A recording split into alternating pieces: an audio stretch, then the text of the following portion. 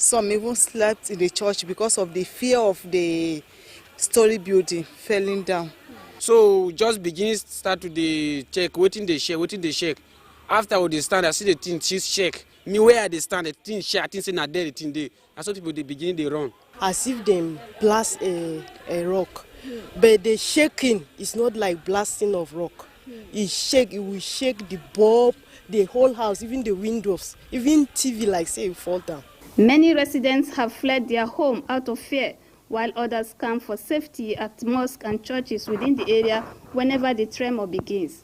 District head of Mpape, Musa Fada, said similar situation was witnessed in 2018, 5 years ago, calling on government to investigate the situation to find lasting solutions. It happened 5 years ago. Let them do the same thing to sack, to know what is the problem of it. The district head also called on residents to remain calm for authorities concerned to address the situation. Ramatu Abdullahi, NTA. Well, the Nigerian Geological Survey Agency has allayed fears over the earth tremors experienced in Mpape, Katampe, Metama and other areas of the Federal Capital Territory. Director General Professor Olusegun Ige disclosed that the agency monitors the tremors and found them to be low and did not pose any threat to the environment. He notes that the monitoring station, NGSA 5 at Katampe, has been capturing several significant ground motions with high moment magnitudes in the past 5 days, beginning from September 13th to date. And only one mild event was recorded on September 13th. 6 of these events were captured on the 14th of September, while over 21 events were captured on the 15th with higher intensities. NGSA advises residents of the affected areas to remain calm as the situation is being monitored. All right, we'll take another quick break. We'll be back in a moment. Stay with us. Dusk to dawn, 24 hours a day. NTA International is with you. In your living room, office, and everywhere, anywhere. We provide a company balanced and up-to-date news, programs, and the best of entertainment.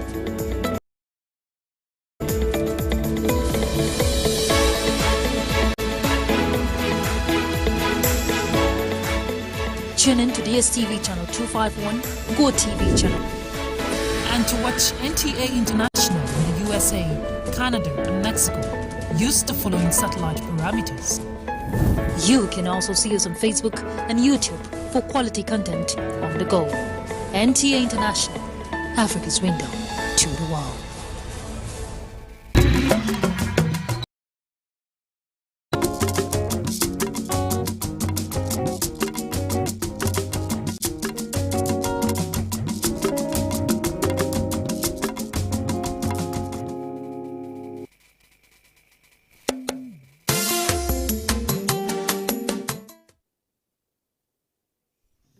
We now join our outside broadcast crew for a live telecast.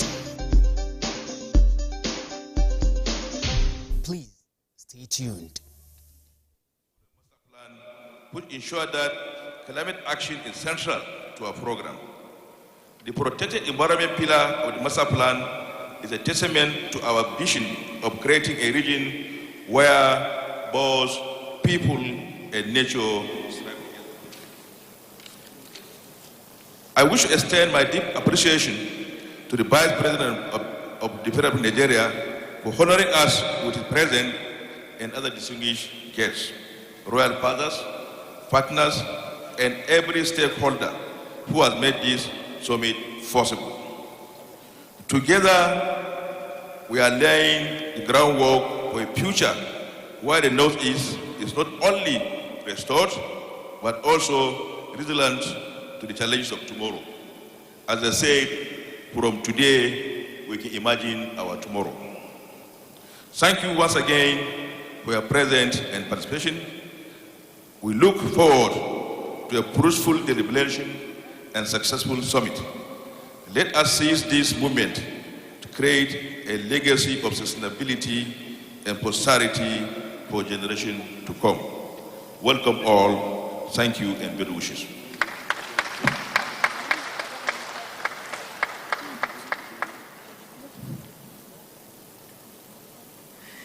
Your Excellency, the representative of the Vice President, Excellencies representing governors here, our esteemed traditional rulers, the stage has been set. The Managing Director, CEO, Northeast Development Commission has set the tone and has explained to us the mandate of the Northeast Development Commission and given us the underpinning for this Northeast Climate Summit 2024. Let's give another round of applause to Mohammed G. Al-Khali, Managing Director, CEO, Northeast Development Commission. We thank you for your insightful intervention. At this time, Your Excellencies, distinguished ladies and gentlemen, we shall rise of silence in honor of the victims of the recent floods in Borno State. The Northeast Climate Summit 2024 stands with the good people and government of Borno State at this time. A minute silence.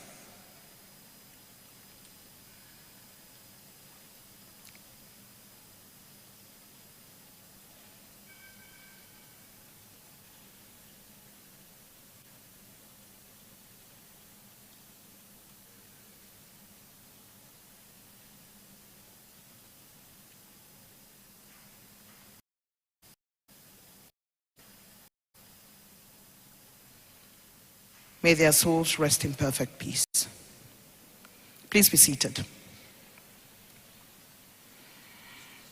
Your Excellency, we have with us this morning the representative of the Taraba State Governor, Haji Ahurira Ibrahim Gadu, Permanent Secretary, Special Advisor on Humanitarian Affairs, Taraba State. We welcome you. We thank you for coming. Please give her a round of applause. Would like to greet and welcome the SSG Gombe State, Professor Abubakar Ibrahim Ngodu. We thank you for being part of the hosting community. We appreciate you. And of course, we have with us, Your Excellency, AIG Okoro Julius Alawa, who is here with us. We thank you for coming, sir. We have CP Hayatu Usman, who has joined us here this morning. Thank you so much for being here with us. We appreciate you. Here onto the network service of the Nigerian Television Authority, NTA, reaching you live from Gombe. We are at the International Conference Center where the event is holding, and it is the Northeast Climate Change 2024, organized by the Northeast Development Commission. My name is Ruth Mewia, and together with my colleague Emmanuel Akila, we shall be running commentaries during the program. Representing DG NESRA, Standard and National Environmental Regulation Enforcement Agency, we thank you for coming. I'd like to put on the table that everybody who has come to this summit is very well recognized as a very important personality whose heart is in the issue of climate change, and we appreciate that you have made the time in your very busy schedule to give us the opportunity to give you the information you need to hear. Today, we're going to have quite a number of activities. There is a tree planting activity, Your Excellency, and there is also a tour of the exhibition area when we come to the end of the opening plenary. We are delighted to have the representative of the governor of Bauchi State has already arrived here. Let's give them a round of applause for joining us this morning. We thank them for coming. We do have a lot of discussions, panels that are taking place here today. And if you look to your right, there's a gentleman who is painting. There's a live painting taking place. And while artist Toby is at it, you would see at the end of the day what it entails. And while you watch him as he continues to do his work to the right there of a live painting, you will get to see what it is when this program comes to a close after the plenary session. I'd like at this time to invite to speak to us the deeply, much respected Chairman, Governing Board of the Northeast Development Commission, Major General Dr. Paul Chabri Tarfa, retired, who will make his way up to the podium to deliver his remarks. Your Excellency, sir.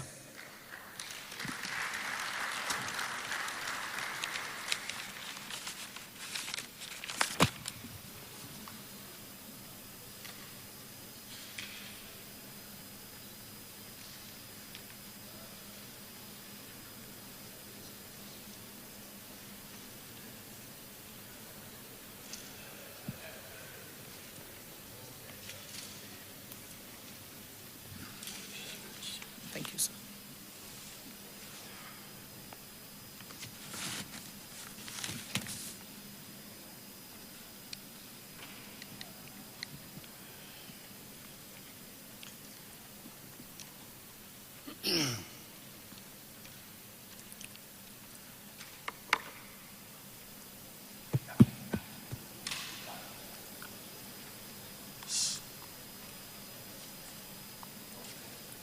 Excellency,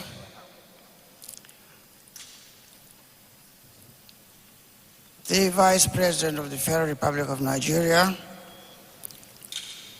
Senator Kashim Shettima GCON, ably represented by Dr. Ali Modibo, former Minister FCT and presently Special Advisor to the President and Special Duties. Your Excellencies, the Executive Governor, our host of Gombe State, ably represented by the Deputy, Your Excellencies, the Governors of Bauchi, Adamawa, Taraba, Gombe, and Yobe, all here. Our respected royal fathers, distinguished ladies and gentlemen, it is with great pleasure to welcome you all to the inaugural Northeast Climate Summit 24, and today marks a significant milestone in our collective efforts to address the pressing climate changes facing our beloved Northeast zone.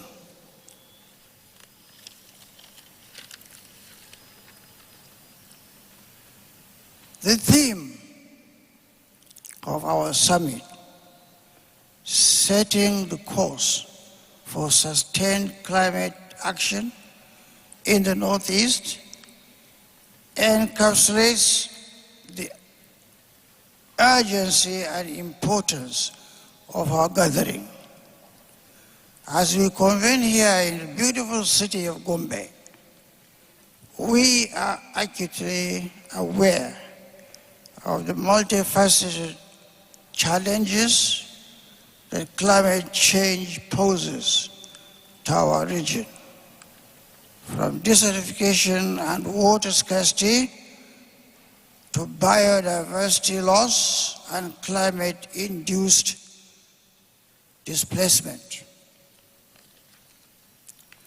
Your Excellencies, distinguished ladies and gentlemen, permit me to inform you that the high point of our participation at COP28, otherwise United Nations Climate Change Conference in Dubai last year, which I was privileged to attend, did not only enforce the global nature of these changes, but also highlighted the unique vulnerability of our region.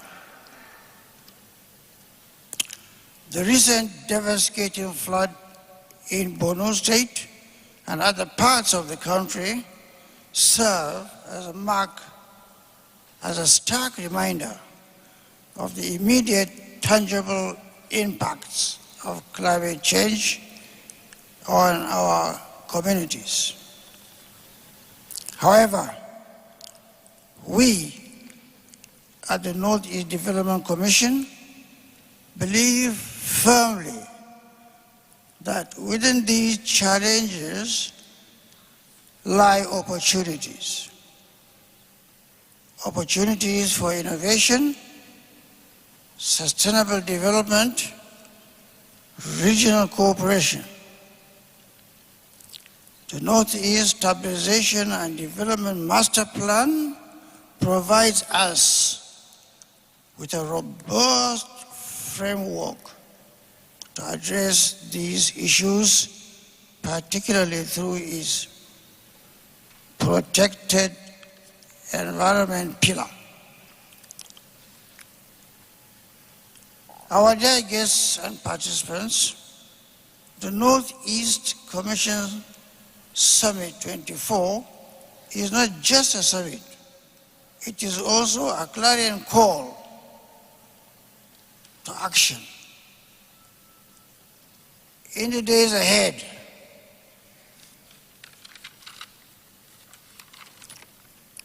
we will be focusing our actions in the following areas.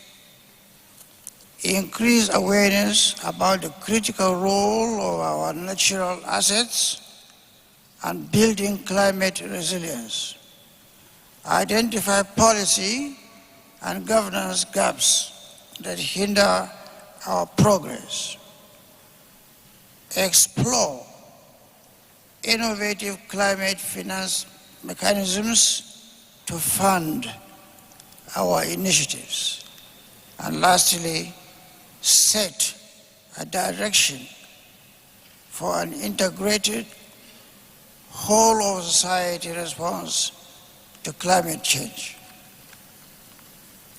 I am particularly excited about the diverse range of expertise gathered here today, ranging from government officials and policy makers to climate experts, private sector representatives, civil society organizations, and committee leaders. Cross-breeding of ideas and your collective experience sharing will be invaluable in charting our path forward. As we engage in panel discussions, listen to keynote addresses, and participate in interactive sessions, I urge each one of us to bring our unique perspectives to the table. Our goal is not just to discuss, but to develop actionable strategies that will protect our environment, build resilience in our communities, and pave the way for sustainable development in the region.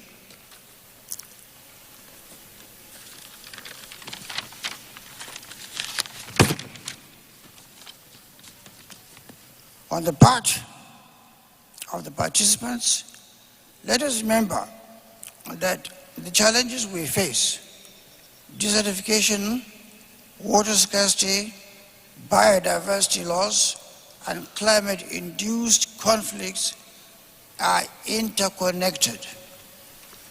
Our solutions, therefore, must be holistic and integrated.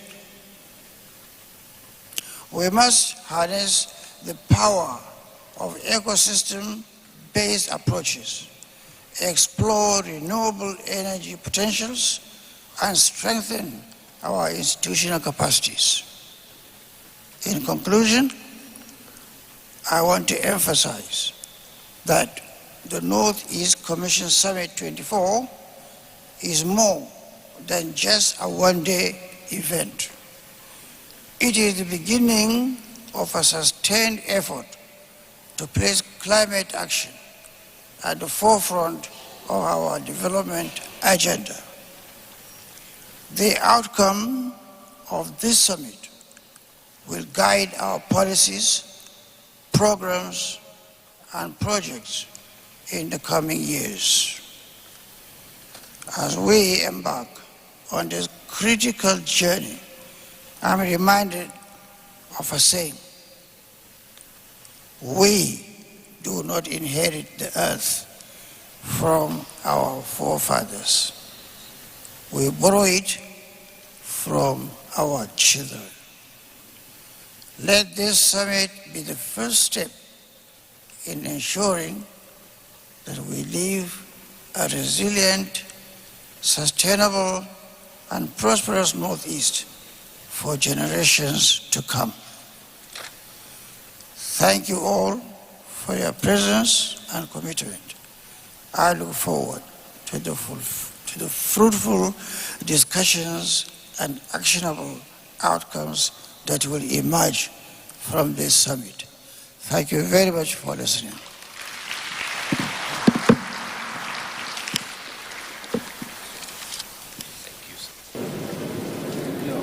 That was Major General Dr. Paul Chabri Tarfa, retired Chairman, Governing Board of the Northeast Development Commission. He gave insight into the environmental challenges in the Northeast sub-region, which the summit seeks to address. I am Emmanuel Akila. Undecided whether we should take the microphone to the chairman at his seat or we should invite him to the podium. And there are many reasons for that. First and foremost, I must acknowledge this. It is a fact that the chairman is my father-in-law. You know, never know that. So, being that, I thought, what if I asked him to walk all the way to the podium? The people of Garkida may ask questions. But then as a general, and always a general, they say there's no retired general, and he was quite willing to come up stage. Thank you very much, Mr. Chairman. Now, we have heard from the Chief Executive of the Northeast Development Commission. We've heard from the Chairman, but I'd just like to now acknowledge that the Deputy Governor of Bauchi State, His Excellency, the Right Honorable Mohammed Awal Tukura, has joined us here at this summit. So I'd like to acknowledge his presence and welcome him warmly. Thank you, Your Excellency. And quickly, to put in context, that the NEDC does not just operate that way, the top hierarchy. And we might just quickly acknowledge the presence here of the following: Musa Umar Yashi, the Executive Director, Humanitarian Affairs; Abdul Salam Y. Ahmed, Executive Director, Operations; Dr. Abubakar Garba Ilia, the Executive Director, Administration and Finance. Very important in the scheme of things. And of course, for the boards, the Honorable Sir Sam Onuigu, a Knight of John Wesley, who's a member Southeast and Chairman Security and Special Projects Committee; the Honorable Abdullahi Abbas, who is a member Northwest Chairman, Humanitarian and Early Recovery Rehabilitation Committee; Chief Mutiu Lawal Are, the member Southwest Chairman, Finance and General Purpose Committee; the Honorable Gambo Maikanu, member Northeast Chairman, Mambila Hydro and Multilateral Projects Committee; Honorable Chav Stephen Ondana, member North Central Chairman, Establishment and Human Resources Committee; the Honorable Frank Achineke Owo, member South-South Chairman, Projects and Infrastructure Committee; Honorable Ahmed Yakubu Chiruma, member representing the Federal Ministry of Finance; and of course, Benjamin Wesley Tafida, who is the Commission's Secretary and Legal Advisor. This is acknowledging your presence here of the top hierarchy. And once again, we welcome the Right Honorable Mohammed Awala Jatou, the Deputy Governor of Bauchi State, who's with us here. Your Excellency, thanks for being here with us. Thank you. And now back to the present, ladies and gentlemen. To now deliver what we all are keen to listen to by way of a special guest of honor addressing this gathering, His Excellency Vice President Kashim Shettima, who today is being represented by Dr. Aliyu Madibo, who's Special Advisor to the President, General Duties, Office of the Vice President. Let us put our hands together as we formally welcome him once again, and note that in this gathering, he will be performing all the functions of the President. So he's not just he's not just a special advisor to the President, he's also wearing the cap of the President. When it is that time, he will be addressing us in the capacity of the Vice President's representative. So today we say Dr. Madibu is wearing that second cap. He's used to wearing many caps anyway. As we recall, he was at some point in time the Minister of the Federal Capital Territory. But first, since it is the tradition that when the big masquerade, the Chief Executive himself speaks, no one else speaks. First, we would have the vote of thanks, which will be taken at this point before the President's speech, and the vote of thanks will be delivered by no other than the Secretary, Legal Advisor of the Commission, Wesley Tafida himself. I do call on him. Yes. Yes. Right, I beg your pardon. We're moving so fast and moving faster than we should actually, given an eye on matters here. I do apologize. We're moving so fast that we were thinking of giving the vote of thanks before the President's, the Vice President's representative would deliver his speech. But to do that, let us now invite the host governor, His Excellency Muhammadu Inuwa Yahaya, CON, Governor of Gombe State, to now come forward as represented by His Excellency the Deputy Dr. Manasseh Daniel Jatou, who will now deliver the Governor's address. Your Excellency, thank you very much.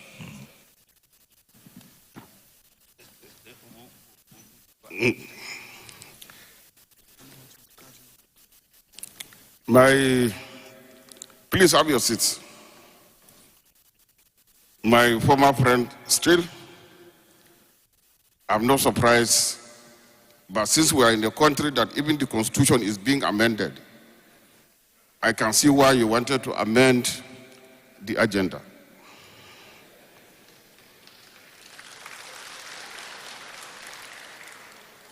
Your Excellency, the Vice President, ably represented by Aliyu Madibo, PhD. Those of us that have PhD prefer PhD than doctor to avoid obvious confusion.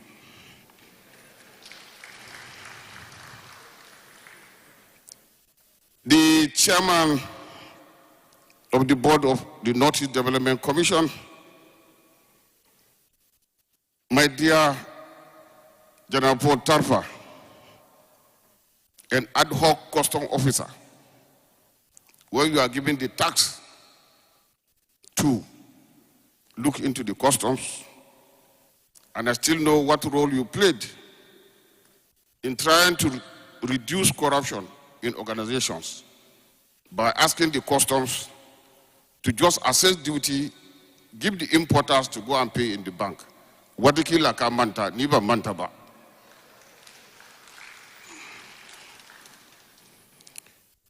My dear brother, the managing director, our royal fathers, our majesties, I don't know where to start, but let me just say, all those that love Gombe, permit me to copy and paste the protocol established by Junior and since Toba to save time. We are in the era of ease of doing business, and I think that is a shorter and easier protocol, especially since I'm not going to mention names that were not mentioned before. I thank you for giving me the permission, and I will continue.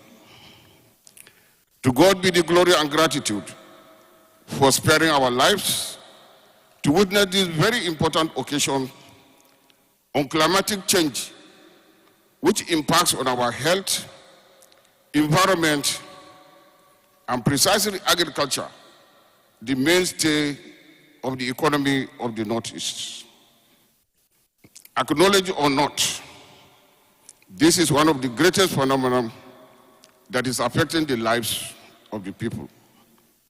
In good time, however, let me convey the greetings, the goodwill, and the political will of His Excellency Muhammad Inwa Yahya, who is concerned about taking Gombe to the promised land of development manifested by improved standard of living. This is as opposed to growth, which is actually what Nigeria witnessed since independence. Lamentably, some scholars, and mostly politicians, equate development and growth. This is a fallacy. Being a government with a foresight, Gombe State government under the leadership Muhammad Inwa Yahya did a need assessment of residents on coming to power in 2019. The priority needs were security, health, education, agriculture, etc. Our foresight saw to the development of a 10-year development plan, 2021 to 2030. While the priorities were pursued with great and equal zeal and political will, agriculture, which is greatly related to the central theme of this three-day event, climatic change, is being mentioned for obvious reasons.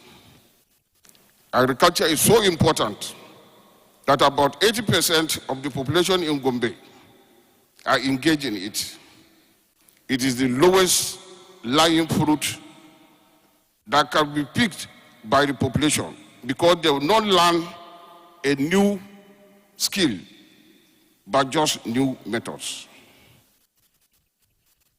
The farmers need to learn, comprehend, adapt, listen to lectures like this, and they are on with farming. It will save them the calamity of learning a new trade. We are engaged in agriculture, but challenges were foreseen based on reports by concerned bodies, international bodies, and everything about climate as it is witnessed in various world conferences. Having taken a critical look at the environment, with the dwindling rainfall, the early withdrawal of rains, the fast-traveling deforestation and deforestation, the government came out with a program, G, which is Gombe Goes Green. It aims at planting 1 million trees each year of the administration. Woodlots have been created in each of the 11 local government areas with the support of ACRISAL, NewMap, and other interested individuals. The state has since surpassed the target, yet we are still planting. Plans are on to involve NYC Corps members in the scheme by requesting each Corps member to plant a tree in the 1 year he's doing his service in Gombe. Forest rangers were employed to monitor the cutting of trees and ensure the planting of trees in its replacement. Our efforts towards addressing the issue of climatic change and the state, the second position after Lagos in the climatic governance performance rating and ranking of Nigeria 36 states on the 25th of July 2014. Of course, the assessment was on climate institutions and governance, climate policy and action, climate budget projects and implementation, and climate online visibility. Based on our performance in trying to mitigate the effects of climatic change, Gombe State appreciates the choice by NEDC of Gombe State out of the 6 that had equal chances of being chosen. All those who live Gombe know too well that this event is germane, is apt, is necessary, and indeed inevitable, and highly appreciated, since the planting of trees around your office here in Gombe is a partnership in the Gombe Goes Green program. By now, if there are any doubting Thomases on the issue of climatic change, events and happenings in our environment of recent, where we witness magic selective rainfalls and the globes witnessing floods where it never occurred, I think those doubts must have been cleared.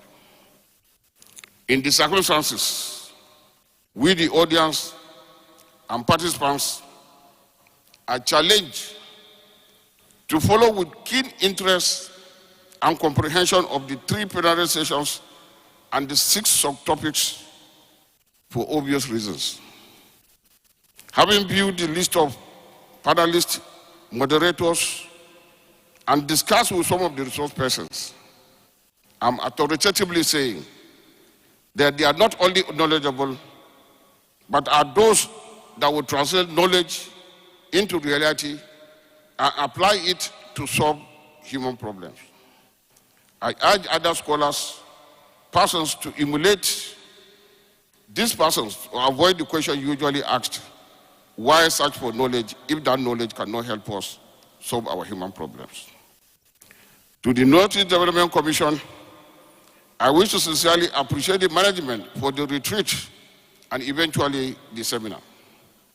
Like every serious seminar or retreat, you must have appraised your performance, challenges, noting gray areas that need to be addressed as we perform the daunting task against the expectation of the society. I appreciate and sympathize with the chairman, the managing director, executive director, directors, and all staff for the challenges you are handling, especially in an economy that is troubled. The challenges are compounded by the flooding of 83% of all your member states.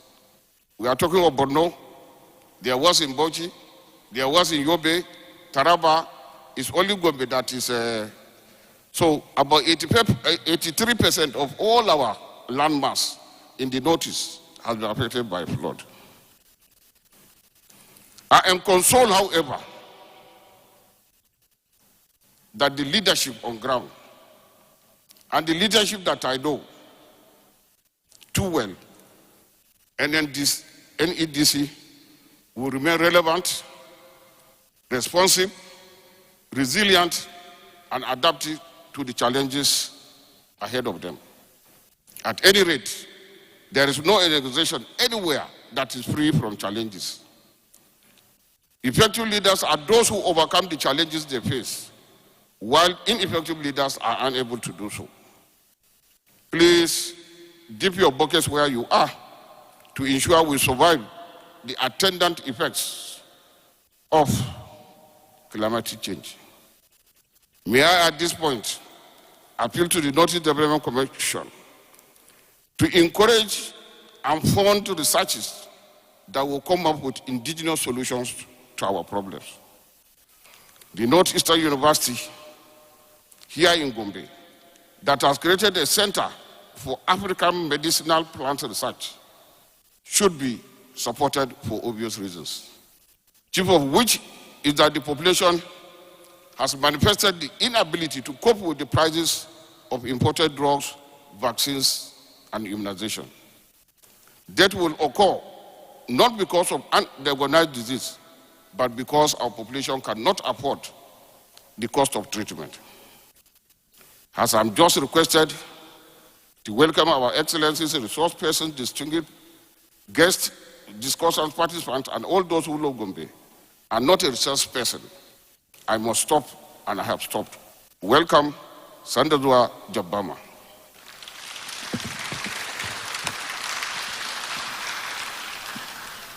Thank you. Gombe State Deputy Governor Manasseh Daniel Jatau just talked about some of the environmental challenges in Gombe State and the efforts to mitigate them. Among the efforts he mentioned are the 3G program, which is designed to plant at least 1 million trees every year across the state. It may interest you to know that the participation of the Northeast Development Commission in COP28 in Dubai in December 2023 gives impetus to the Northeast Climate Summit 24.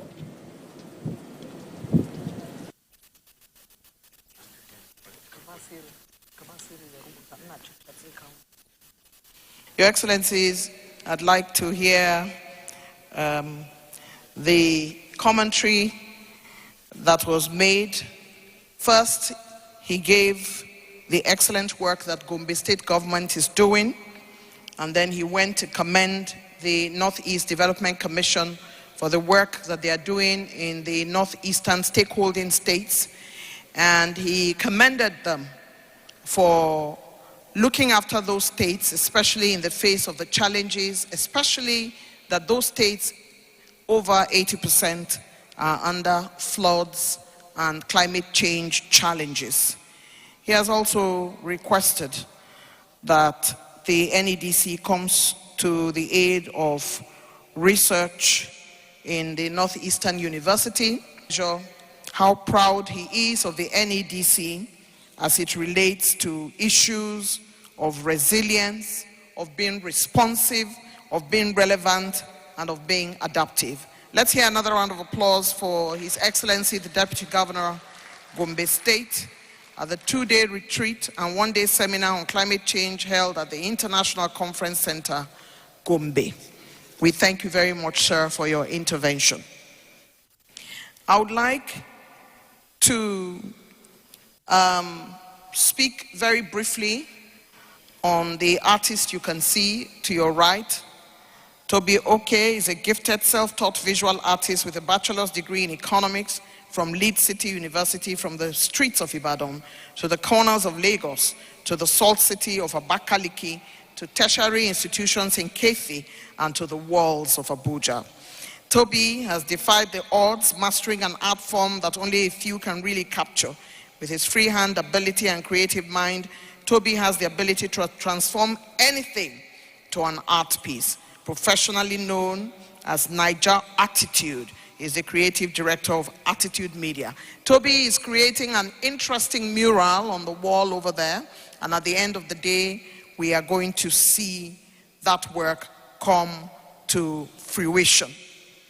Toby, it's good to see you. Well done. We can't wait to see what you have done. Please, let's give Toby a round of applause as he continues the work he's doing on that side.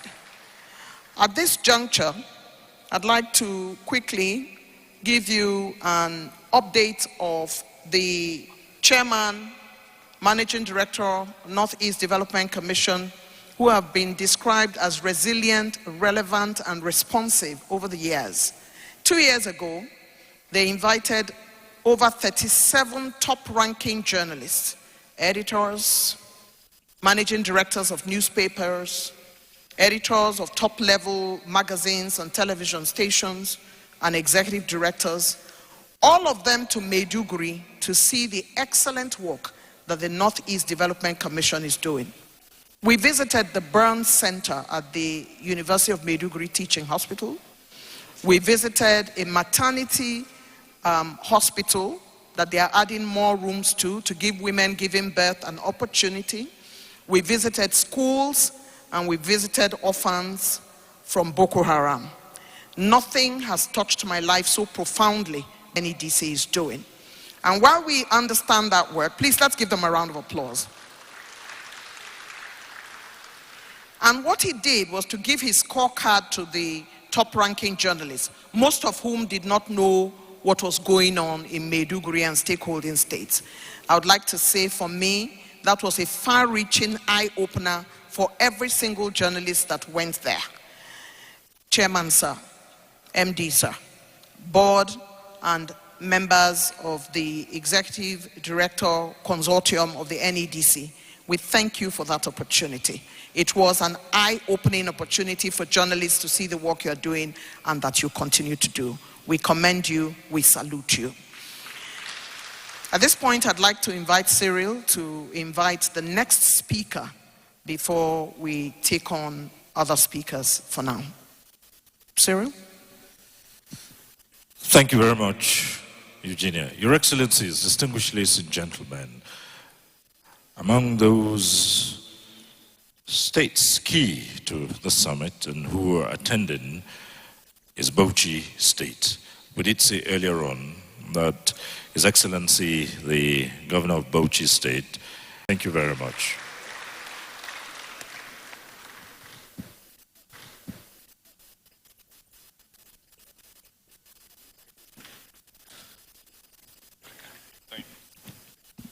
Thank you very much, Cyrus.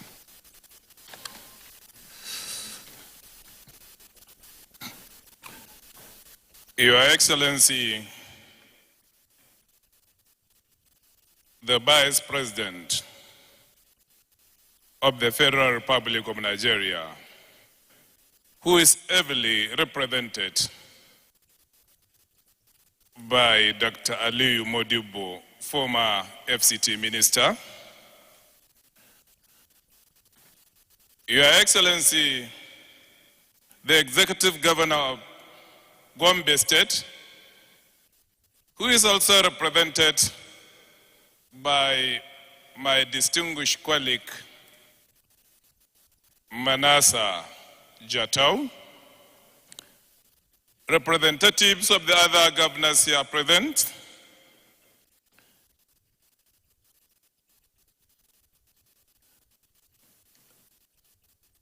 other distinguished representative of the Senate Committee Chairman and the House of Representative Committee Chairman on Northeast Development Commission,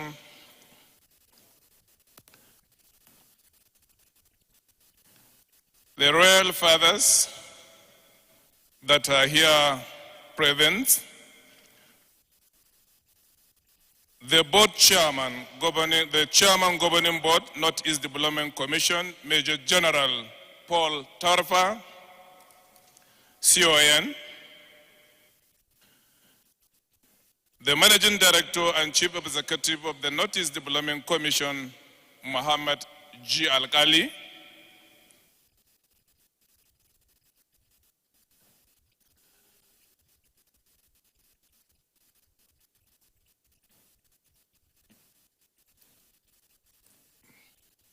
the executive directors of the Northeast Development Commissions, with a special recognition to my brother Musa Umar Yashi, FCAI, guest and resource persons, invited guests, participants, members of press, ladies and gentlemen. I am representing whom I always describe as a hardworking, tax-paying, peace-loving, and law-abiding person.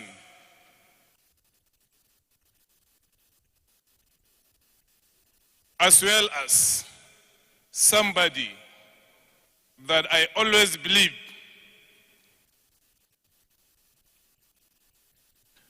as a possible force of nature that built so much and so quickly with minimal resources. That is the governor of Bauchi State, Senator Bala Abdul Qadir Mohammed. And that is attested by the chairman, Federal Inland Revenue of Nigeria. I am highly delighted to be invited as a guest of honor at this very important summit on climate change organized by the Northeast Development Commission.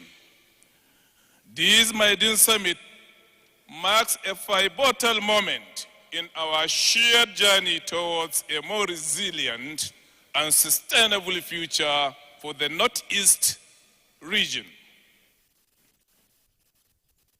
It is a great day, a memorable day, 18th September 2024. On behalf of the government and the good people of Bauchi State, I would like to extend my heartfelt congratulations to the Northeast Development Commission for spearheading this crucial initiative. The Commission's effort towards fostering a protected environment through the implementation of Northeast Stabilization and Development Master Plan is commendable and indeed a vital for our region's future. As we are aware, climate change is one of the most significant challenges of our time. Its impacts have been felt across the globe. However, here in the Northeast region, we face unique vulnerabilities that demand targeted and innovative solutions. The harsh realities of climate change, such as erratic weather patterns, desertification, and diminished water resources, require a concerted and proactive response. The Northeast Stabilization and Development Master Plan is a testament to the Commission's commitment to addressing these challenges head-on. This comprehensive plan is not just a strategic document, but a blueprint for action that integrates environmental protection with the sustainable development. By focusing on climate resilience, resource management, and community engagement, the master plan will help in safeguarding our environment and ensuring our economic development does not come at the expense of our natural heritage. Your Excellencies, invited guests, ladies and gentlemen, Bauchi State, along with our neighboring state in the Northeast, stands to benefit immensely from the implementation of this master plan, as it offers framework for enhancing our agricultural practices, improving the overall quality of life for our people. The strategies outlined in the master plan are essential for building a robust foundation upon which future generations can thrive. It may interest you to know that in Bauchi State, we are committed to continue working hand in hand with the Northeast Development Commission and other partners in the region to ensure the successful implementation of the master plan so as to foster a resilient and sustainable environment that supports both current and future challenges. Apart from our continuous effort to curtailing the climate change-related consequences on our environment, agriculture and water resources as a state, the Bauchi State leverages on climate resilience-related projects and programs such as AgriCell project to massively invest in climate adaptation mitigation initiative. In conclusion, as we gather here today, let us also acknowledge the role of each one of us in this collective effort. The challenges we face are significant, but with the collaborative action and innovation, we can turn these challenges into opportunities for positive change. May I also use this opportunity to remind you and to remind myself that we are living today in terms of great changes. The old orders are crumbling fast, and the new system of life and activities are emerging. Our task is to understand these changes and for the betterment of our people and utilize them for human progress. Also, it is natural that human beings are endowed with the ability to adjust, to either adjust to the need of the environment, to suit our own needs, or to manipulate the environment to suit our own needs. I task each and every one of you to work hard to tame this environment for positive change to benefit the people that we are here for today and tomorrow and always. Once again, thank you. May the blessings of Allah be upon you and His mercies too. Thank you.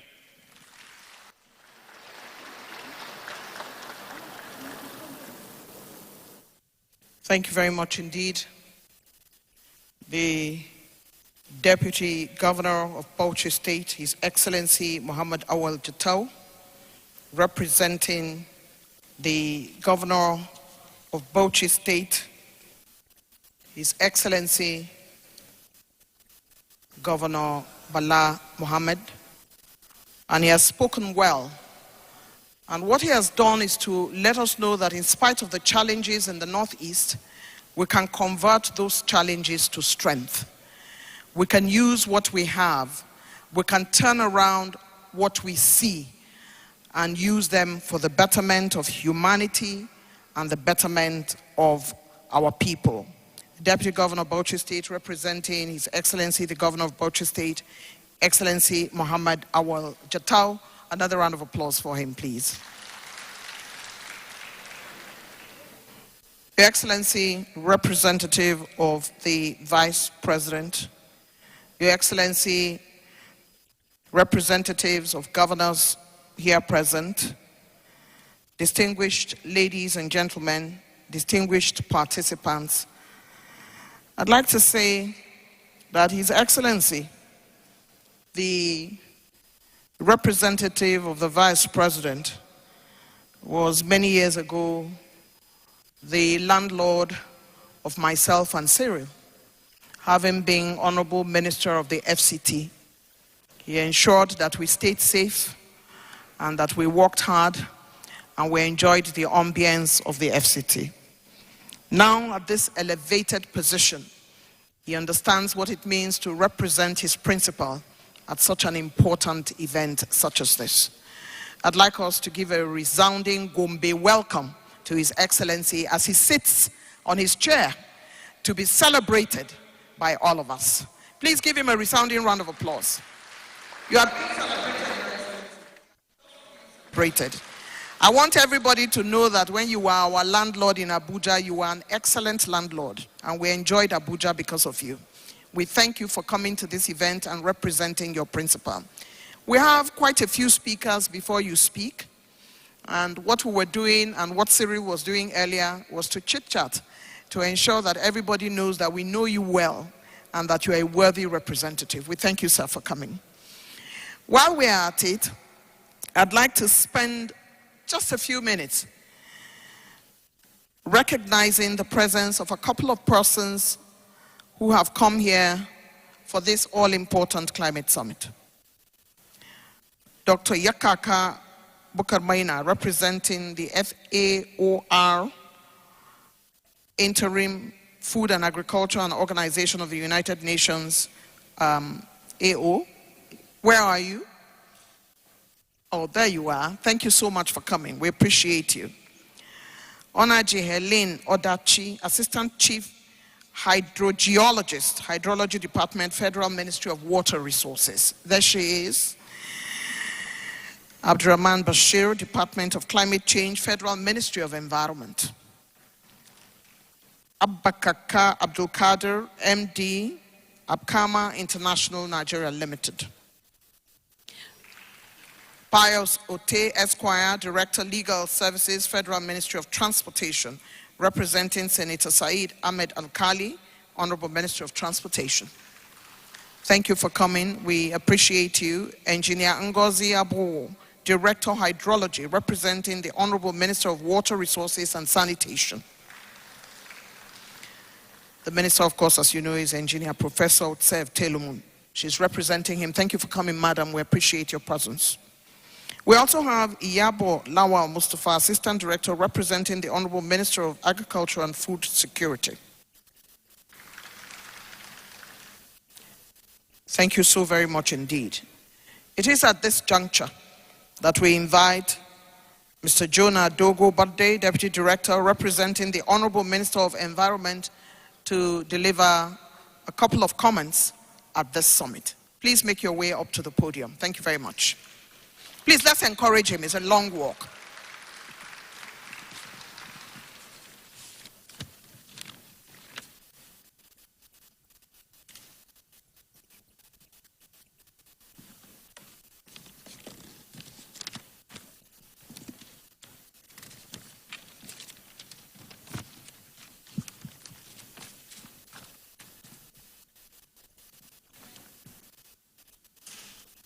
Your Excellency, the representative of the Vice President, Federal Republic of Nigeria, Your Excellency, the Governor of Gombe State, represented by His Excellency, the Deputy Governor, Your Excellency, the Executive Governor of Bauchi State, represented by the Deputy Governor of Bauchi State,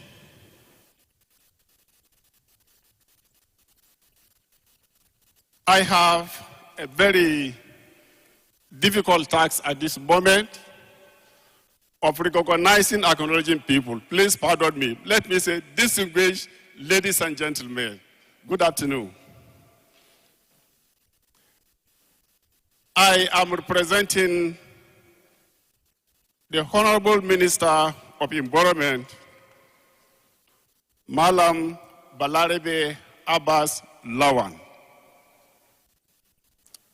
He directed me to be here and represent him, and he gave me a 2-page speech to read on his behalf.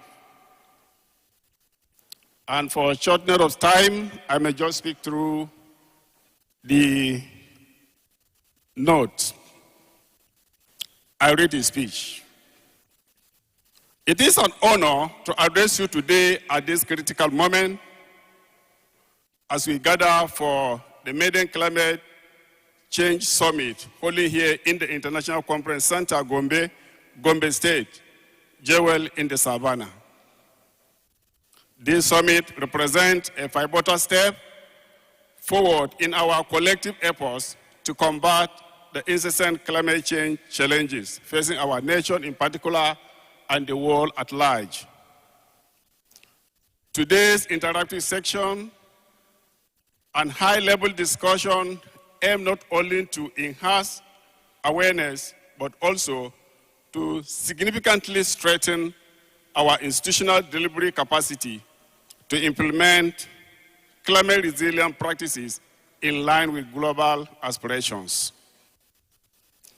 Climate change driven by human activities has led to rising temperatures, altered precipitation patterns, and the increased frequency of extreme weather events. In Nigeria, we are witnessing firsthand the devastating impacts of climate change, like worsening droughts, floods, heat waves, affecting not only our ecosystem, but the very foundation of our livelihoods and health. The climate change crisis demands urgent and sustained action, for which this August summit provides a veritable platform to bridge policy and governance gaps, ensuring that our efforts are both coordinated and effective. By doing so, the government will create the enabling environment needed for real, impactful climate action in the north regions and the country as a whole. Recall, the Federal Ministry of Environment developed the National Climate Change Policy for 2021 to 2030, 2021 to 2030, which outlines strategies to address climate change impacts and encourages the development and deployment of clean technologies as part of Nigeria's climate change mitigation and adaptation initiatives. Also, the ministry developed the National Clean Cooking Policy that aims to encourage the adoption of clean cooking solutions, reducing deforestation and greenhouse gas emission associated with traditional cooking methods. Another initiative of the ministry includes the implementation of the National Action Plan for Gender and Climate Change, aims at mainstreaming gender issues into national climate action. Furthermore, the Federal Ministry of Environment is currently implementing these policies and action plans at the subnational levels through the capacity development of climate change directors and desk officers in the 36 states and the FCT.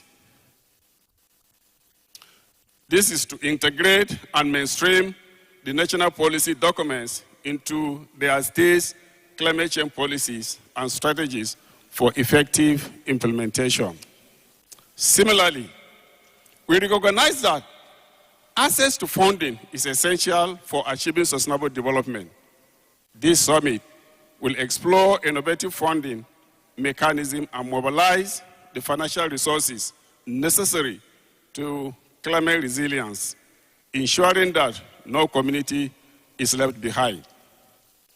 A unique aspect of our dialogue today is the focus on strengthening collaborative partnership between security institutions and humanitarian organizations.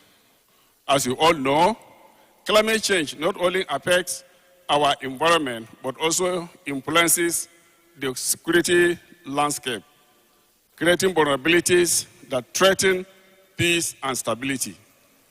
By fostering these partnerships, we can ensure that our response to the climate change crisis is holistic, addressing both environmental degradation and its attendant social impacts.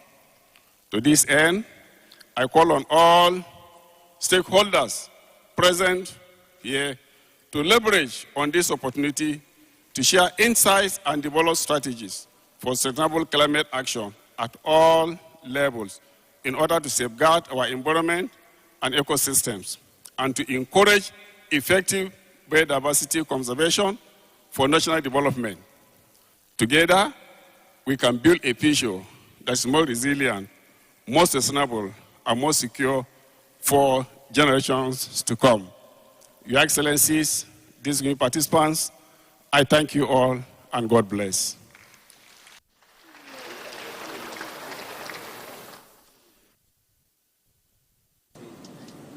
That was Jonah Dogobarde, representative of the Minister of Environment. He acknowledges the impact the Northeast Climate Change 24 would make on the deteriorating environment in Nigeria, believing that it will spur policymakers to take actions, just as the Ministry of Environment is making concerted efforts to make Nigeria more resilient to the negative impact of climate change in the country.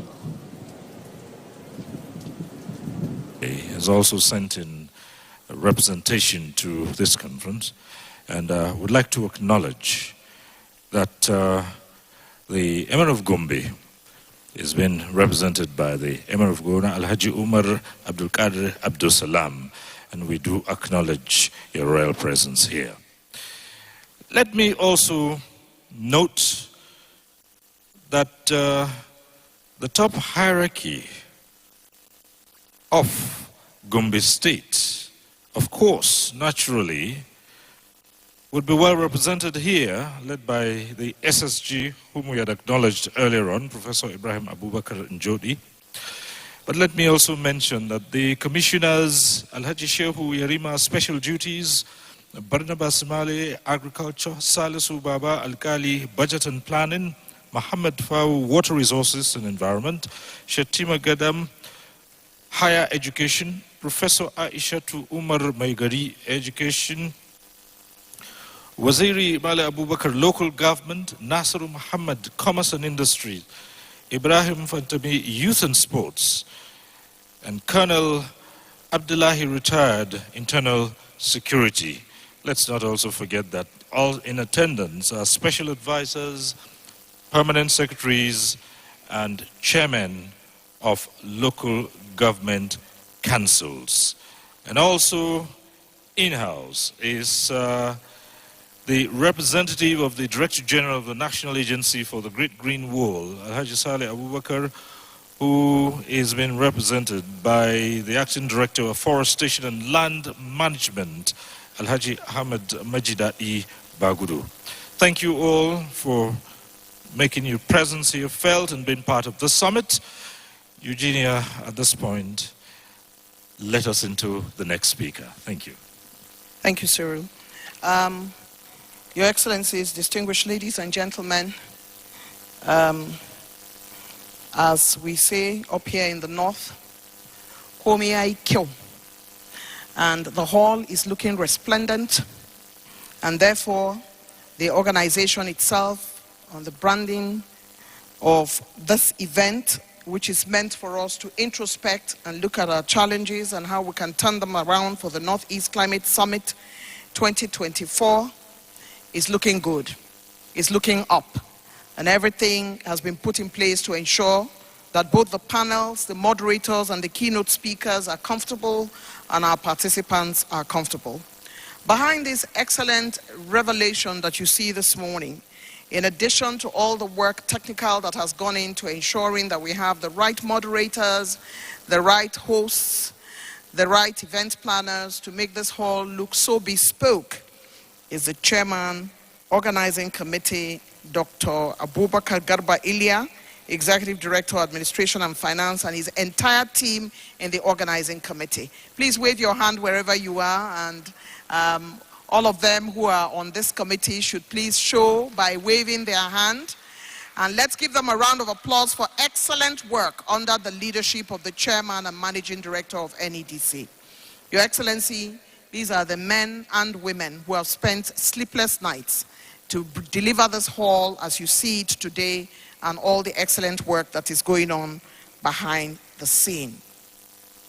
Your Excellency, the representative of His Excellency the Vice President, sir, we thank you for staying the tide and for being present at this event to represent a man that we all look up to as the #2 citizen of the country. It's time now, Your Excellency, for me to invite to the podium a man very much after my heart, who serves the Northeast Development Commission as its company secretary, friend, brother, intellectual, Mr. Benjamin Wesley Tafida, to come up and deliver the vote of thanks on behalf of the entire NEDC and, of course, for the summit and the retreat. Mr. Wesley Tafida. A round of applause for him, please.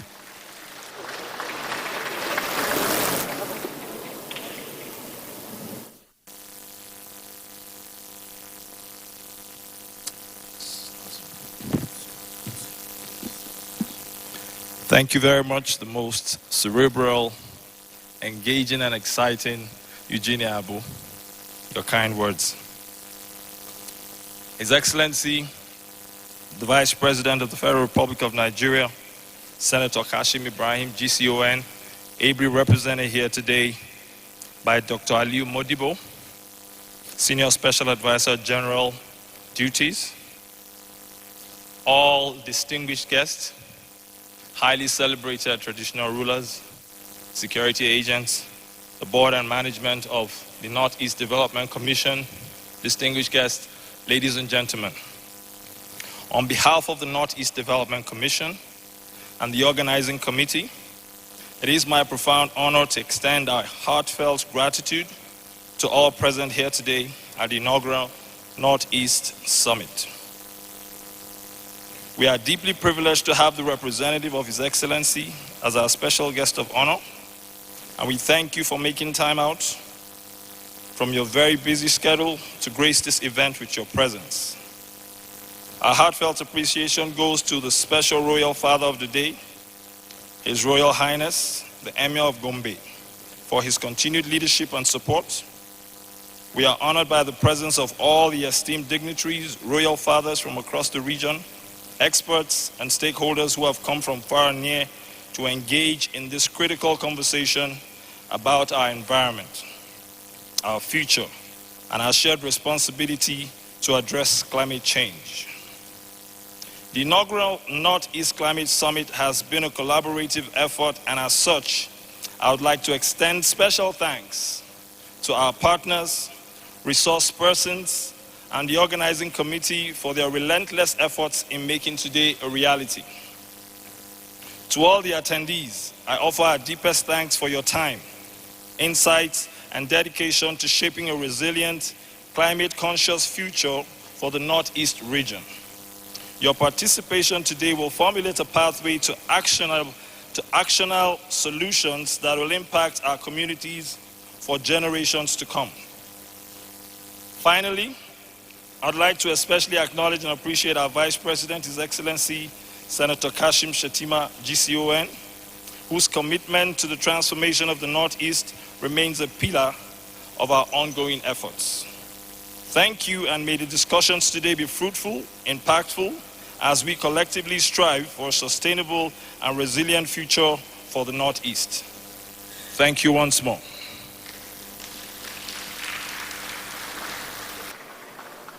Mr. Wesley, Your Excellency, at some point in time, we had people who were asked to come and deliver the vote of thanks, and they came and said, thank you, we thank you, we thank you.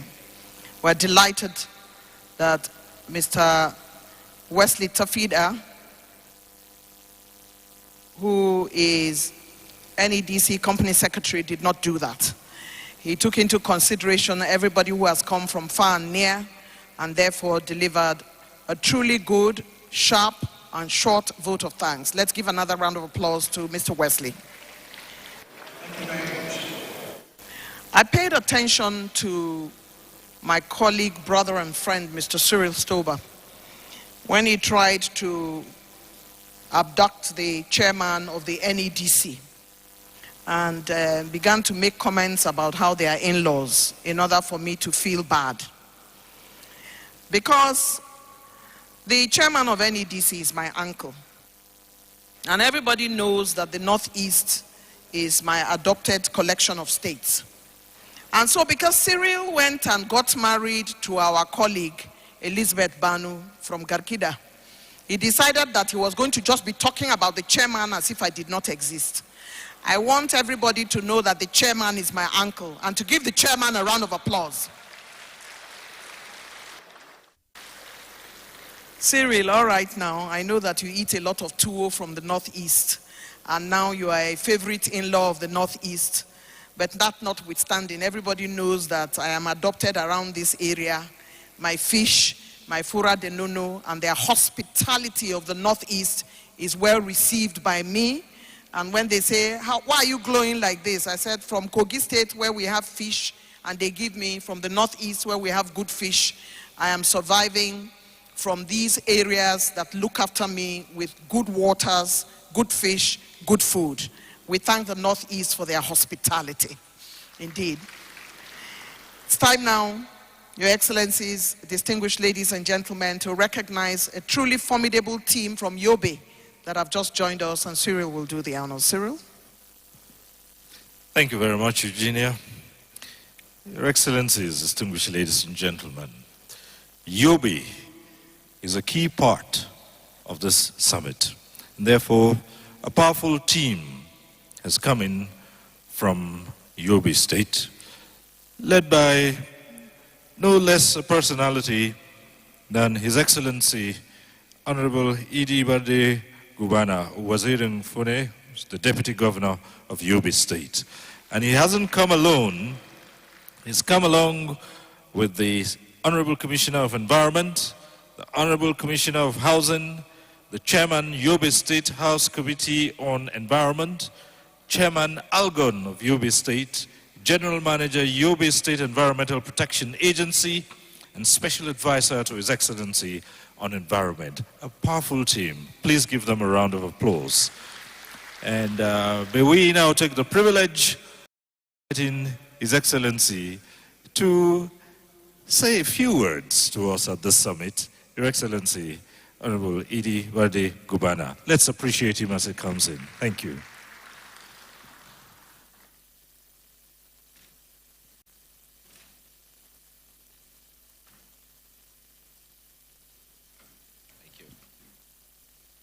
أعوذ بالله من الشيطان الرجيم بسم الله الرحمن الرحيم. Your Excellency, the host governor, His Excellency Inwaya, represented by the Deputy Governor, Your Excellency, the Deputy Governor of Bauchi State, represented by the Deputy Governor. Sorry for the protocol, my brother, representing the Vice President, he should have come first. Sorry for what I mixed up. The Chairman of the North Eastern Commission and members of your team, the MD and your management team, Your Royal Highnesses, I've seen my chairman, the Vice Council of Chiefs, other service chiefs here present, members, high esteemed members,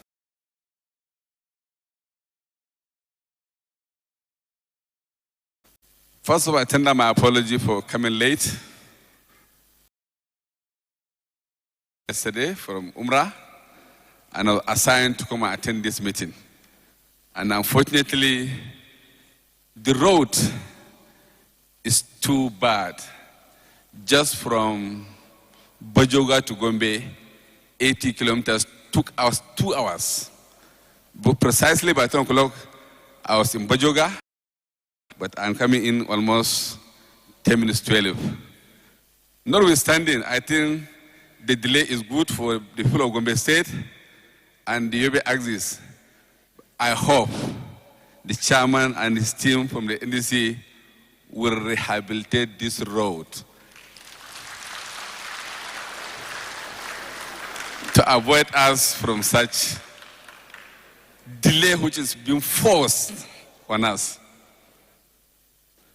Secondly, you know we are mourning. That's culminated to for my inability to start coming yesterday. As I drive into Damaturu, we received delegations from the national chairman of the PDP, who is from my hometown, Damagum, and some committee team to commensurate with us. And I saw it eminent for me to stay behind and witnessed that sympathy. However, His Excellency was very much appreciative of the North-East Development Commission laudable programs in Yobe State and the North-East in general. We are really appreciative for the efforts of the North-East Development Commissions under our able, formidable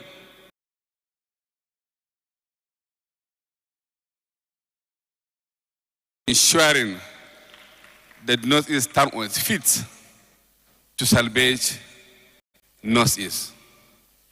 I can say it without any mixing of words.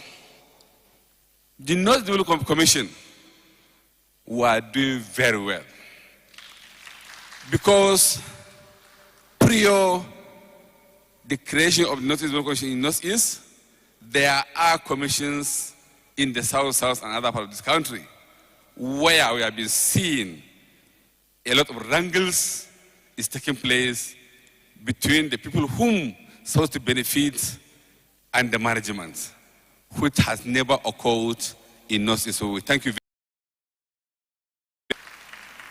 Thirdly, you have salvaged the North-East from our impediments. The road from Gombe to Bauchi, the bridge, which collapsed, we are able to make it workable with the shortest possible period. Equally, Duan linking Yobe and other part of this North-East, we thank you very much for that. This topic of climate change, it comes at the right time, where we have been bedeviled by the consequences of climate change. Our dear state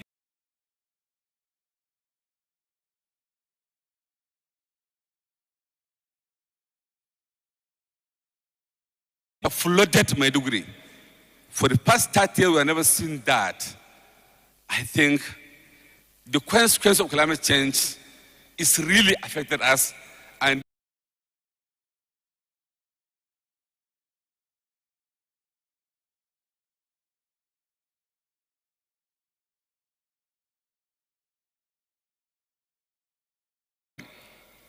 that we should not leave what we have been told here to the archives. This is the major problem of we Nigerians. We have good policies, good planning, but we kept those documents in the archives. I don't know whether we are thinking the future generations may come and use that. It's not possible. Therefore, we should stand up to ensure that what we arrive at the communique fully implemented. Where we find ourselves in this country, gentlemen, nobody from other country that will come serve in Nigeria. It's we. And I do used to call that my age, I'm now 64, from 50 to 70, I'm sorry to say it, we are the failures of this country. My reasons are, I came from a village, a rural village. I was opportune to read, and this is where I am now. So what I'm saying here is that our forefathers have taught us discipline, integrity, acceptance within ourselves. That is, when they fought for the independence country, no religion was mentioned there. No geopolitical inclinations were there. They came together and fought for independence. and gave us a very good foundation of education, like we from the rural areas, sons of nobody. Unfortunately, there was a gap, linkages between we and the younger ones. Ko muna so ko ba so, shekaru ma zuwa sai yaran mu da jikaru sun ce mana Allah ya isa. We are saying Sadona, Tawabewa, Akintola, Zik, they have done very well. Why can't we do the same for our future generations to emulate? So I pray and wish that we should change our behaviors for the benefit of Nigerians in the future. Whether we like it or not, from myself upwards, we are heading to our graves sooner or later. So let's build something for the future generations. We are breeding children who are ready to take up as a politicians or a civil servant, or call yourself whatever. You provide our children with all the needs. What the children doesn't ask us to do, which is forbidden, is to get them children to their wives. But everything we are doing for them, are we grooming them to be future leaders? We are not. We don't teach them what they should do in that manner. Baba ina son kaza, ka bashi. Yaro ya makaranta, ka sai mota. Yaro ya aure, ka mar gida, ka yi cefane, ka masa me. You are breeding somebody who will be a liability for the nation. So I hope and pray with eminent caliber of people here. Let's start the game here from the Northeast. As the Northeast Development Commission have shown their competency and capabilities, let's rally around that and ensure we do things in the right way in the Northeast. Let the other ones emulate from us. Finally, I urge our executive governors to go back to the tree planting campaigns. I know when I was in agriculture department 35 years back, I led the tree planting campaign almost in yearly basis, and the trees were there flourishing. The continuous consequences of this climate change should not be abated and checked. Let's make it a regulations through our emerald councils to ensure that each and every person's plan attains 1 or 2 trees every year. This will help in checkmating the eminence approach of this climate change. And the government should be conscious of distilling our sand fields, rivers, and water channels. We have seen the consequences all over now. The people in charge of land, the civil servants who are the implementers of policies, please don't allocate land on the waterways to your brothers, uncles, in-laws, because I know the civil servants, wives were more powerful than the men. Kabaka una zakabayar. Please, I will one now. Thank you. May God bless. Mashallah.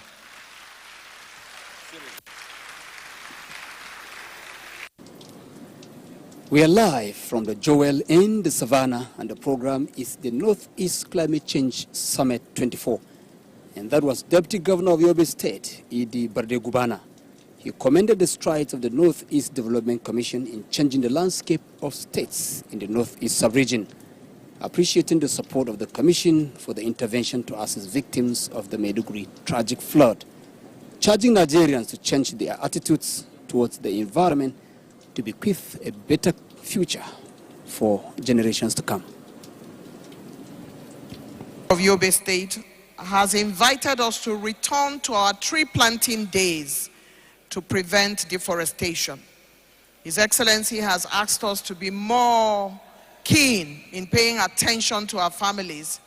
His Excellency has also, as a matter of course, congratulated the NEDC for this all-important event and has asked that we should change our behavior in order to push Nigeria forward. Let's hear another round of applause for His Excellency, the Deputy Governor of Yobe State. Your Excellency, representative of the Vice President, we have a couple of announcements to make, and it will be time for us to invite the big fish in the room to speak to us the message that the number 2 citizen has sent us. But I would, at this point, just quickly take the team from Bauchi, Right Honorable Nlami Kaule, Honorable Commissioner of Environment and Housing, Engineer Harun ends. The representatives of all the governors here present will append their initials inside the box that has their state as they make their way out. The representative of the Emir of Gombe will also append his signature to this big painting that you can see on your right. And the chairman of the NEDC and the managing director of the NEDC would also append their initials to this big painting that speaks to the theme of this climate summit. It is at this point that I would like to invite my friend and brother, Mr. Cyril Stover, for the next set of announcements. Cyril? All right, thank you, Eugenia. Your Excellencies, just a quick announcement. Just a general notification that immediately after the Vice President's representative delivers his speech, there'll be a photo session right here in front of the hall.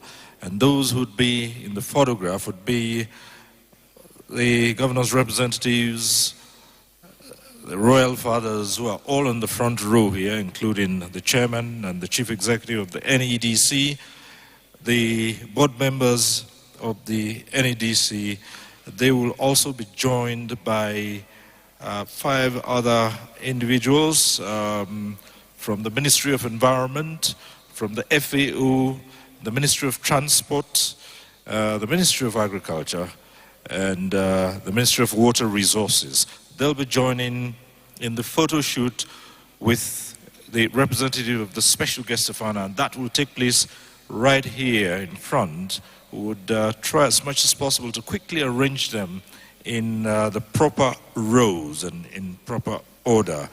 And that would be for the photo session. Of course, shortly after that, there'll be a tea break and a tour of the exhibition area, including a tree planting at the NEDC Gombe office. Eugenia has already told you about appending the initials and signatures to the painting there.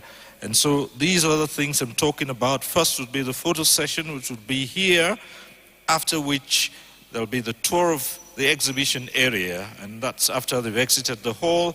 Then the tree planting at the NEC Gombe office. That's as far as this announcement goes. Your Excellencies, back to the present. The special guest of honor, as we all know, is His Excellency Senator Kashim Shettima, Vice President of the Federal Republic of Nigeria, a key stakeholder, himself being the immediate past governor of Borno State. But representing him is someone we've already described and we've already said as a first-class technocrat, and we've mentioned his antecedents and his background, having been ministers and so many other things. But I'm not sure I did mention earlier on that in addition to all of these, he's also been an educationist, a teacher, a lecturer And for us, in my industry, in my constituency, the media, we proudly associate with him because first and foremost, before all those things he later went on to become, he is a journalist. And so, distinguished ladies and gentlemen, put your hands together as I invite the representative of His Excellency the Vice President. Let us welcome Dr. Aliu Madibu, Special Advisor to the President on General Duties, Office of the Vice President. Thank you.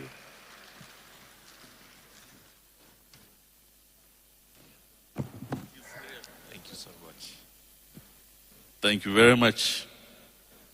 You notice that both Eugenia and Cyril were very generous in my introduction and reference to me. And he said it last, the reason. One of the main reasons we are all proud of, we were and are still part of the NTA family, Nigerian Television Authority. I, class of 79, I think Eugenia 1981, 82, and 82. I remember because after Eugenia read English at Ahmadu Bello University, did her service and joined NTA, and Cyril 84, NTA 80, ooh, okay, so 79, 80, 82. Thank you very much, distinguished ladies and gentlemen.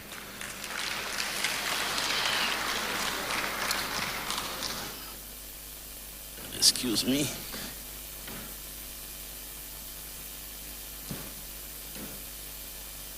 Your Excellencies, our host, His Excellency, the Governor of Gombe State, ably represented by His Excellency, the Deputy Governor, the governors of Yobe and Bauchi State and Taraba State, ably represented here, the two deputy governors of Yobe State and Bauchi State, and the permanent secretary from Taraba State, the chairman and board members of NEDC, our royal fathers, and to my delight, his royal father, or our royal father, the Akuka of Ukari, is here. The Emir of Fika, the representative of the Lamido of Adamawa, the representative of the Emir of Gombe, also Lamido of Akko Gwana, our dynamic managing director of NEDC, senior officers of our security agencies here, we thank you for your service. I'm here to particularly begin by tendering the apologies of His Excellency, the Vice President, Senator Kashim Shettima, who could not be here today because of very, very important engagements that he is attending to. And he quickly dispatched me to come here and represent him and read his remarks. Distinguished, esteemed participants, ladies and gentlemen, the past few days have been tragic reminder of the harsh realities of climate change. We have watched in grief as lives, livelihoods, and communities have come under attack as parts of our nation is submerged in flood waters. The devastation in Maiduguri, a central hub in the northeast, has been particularly poignant as it invites us all to rise up to and meet the challenge of the moment. In this context, this summit could not have come at a more critical time. We cannot pretend that we do not see how climate change is rapidly shaping the world as we know it, whether in the alarming fluctuations of water bodies or the inability or instability of our weather conditions. The truth remains clear. None of us is immune to this existential threat to our ecosystem.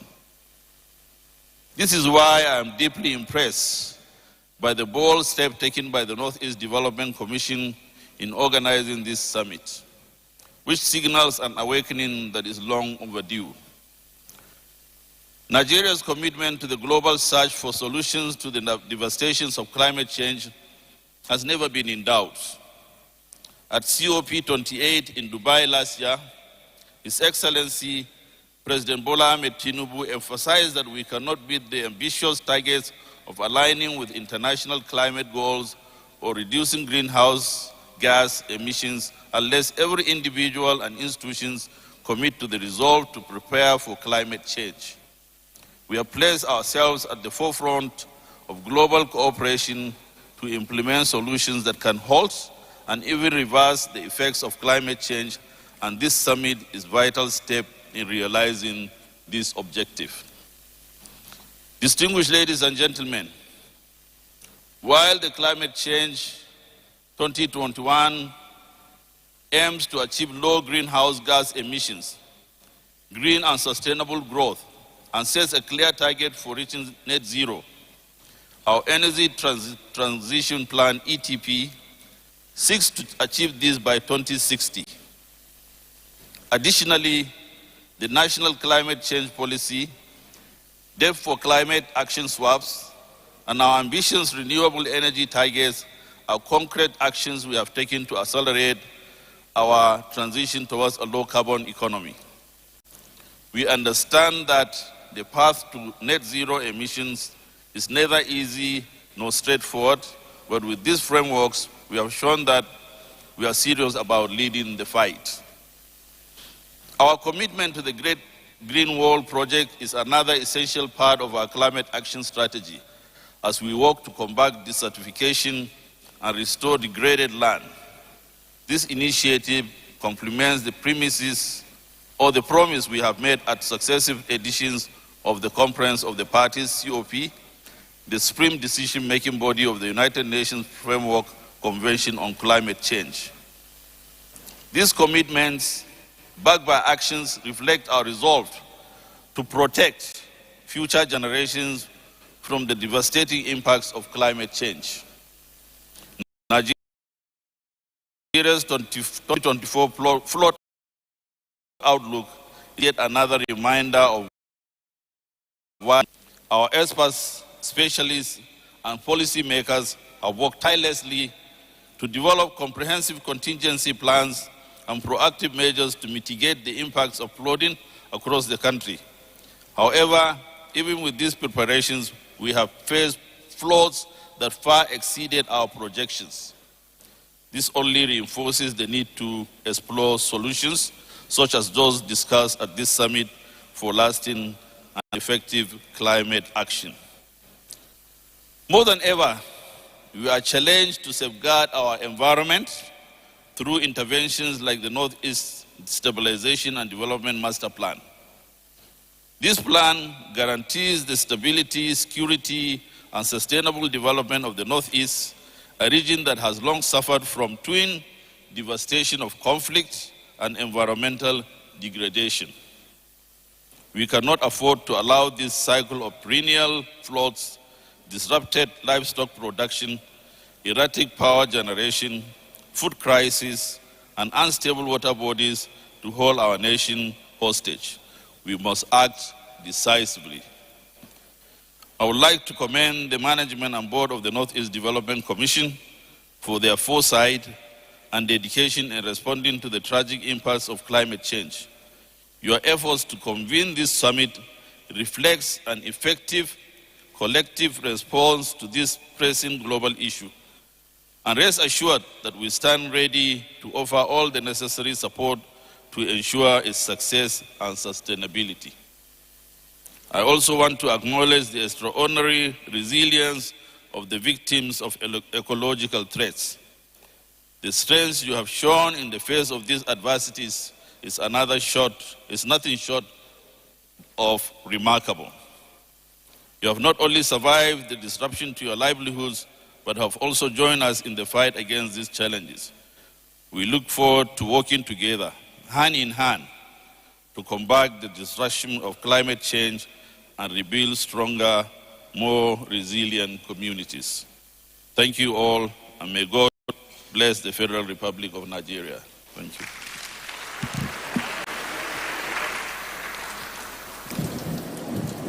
That was representative of Vice President Kashim Shettima Aliyu Modibo.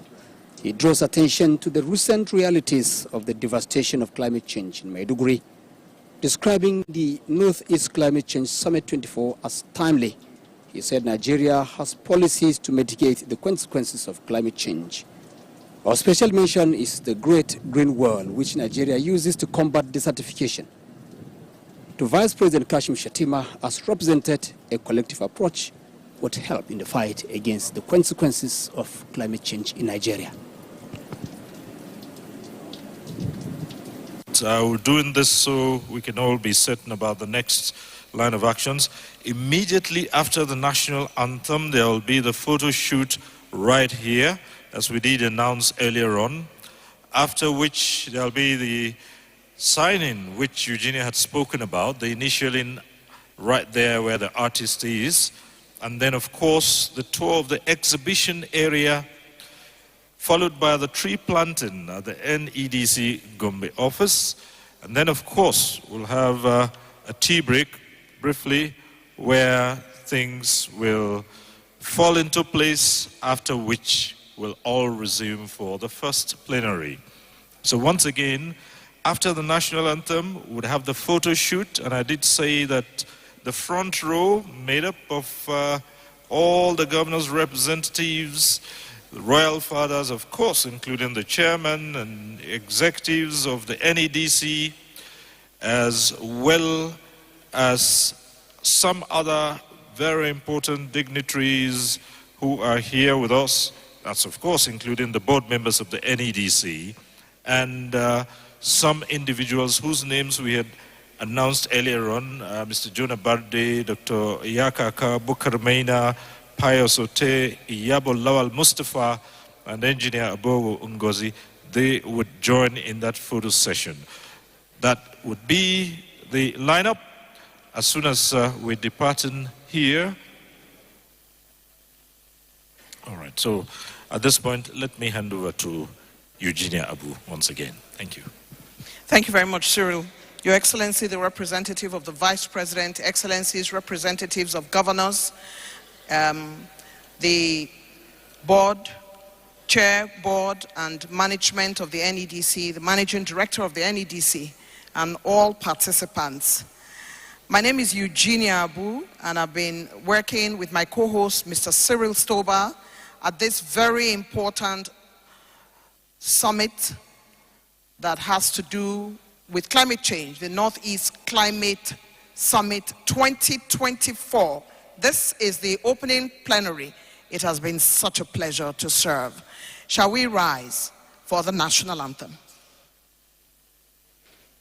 Nigeria, we hail thee, our own dear native land, the tribe and tongue may differ, in brotherhood we stand.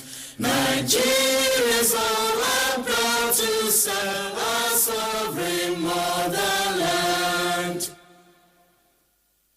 Our flag shall be a symbol that truth and justice reign. In peace all bow to honor, and this we count as gain. To honor to our children, a banner without stain. O God of all creation, grant this our one request. Help us to build a nation where no man is oppressed. And so with peace and plenty, Nigeria may be blessed. Thank you very much indeed. On behalf of Mr. Cyril Stoba, we thank you for being very patient with us. Cyril has the order of photographs. Thank you very much. The photographer's ready, and it will be right here. And we might have to turn off the lights at the background so that the photograph will not end up being overexposed. That's the way we'll do that. So, yes. Right. Yes, it will be so that the others can file in behind you to have more space. Can we, technical crew, can we turn off the lights at the background? Otherwise, the photograph will be a little bit overexposed. Thank you.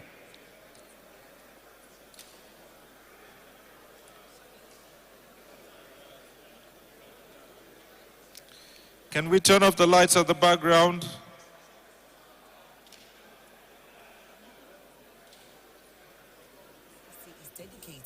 To orchestrating a sweeping resonance across the vast landscape. Its mission is broad, yet targeted, revitalizing every facet of life. Yes, from for those who are, some individual you could still well-being, move behind because the steps would, I assure you, you would be in the photograph if you step up a bit. As we journey through bustling markets, revived by... Yes. That has been the program, the Northeast Climate Change Summit 2024, put up by the Northeast Development Commission here in the Joel in the Savannah. And we've seen the discussions that have gone through the program, so robust in addressing issues of climate change as they affect the Northeast sub-region and the country at large. And that is how we draw the curtain on the program. Stay tuned. Thank you for watching.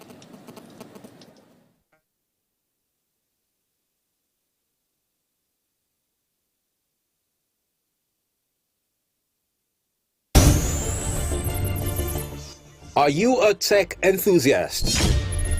Perhaps you want to know more about the devices and gadgets you use. Tech Mode will bridge that gap. Connects great minds while extraying everything about technology as it concerns you. It is Tech Mode. Tech Mode is unlocking your tomorrow today.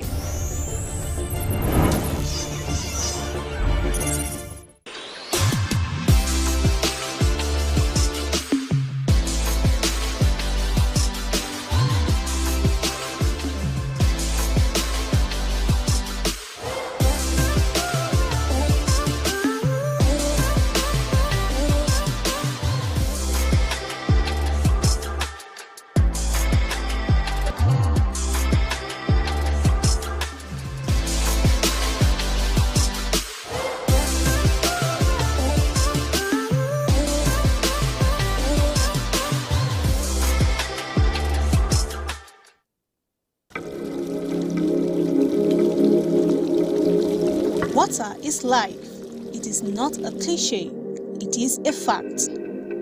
Medical experts say 60% of the human body is made up of water, just like 75% of the Earth's surface is said to be covered with water.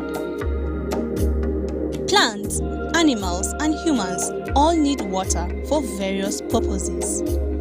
You may think the call for constant drinking of water is overrated. But here are some benefits of this colorless liquid. Water is the #1 cleanser of the skin, not just from outside, but within. Without water, the skin cannot function at its best. It becomes dry, tight, and prone to aging.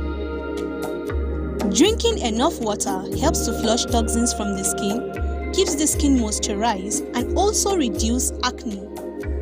Did you know drinking water first thing in the morning fights toxins in the stomach and boosts metabolism? Many health experts say drink at least 8 glasses of water a day. This will prevent dehydration and keep the body at a normal temperature. Water is a great mouth cleanser. It rinses some food particles from the teeth, prevents some buildup of bad bacteria which causes mouth odor. Also, drinking water frequently keeps the mouth moist. Water is a great source of weight loss. Health practitioners advise that water be taken at least 30 minutes before meal This prevents overeating by creating a sense of fullness. Did you know water helps the kidney remove waste from the blood in form of urine? Every day, the kidney filters about 120 to 150 quarts of waste in form of urine. If the kidney does not function very well, waste products and excess fluid can build up inside the body. This also can lead to some diseases such as the kidney stone. Drinking water helps the bowel to function properly. Lack of water can lead to digestive problems, constipation, and increases the risk of heartburn and stomach ulcer. Indeed, nature has blessed us with water, not only to quench the thirst, but also as a medicine.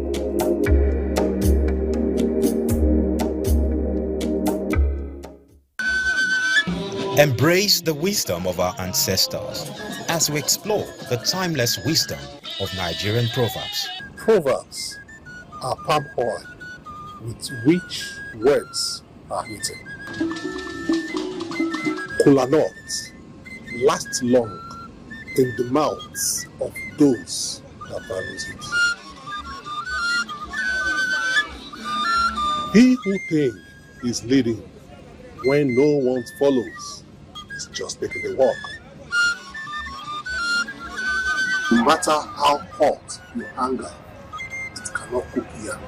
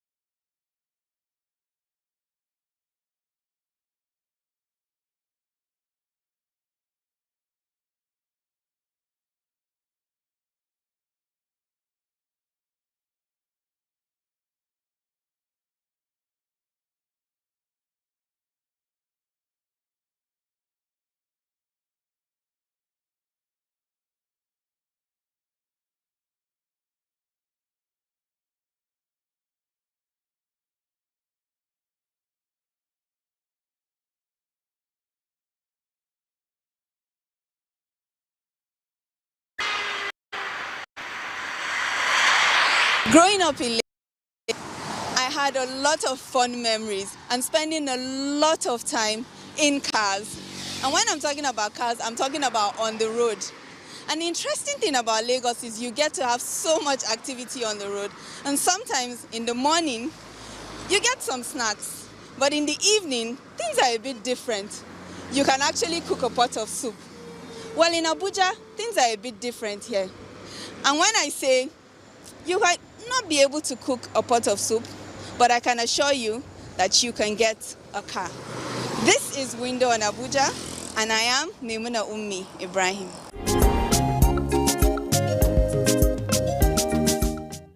Welcome back to the program. And now we're going to take a little drive around the FCT, of course, and I want you to come with me as we find out what we can see on the roads.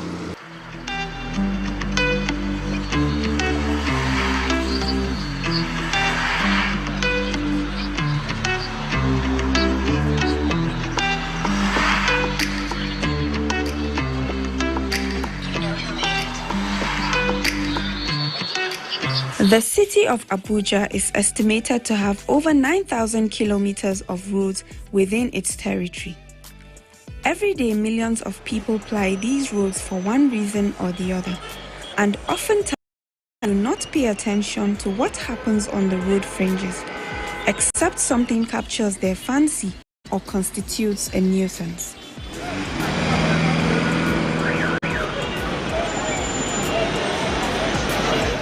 As we travel down the Kobo Expressway, we happen to come upon a seller of mortar and pestle. The mortar and pestle is a staple in the average Nigerian home.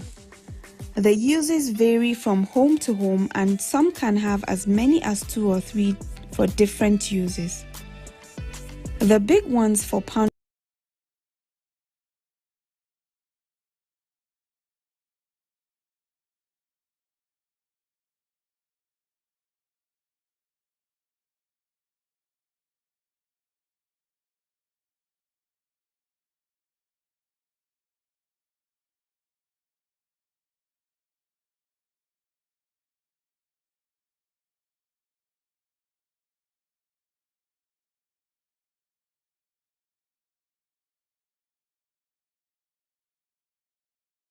speak to his chairman, and we've come here and we haven't been able to speak to the chairman.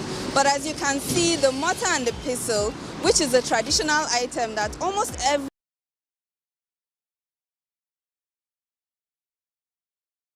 and it is actually beautiful. You can get them in different shapes, different sizes, and they come in different price ranges as well.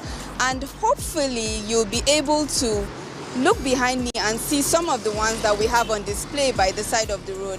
And as you can tell, it means that these are some of the things that you can find here in the FCT by the roadside. I have a few more interesting items for you to come along with, so come with me as we find out what they are. Let's go.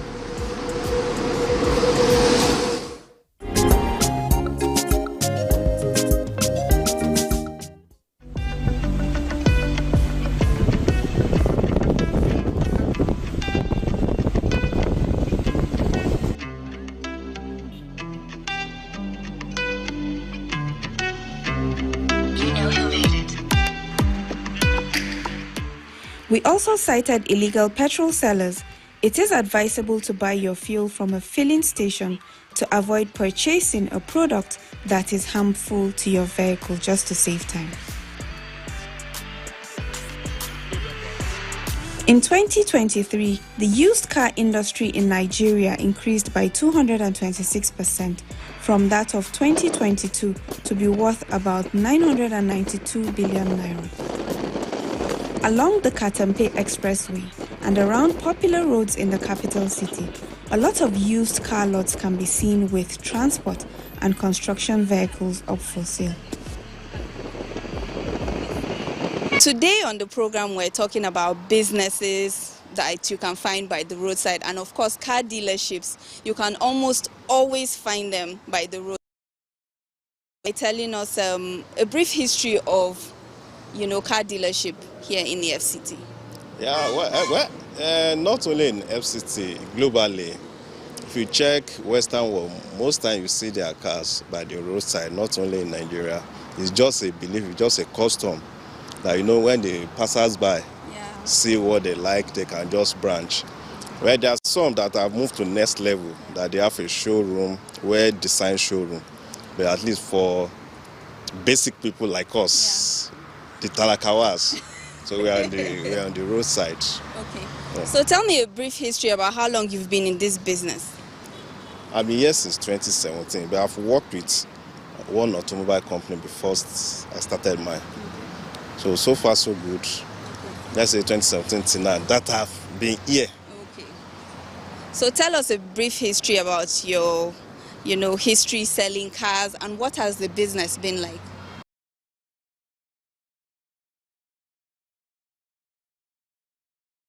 Today, due to this floating of currency, it's not as rosy as before.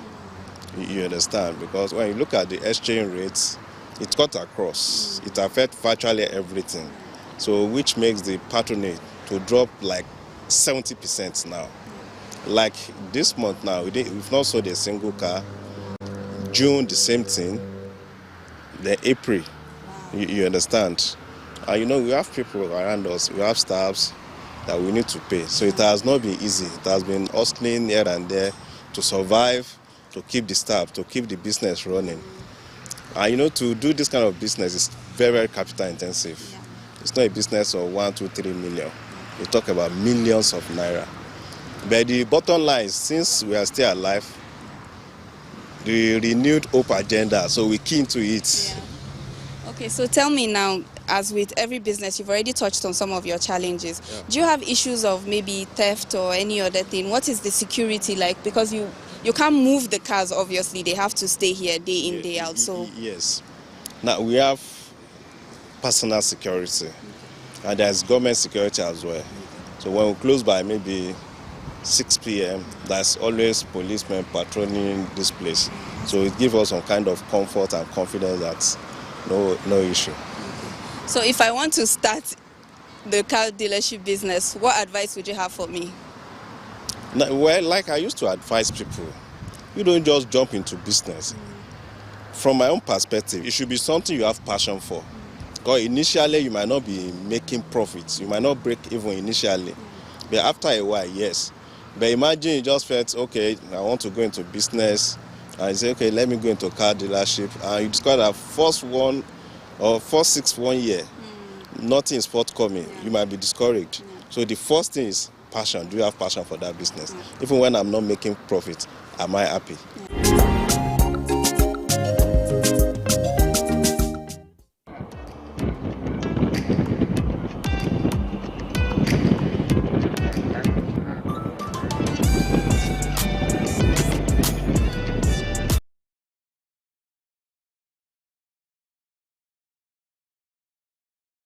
As it comes. And let's start by asking, can you tell me a little bit about this business, please? Yes, so these are prefabricated buildings. They are portable buildings. We call them porter cabins. So they are cabins, they are built to whatever specification you want. Can be used as office spaces, can be used as extra rooms in your estate. You don't want to alter plans and designs and everything. It can be used as extra rooms. Most people use them as laundry spaces. And then that's it, basically. So how long has this business been here? I mean, here in the FCT, because it is by the roadside, and when we were passing, we couldn't help but notice it because of the intricate designs on the buildings itself. How long has it been here? We've been in existence and operation for well over a decade now. Oh, wow. Yes, yes. So tell me, now I'm going to ask you an interesting question, which I know you might not answer how I think.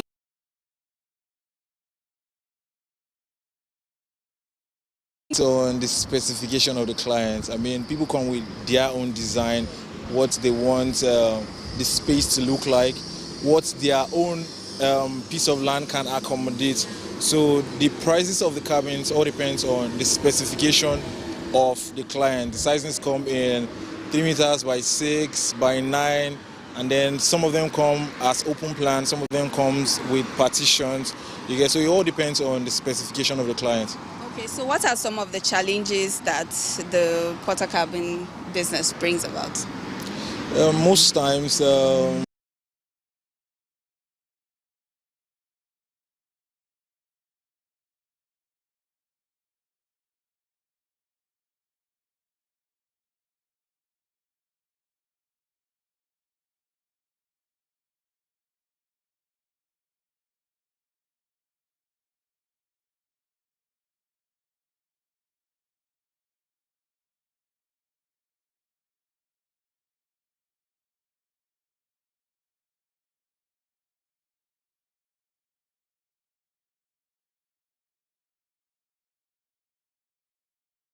maintenance costs. At most, what you do is probably change the paints, change the color. They are made of steel, so whatever maintenance you want to do is minimal as compared to brick and mortar structure.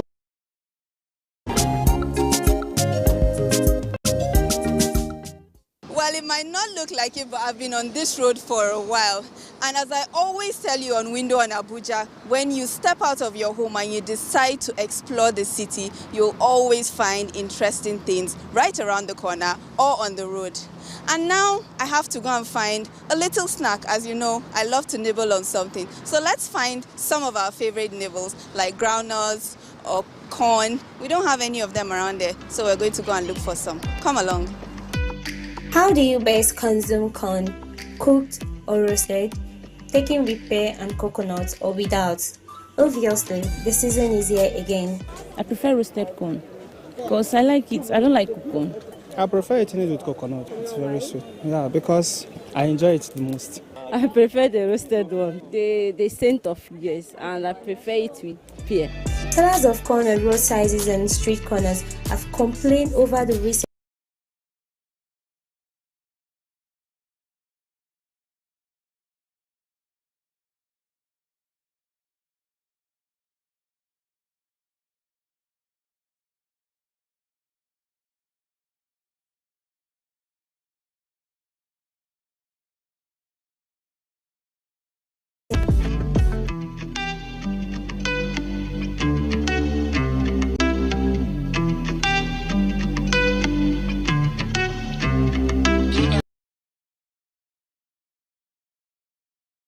known as the POS merchants.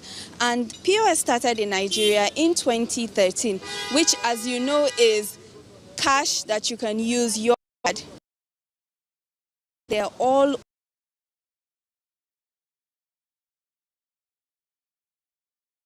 cash to you instead of you rushing to a bank or even an ATM to get cash. If you need it on the go, you can always find a POS merchant around. So what do they add to our community? What do they add to the FCT? You tell us how they make your lives easier. And now we're going to speak to one of them to tell us how he runs his business, how long he has been doing it, and some of the challenges that he faces. Let's find out.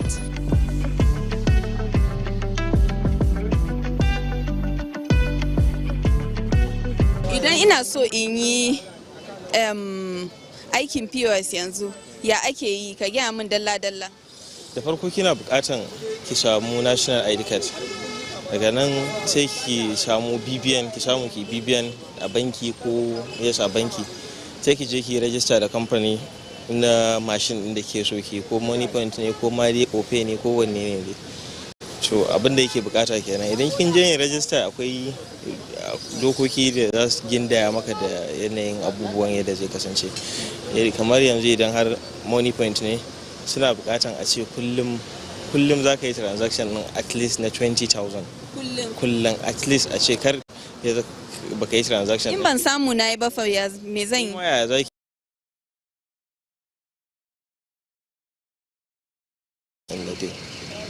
So yanzu naga kuna da yawa MPOS. Kana da kwastomominka da ke zuwa nan wurin koko ya kake yi ka tabbata cewa ka yi hitin target ɗinka? Sosai ina da na zuwa wannan matakin don tun a garin Kano sai da na zama chief a DK. Shekaran ka nawa kenan kana POS? Ya kai shekara irin 5 haka. Sai a hankali sai da na zo na rike wani kamfani DK a Kano, Dogon Komi Business Empire. Sai da na zama chief a gurin, so sai aka yaye ni nima. Sannan ka zama kai ma naka kana da masu POS. Sosai ma. So yanzu kuna da tax inda kuke biya kamar kowane shekara haka akan wannan business in kuma menene abubuwan ka gane da suke da bai da daɗi in ana business in POS? To akwai taxes inda muke biya na gwamnati na duk sati da kuma irin kamar rabin shekara haka. Shi matsaloli da wannan da muke fuskanta akan wannan kalubale shine kamar irin 'yan damfara.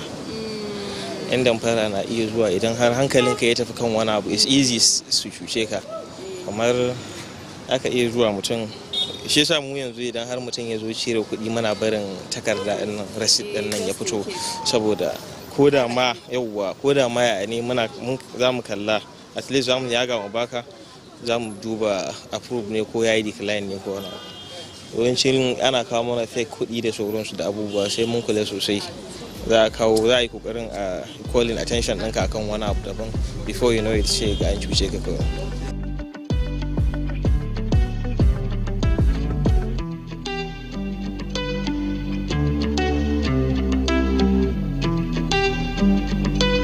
I'm sure you've heard my chit chat with Yusuf talking about the POS business and some of the challenges that they face. And before we started our interview, we had a bit of a chat with him talking about the legalities of the processes of POS. And they're now talking to the government and reaching out and begging the government if there is a safe space for them to stay and do their businesses, as they have so many challenges with the task force as well. But they are a legal business, so they don't understand why some of these challenges are faced by them on a daily basis. So we hope that there is a channel that they can use to reach out to the government, that they can help them to make sure that their businesses are safe and they are in safe spaces around the FCT where they can do their businesses easily. Let's continue in a short break.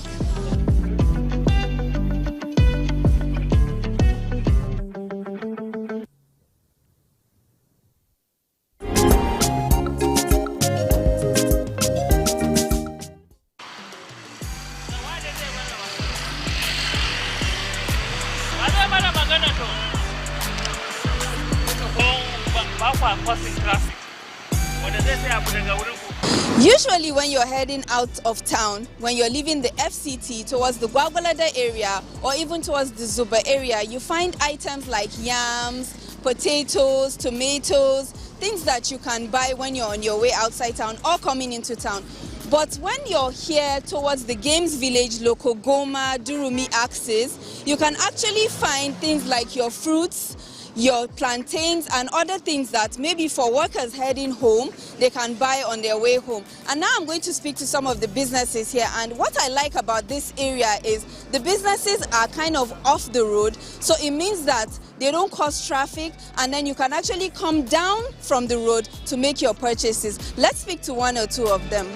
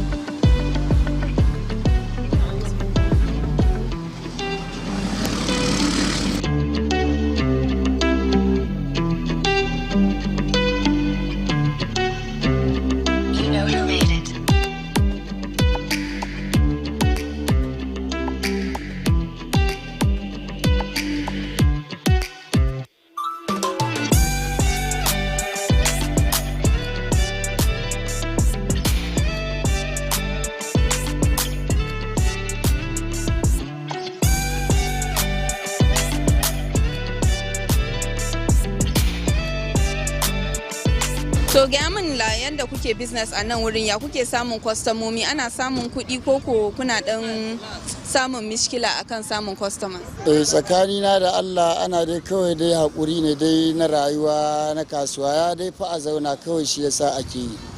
Shekaran ka nawa kenan kake wannan business? Wallahi tun Umaru Musa Ra'adu yana mulki, tun City Gate yana titi guda biyu muke a City Gate daga nan muka dawo nan gurin da aka mai da shi titi hudu. Yanzu da daddare in kun tashi a nan wurin ya kuke yi? Kuna barin kayan ku ne a nan, akwai wanda suke zuwa suna duba muku kayan ko kuna tafiya da shi ne ku dawo da shi go? Da mun tashi inda ga dare ya riga ya karfe 6 da rabi 7 las kowa da kowa ya rufe kayan shi, a nan muke barin shi ba ma kai shi ko ina. To wa ke duba muku kayan da daddare? Wallahi ba wasu masu duba, muna dai barin ma Allah shine kawai. Sometimes ma idan mun tashi wata ran za mu zo mu ga an bude an ɗibi wata milu, an ɗibi fufu ko plantain ko wani abu da sauransu, amma su bayan da za mu tun da ba mun ga wanda yake ɗauka ba ne. Abubakar, can you tell us a little bit about this business that you have here close to Games Village? So this business, for my mind, it's very important. Every day you come, gaskiya za mu samu dai na abinci, za mu yi bukatun kanmu. To alhamdulillah dai mu dai a wannan business din za mu ci. Tunda kullum muka fito za mu samu na abinci, mu yi bukatun kanmu har da mu yi wani bukata akan na yan uwanmu, to mu dai alhamdulillah za mu ci. Sai dai muna neman dai gwamnati ta sassauta abubuwa yanda suka yi tsada.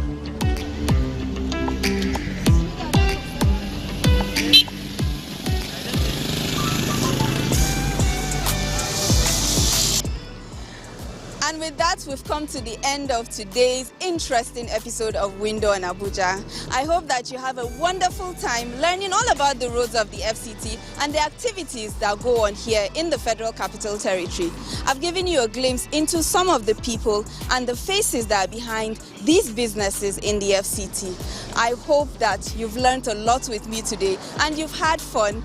And as I go on to buy some fruits to take with me home, I hope that you join me for another interesting episode of Window on Abuja. Until next time, I am Maimuna Ummi Ibrahim. See you then.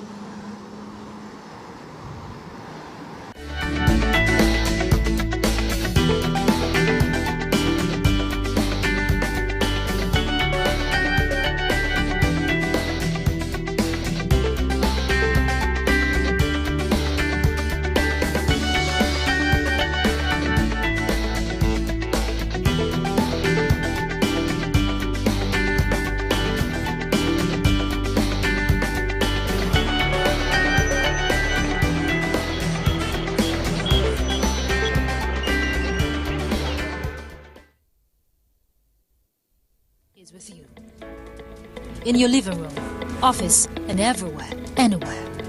We provide the company you desire in terms of balanced and up-to-date news, programs, and the best of entertainment.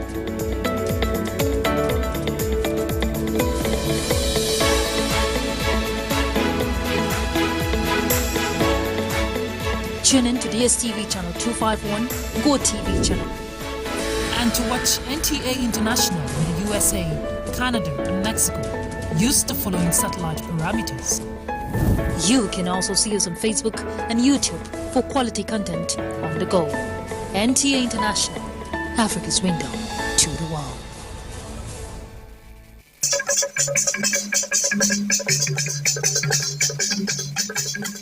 They live in the place they refer to as the Kingdom of Warri, more specifically in Warri South, Warri North, and Warri Southwest local government areas of Delta State and the Atlantic coast of Nigeria. Locations which are today key centers of Nigerian crude oil and natural gas production, alongside petroleum refining, with the main town Warri forming the industrial and commercial nucleus of the Delta State region. They also have significant communities found in parts of Edo and Ondo states. They speak Yoruboid language. They are the Itsekiri people. The Itsekiris are a people of mixed ethnic origins who speak a language very closely related to the Yoruba of southwestern Nigeria and the Gala language of central Nigeria, but which has borrowed some cultural practice from the Jebu people, Ile-Ife, and Benin. They traditionally lived in a society that was governed by a monarchy, the Olu, and the council of chiefs who formed the nobility or aristocracy. The Itsekiri society itself was organized along the lines of an upper class made up of the royal family and the aristocracies, the Oloyes and the Oloriajas. They were mainly drawn from the noble houses, including the royal houses and the houses of Ologbesere, the prime minister or kingmaker, and the Yasere, the defense minister. The middle class of Omajaja were free-born Itsekiris or Bojas. As a result of the institution of slavery and the slave trade, there was a third class Oton Eru, or those descended from the slave class, whose ancestors had come from elsewhere and settled in Itsekiri land as indentured or slave laborers. In modern-day Itsekiri society, the slave class no longer exists, as all are considered free-born. Traditional religious-wise, Itsekiris largely followed a form of religion known as Eburosise, based on ancestral worship which has become embedded in modern-day traditional Itsekiri culture. Today, Itsekiris are largely Christians, mostly Protestants, notably Baptist and Anglican, with a minority Roman Catholic.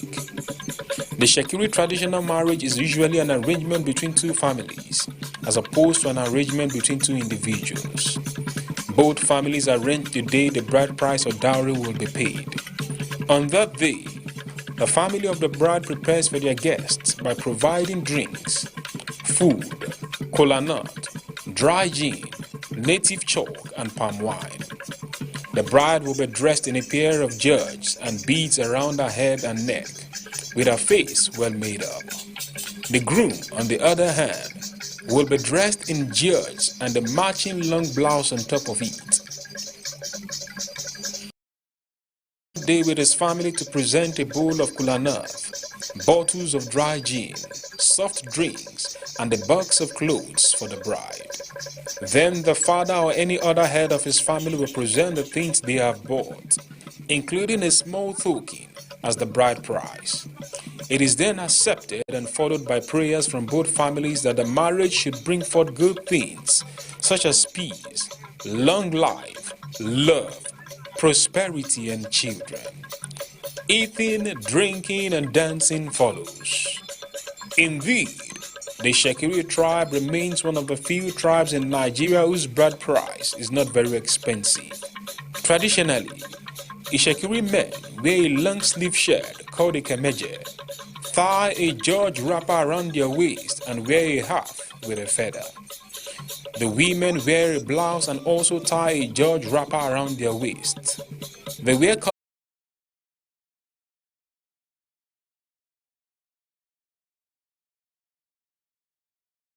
known for its palm oil-made foods and seafood-based dishes. Fresh fish, prawns, crabs and other seafood are central to their culinary repertoire, as well as what they call fisherman's soup, all showcasing the Niger Delta region's abundant aquatic resources and culinary expertise. The Itsekiris have several dances, one of which is the Omoko dance. It is a unique and interesting dance with amazing costumes. The dance an olu, or the crowning of a new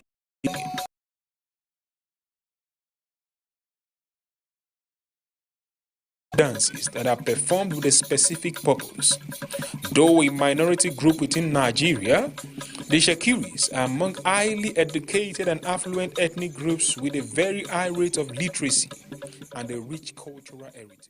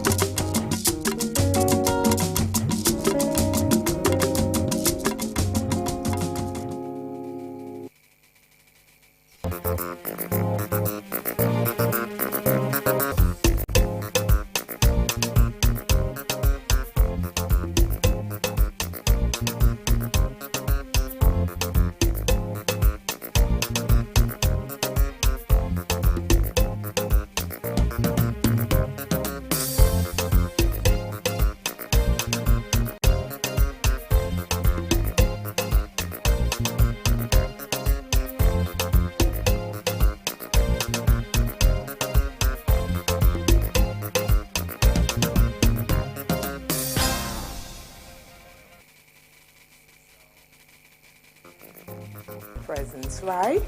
Food is an essential part of our lives. All living things need food for their growth and development. Aside from food being as important as air and water, it nourishes our bodies and it gives us the necessary energy we need to. Great source of joy. Good food is practically, something that uplifts my mood when I'm down. Permit me at this point to say that it is one of my mumu buttons. Welcome. It's a fresh episode of Bon Appetit, a culinary adventure with yours truly, Sarah Cherry.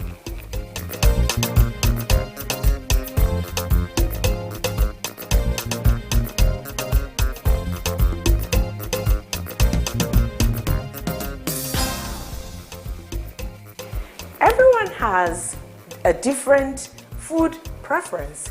It can be obtained from different sources, including plants and animals. Gote acha, anytime.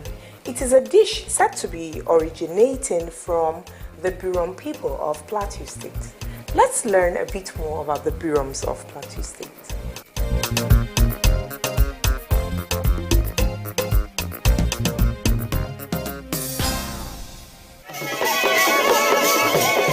The Birom people are the largest indigenous ethnic group on the plateau, covering about 4 local government areas in Plateau State, north-central Nigeria, which includes Jos North, Jos South, Barkin Ladi and Birom.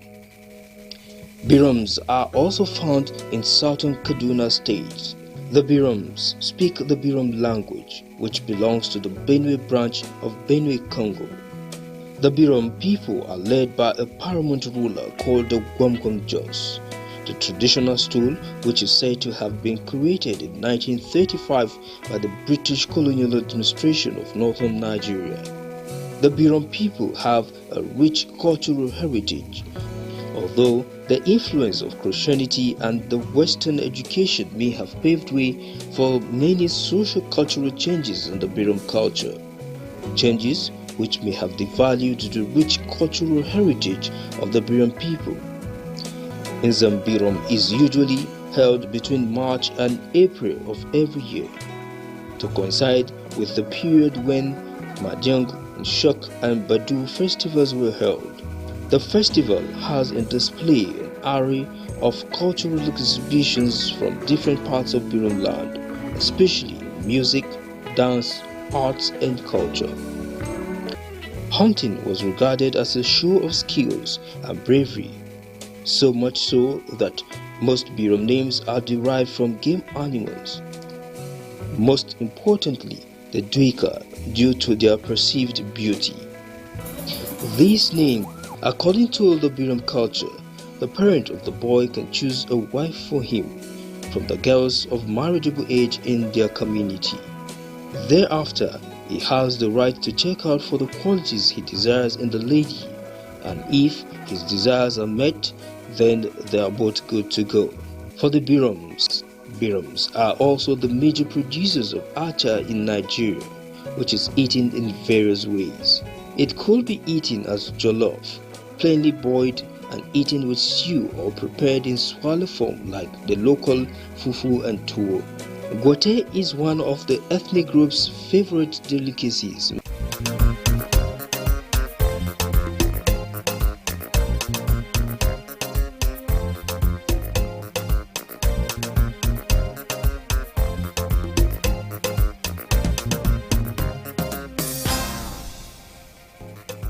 Okay, so adventure has once again brought me to yet another kitchen, and I have Chef Lami. You remember the face? She's regular on this program, but this time around it is her Culinary Academy.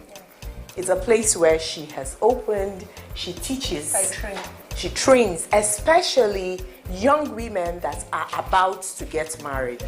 That's what she basically does. Anything soup, we have the master here. She's here to take another gastronomic trip with me on the program. Chef Lami, I'm glad to have you. It is Gote, the Plateau State way, right? Yes, but with my own twists. Yes, with my own twists. Gote the Plateau way has specific adapts. You know, maybe in my fridge, because it's something that you can just... It's a go-to meal. It's a go-to meal. It's good for diabetes. It's just good for if you want to lose weight or anything, or if you don't want to eat something that is heavy. Exactly. So in a nutshell, she picks whatever is available, puts everything all together, rustle it all up, and a beautiful pot of gote will come out. Yes. And that's what we're going to do. All right. Are we ready? We are ready. Let's start cooking. Let's go.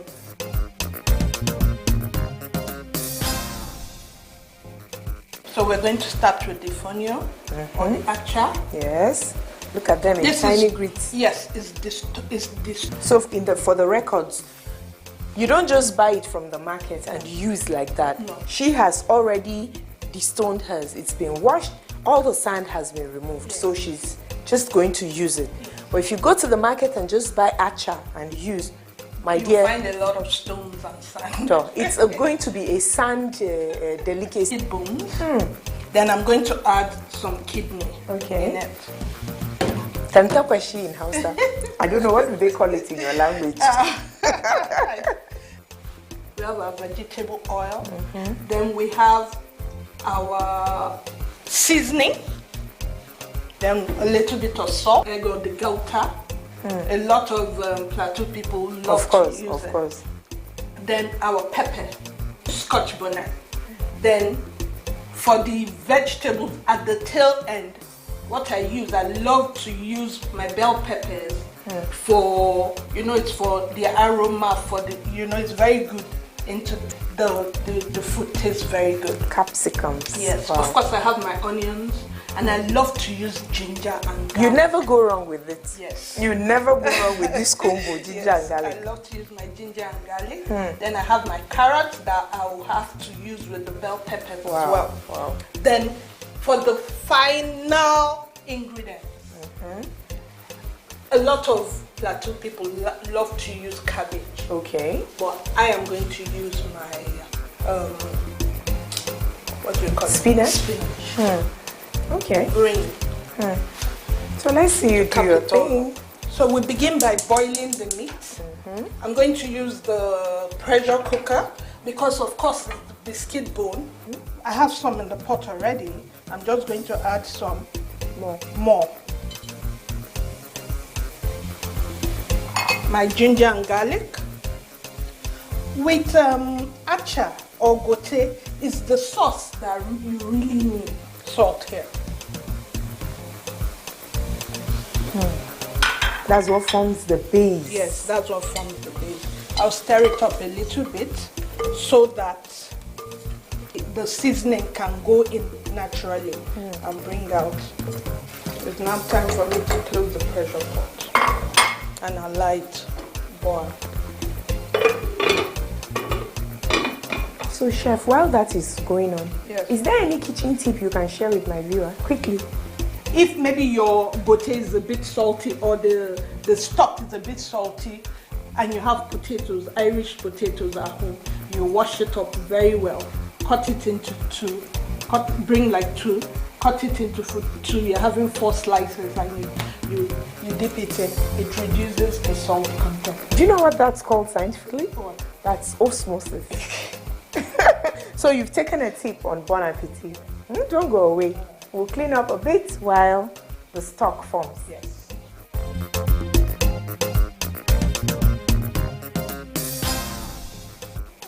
My signature dish is African special. It's the local way of cooking jollof rice. Our Nigerian jollof rice, you cook it with vegetable oil, but this one is the local way where you put locust beans, you put palm oil, you put crayfish, stockfish, dry fish, then you season it and garnish it with any vegetable of your choice. People love it because it's more natural, I think, and it's more healthy because of all the ingredients in it. Like the locust beans has a very good health benefit, and the stockfish, the crayfish, all in there with the leaf, the vegetable. You can either season it, put oziza leaves or scent leaves, which is very medicinal as well.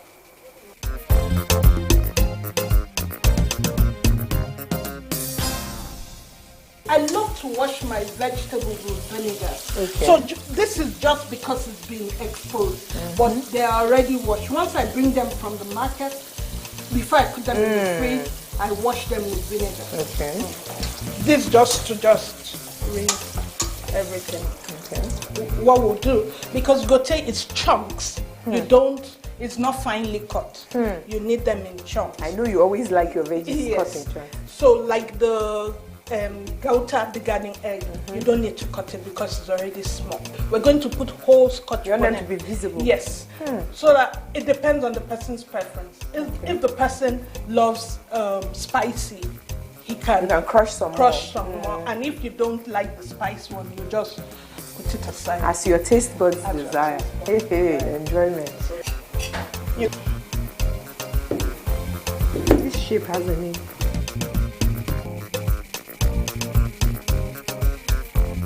I go back to rinse and to rinse my chopping board.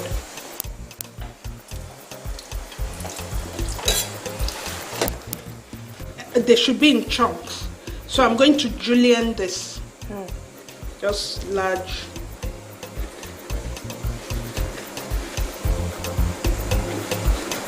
Nothing special, because you need to see your vegetables inside.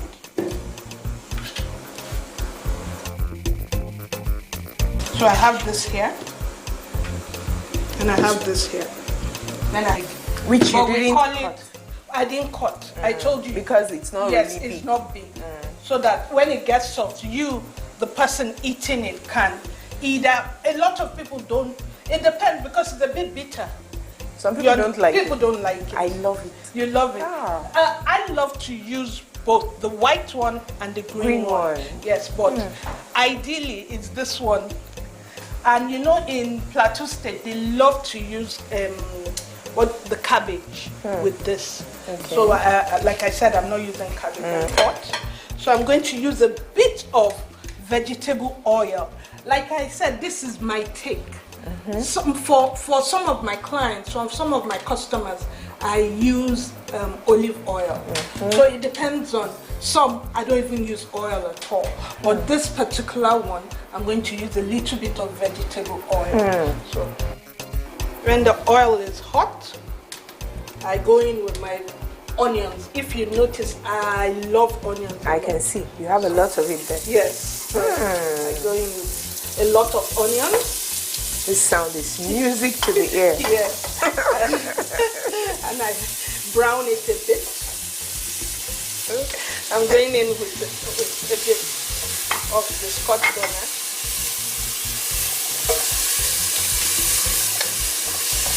You keep on stirring so that you won't get it burnt. Since it's not a non-stick pot, yes.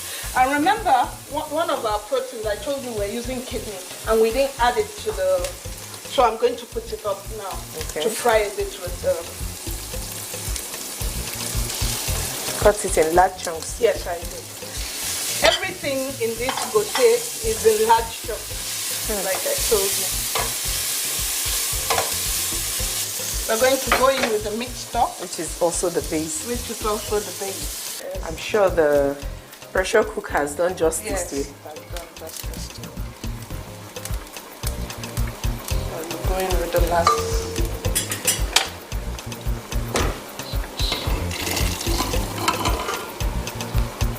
We allow it cooking for a bit before we taste and see if we have to add seasoning or not. So we let it infuse, huh? Yes, we let it infuse. Let's allow it infuse while I clean up. It has infused a bit, so we'll open it up. And like I told you before, look at that broth. Yes, like I told you before, I'll have to put the garden egg whole because so that it can get soft while before. So we're putting in the garden egg and also the Scotch bonnet. I told you, based on preference, some people will like it hot, really hot. Yes, so I'm going to put in 3 Scotch bonnet. Then at this stage, I'll taste for salt or season. Yes, taste for salt.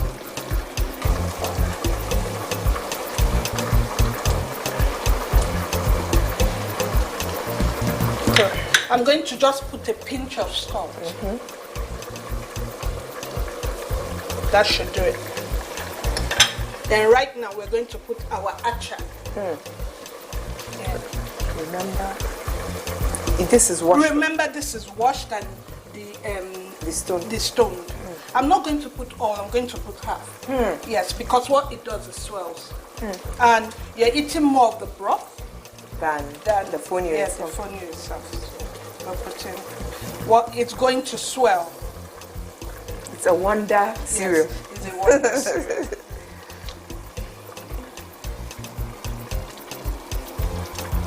I'll just add a bit. Okay, now for someone who hasn't made this before, Chef Lami, from this stage where you added the fonio, yes, how long do you think it will take? Tell my viewer. 10 minutes. 10 minutes max, and everything is done, so that they don't overcook it. 10 minutes max. So we'll wait for 10 minutes. Yes, doesn't take time. Don't go away. Don't go away.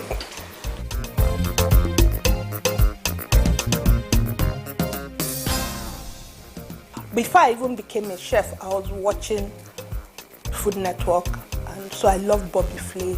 I love Ina Garten. Those two are my role models. For me, Bobby Flay, I like his cooking techniques. They are simple and sophisticated. Then Ina Garten, for me, she's the mother of all. She's so natural. She's just original. I like her simplicity.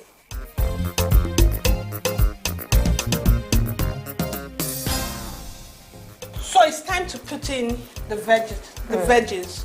So I'm going to start with my carrot because it takes some time. like I said, chunks. You know how we cut them in chunks. The colors are forming. Yes.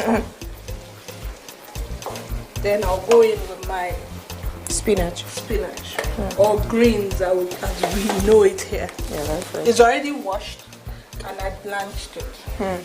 That's why the color is still green. Yes. That's another art. Yes. Blanching. Yes. Not everybody knows how to blanch. They lose the color eventually. Yeah. So we'll stir up a bit. I need to add some water. Okay. Yes. Thank you. You're welcome. More? No, it's fine. We'll leave it to heat up a bit, to simmer a bit. Then it will be ready. This will make a very good meal when you are recuperating from an illness. Yes, it's right. You know? So for your general well-being, fonio is very good. Acha is very good for diabetes, for any, people that are on a restricted diet. It's very good for them. So just like you said, Chef Lami, yes, we agree that gote, they say, originates from the Biron people of Plateau, but almost every part of northern Nigeria, takes gote. It all depends on the way you decide to prepare yours. If you are like Chef Lami, there might be seafood inside yes, it. Yes. I've done that before. I've done that before. But I didn't want to do it today. But I was tempted. Really? If people that are conscious of their body weight and what have you, you could decide to be adventurous with it. Yes. I'm very adventurous. I know. And it depends on my client's preference. Some don't eat beef. Most of them don't eat beef. So I use fish instead. Or prawns or shrimp. Yes. Wow. Well done, Chef. So our gote is ready. It's time to plate up. Let's see you do your thing.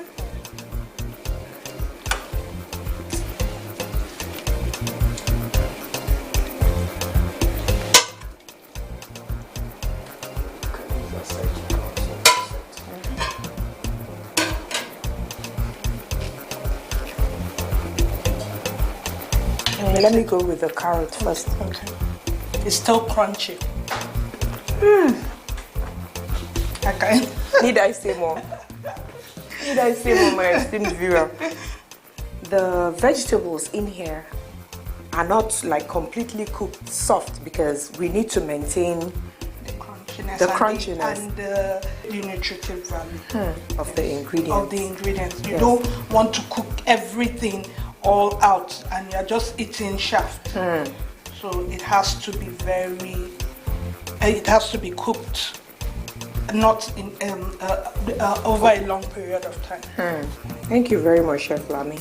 So you've heard my own view about what Chef Lami has prepared for us today. I have a copper with me who's actually attached, to work with me. Emanuela, please come over. I want to hear your own opinion about the fonio porridge, also known as gote, which Chef Lami has prepared for us today. Have you eaten it before? No. Have you tasted? I've never tasted. But how does it look? This was delicious. Presentation-wise, right? You're going to try it out, you said. For my mom especially. Any particular reason? Just for the health benefits. Okay. That's right. That's excellent.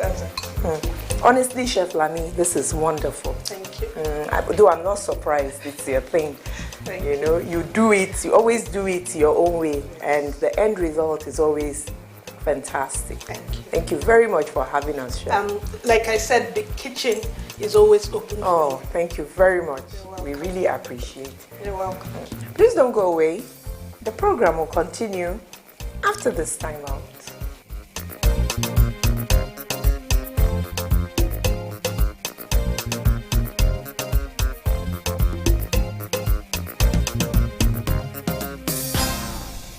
Every tribe and culture has its unique dishes and its own way of preparing and serving them. Every type of food has its own unique flavor, texture, and nutritional benefits. So it's been Bon Appetit, a culinary adventure today with Chef Lami. You've seen the nice and beautiful presentation of Bute, which she, put out there for all of you to learn. But guess what? She will be back on this program, on this station, with another banger. She's going to come up with a fresh recipe for your viewing pleasure. So see you. Bye-bye.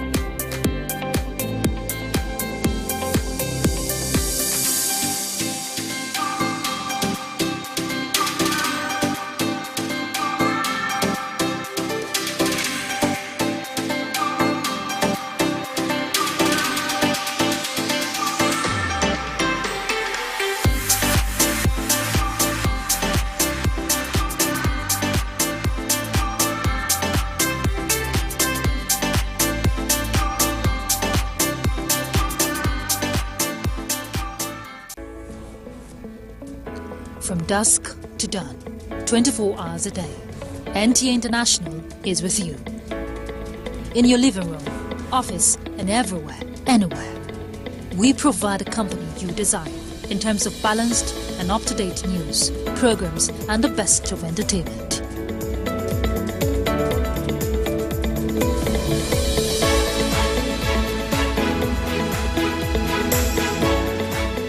Tune in to DSTV channel 251, Go TV channel. And to watch NTA International in the USA, Canada, and Mexico, use the following satellite parameters. You can also see us on Facebook and YouTube for quality content on the go. NTA International, Africa's window to the world.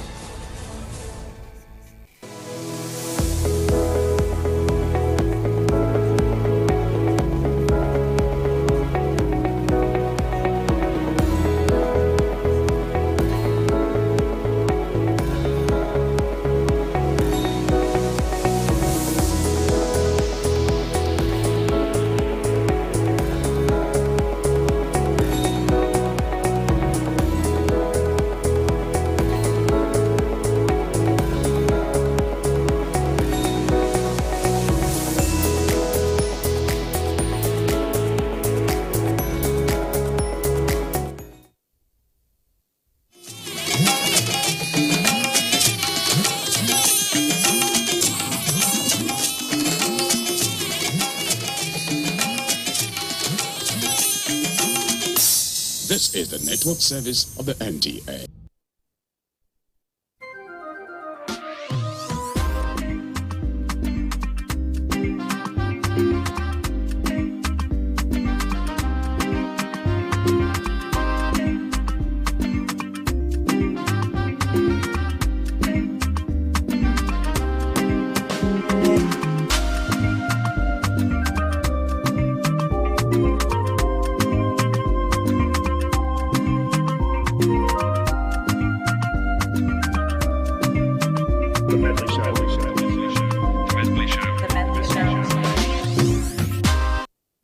Very good day to you, and thank you so much for finding time to join us today on another interesting edition of the Medley Show.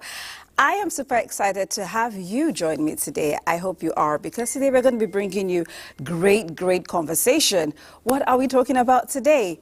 we're delving into the world of movies. Yes, we're talking film villages. So, film villages have recently become a thing in our Nollywood space. I'm talking about Kule Afolayon's film village.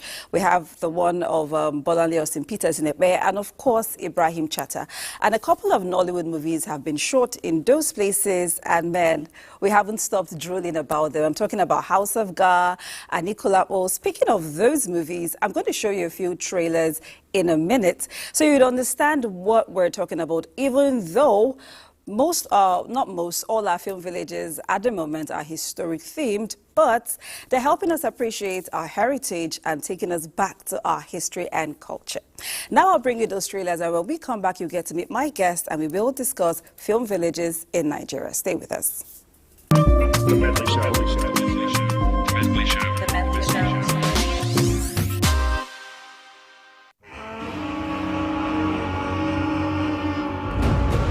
Yeah! Apanilẹ́kúnjayé. Kínúpé kò ní tẹríba. Ayámọ́gún! Ọ̀dájú. Ẹsẹ̀ wọn bọ́ sẹ́sẹ̀ sójú. Ìkà. Olúwa mi Aláàfin Lábísí ti gbé kúrú jẹ lọ́wọ́ ẹbọra. Àti wá nílò ọba tuntun báyìí. Ó dìmúlẹ̀. Ó dàṣẹ. A ti pinnu wípé ìwọ la fi jẹ Aláàfin tuntun. Àmọ́ ó ní àwọn nǹkan kan tó lè ṣe alátakò dídé adé ọba rẹ o.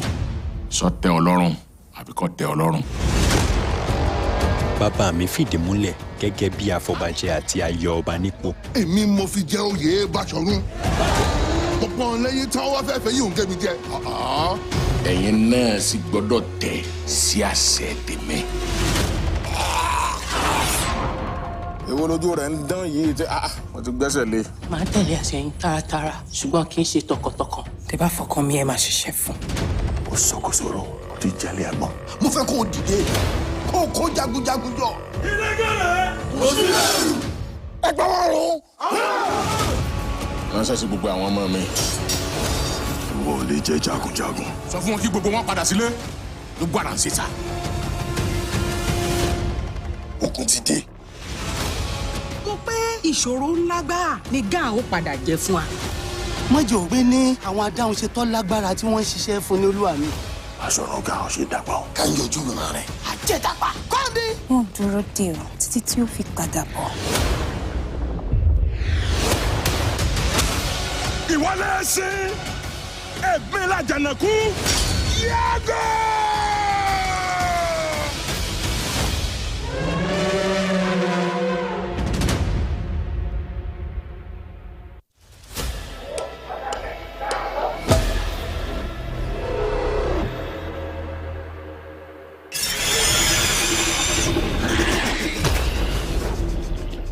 Ọ̀rọ̀ ọkùnrin àjèjì tó wọnú ìlú wa ẹ̀ wá.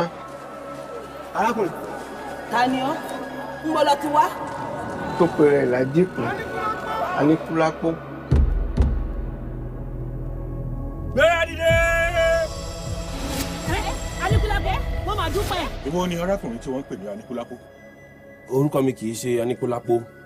Sáró lórúkọ mi. Aṣọ òfin ni mò ń hùn. Kábíyèsí. Gbogbo ìgbà tá a bá ti ń wá yín láàfin nínú yàrá ọmọ wọn nínú yàrá rẹ̀ la ti ń bá yín.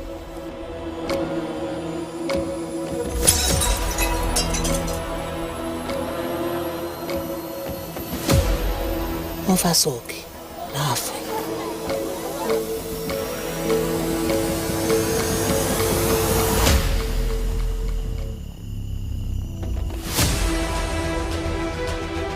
Ìkòkò ajẹ́gúndẹ́rùn fún ọmọbìnrin tẹ́jọ́ ń ṣe wọléwọ̀de wọn. Ṣó ń gbọ́? Ìyá mi!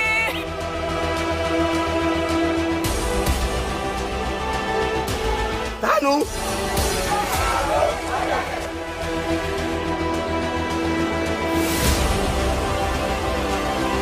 Ọ̀dàlẹ̀ rẹ̀.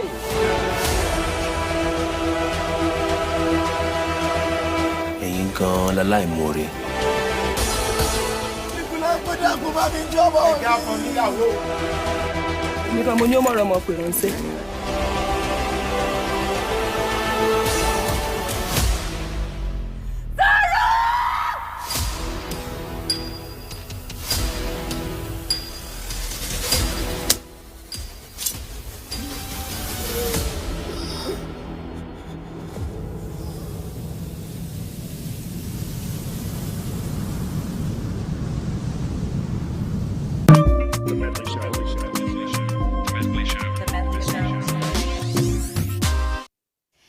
Yes, the trailer of Anikulapo and of course House of God. So if you're wondering how they were able to achieve those epic settings and create that epic atmosphere in this contemporary world, that is what we're going to be talking about today with film villages. Welcome again to the Medley Show, and I'm going to be introducing you to my first guest. My first guest is, if you've seen The Wait, Couple of Days, and one of my all-time favorite Bling Lagosians, then you must have met my guest on your screen. I'm talking about Tolulope Lotana Awobi. Welcome to the show. Thank you very much. I really appreciate the opportunity to join you here. Thank you so much for finding time to join us. I'm a huge fan of your work, I must say, so forgive me if you're seeing a lot of glee on my face while we're having this conversation. It's because I appreciate your work. Anyway, let's get right into the conversation. So we're talking film villages. Nollywood already has 3, that of Bolanle Austin Peters, Kunle Afolayan, and Ibrahim Chatta, and we're hoping for more. So I wanted to start by sharing your experience with me when it comes to film villages in Nigeria. Okay, and of course, what they mean to Nollywood. Yes, I'll say to you that, like you've pointed out, it's a pretty, novel thing that's just coming into the industry. Why? Because it's very capital intensive. It requires quite an amount of money to create a film village. Now, the 3 film villages you've mentioned were, without mentioning names, privately funded. And what that means is, a lot of capital is sunk into, creating a film village. Now, the pros and the cons is the fact that when you create a film village because of a film, what happens is that once you're done producing that film, then most times the film village then runs out of, it goes out of circulation.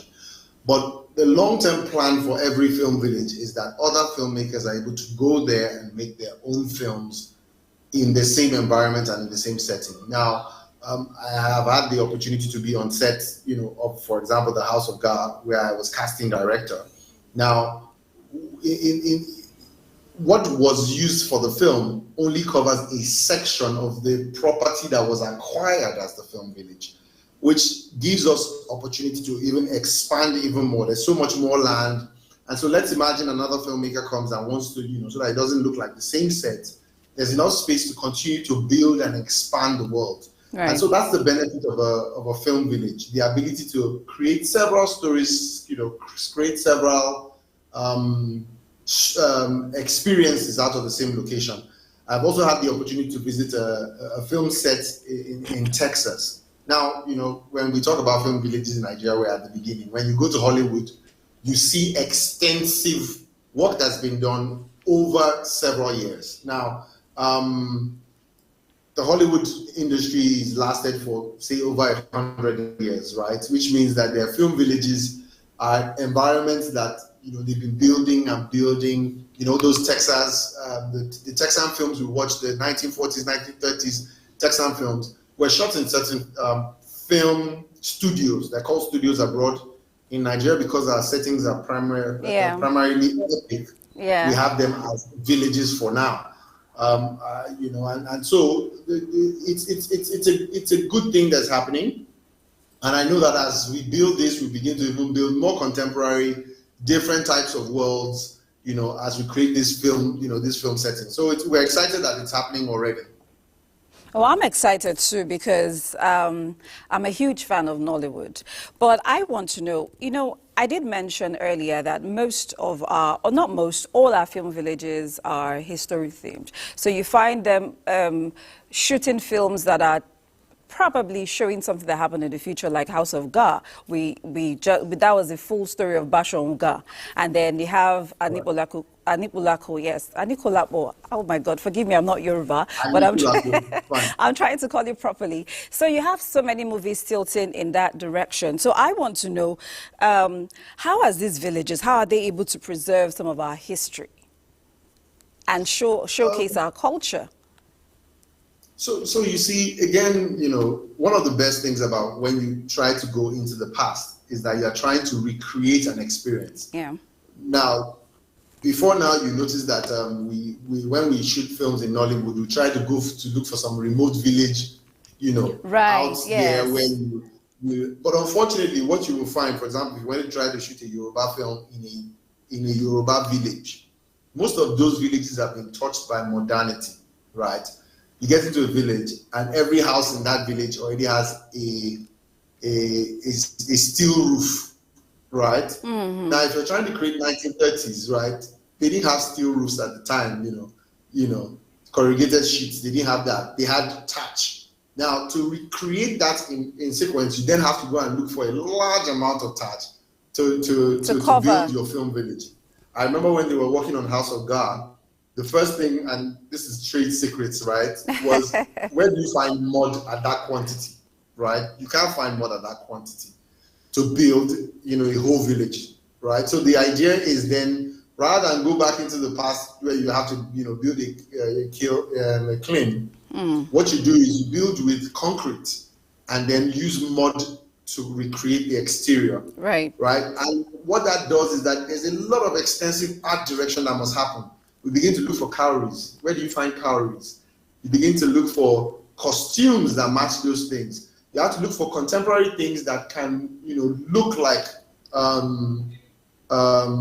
things of the past.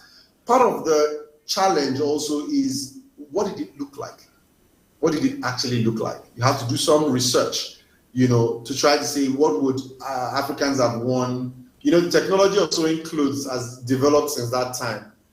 What kind of stitches did they use to make their clothes? Was it adire? Was it, and you have to, try to recreate it in such a way that is both believable and still aesthetically pleasing, right? So it's a mix of, using your creative, your creative intelligence, also with your base on information you have, right? Yeah, if you look at the story of House of God, it's based on a particular character in history. However, in the telling, and of course, when the movie came out, some people say, no, this is not the real story. This is the main story. This is how the story evolved. And so, as those things, in recreating that world, in building a film village, you have to make sure that the world agrees with itself. You can't have a tarred road inside that village. Right. You cannot see a mast, an MTN mast in the distance. It has to be in a certain world. Now, some of the challenges also is, how do you even get actors to go and live in those environments? In those places. Because you're on set for three months, and it's a lot of resources that needs to come into making these things. And I appreciate every filmmaker who's made the attempt to actually make an epic film the way it's supposed to be made. I'm glad you mentioned that, because one of the things that excites me when it comes to film villages is the reality that it comes with. Because back in the day when they tried to achieve epic movies or historic movies, you find that you see villages around, people standing around watching. You get. But now that it's in the film village, everyone who is in that place is part of the sets. So I want to talk about the quality that having film villages have brought to our production. Okay, again, you see, one of the things that we talk about when we make film is called scale. How big, how grand, how accurate do you want to make this? Now, for example, House of God already had a standing cast of close to 35 known faces, right? That's a huge cast for a regular film in Nigeria. Now, you want to add the extras. Now, you also have to find extras that fit the age, that look the part, that have not been touched by, imagine getting to a set and you see a person who looks almost, foreign white. You have to find the right casting. And so, in creating that experience, in creating the film village experience, it involves a lot of work. For House of God, we spent close to 3 months casting, trying to get the right characters. Again, they also must speak the language. Think about the fact that, for example, the House of God was initially written in English. And then has to be translated to Yoruba. Yes, and then when it's translated to Yoruba, it has to be contextual Yoruba, one that fits, the time that you're trying to depict. Yes. And so, you know, to get the quality where, you know, we look at, there's a lot of work that goes into it. Several departments working. You know, some of the help we got came from some of the actors that were on the sets, because they have a lot of experience, you know, doing a lot of these Yoruba films. And so they even provide information that we did not have to improve the quality of work that we're able to achieve, you know, on the productions. Okay.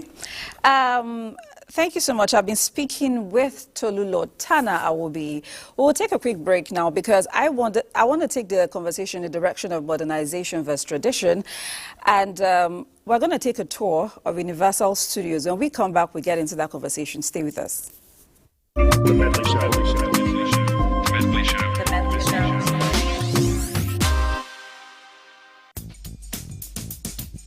So right now we are standing in the Court of Miracles on the world-famous Universal Studios backlot. This is literally the place where the horror movie was born. 1922, this was Paris for Hunchback of Notre Dame, and it's been used for countless movies since then. When you think about the Universal monster movies of the 20s, 30s, and 40s, the movie that you always think about is Frankenstein. And we made a lot of Frankenstein movies over the years, and almost every single one of them have a scene where there's a mob of angry villagers. They've got the torches and the pitchforks, and they're running through the town trying to find the monster. That was always this town. In fact, it was usually only just this block around us. Currently, this is home for The Good Place with Ted Danson, and essentially this is the afterlife. This is heaven. You know, Desperate Housewives filmed on this lot on Colonial Street, just up around the corner from where we are right now. And that was used as Wisteria Lane on Desperate Housewives for years.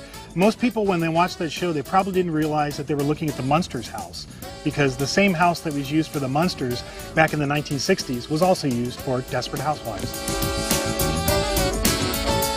Now, some movie scenes are so famous that actors are forever associated with them, and that's definitely true of Psycho. You know, you think about Norman Bates and Anthony Perkins playing that role. But strangely enough, the scene that he is most associated with, which is the Psycho scene, he wasn't even there. By the time they filmed that scene, it was kind of late in the production, and Anthony Perkins had left and he'd gone to New York to do a stage play. So when you see that shower curtain rip open and Mother Bates standing there with the knife, that's not actually Anthony Perkins, that's his double. So the scene that Anthony Perkins is most famous for, he didn't even do. When you work in a movie studio, you kind of get used to everything being artificial or fake. You know, you walk up to a brick wall and it's not a real brick wall, it's usually a fiberglass panel or something like that. But sometimes we need to use the real thing. And a good example of that is Steven Spielberg's movie War of the Worlds.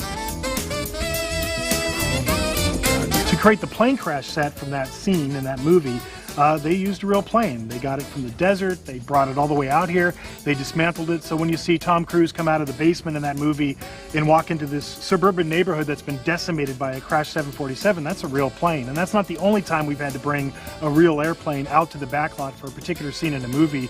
Only a couple of years ago, when Clint Eastwood was shooting Sully, there's a scene where obviously the plane crash lands into the Hudson. They couldn't shoot that in the Hudson River, so they filmed it at Falls Lake, which is an artificial lake out on our back lot, and then they matched that to plates of the real Hudson River in New York.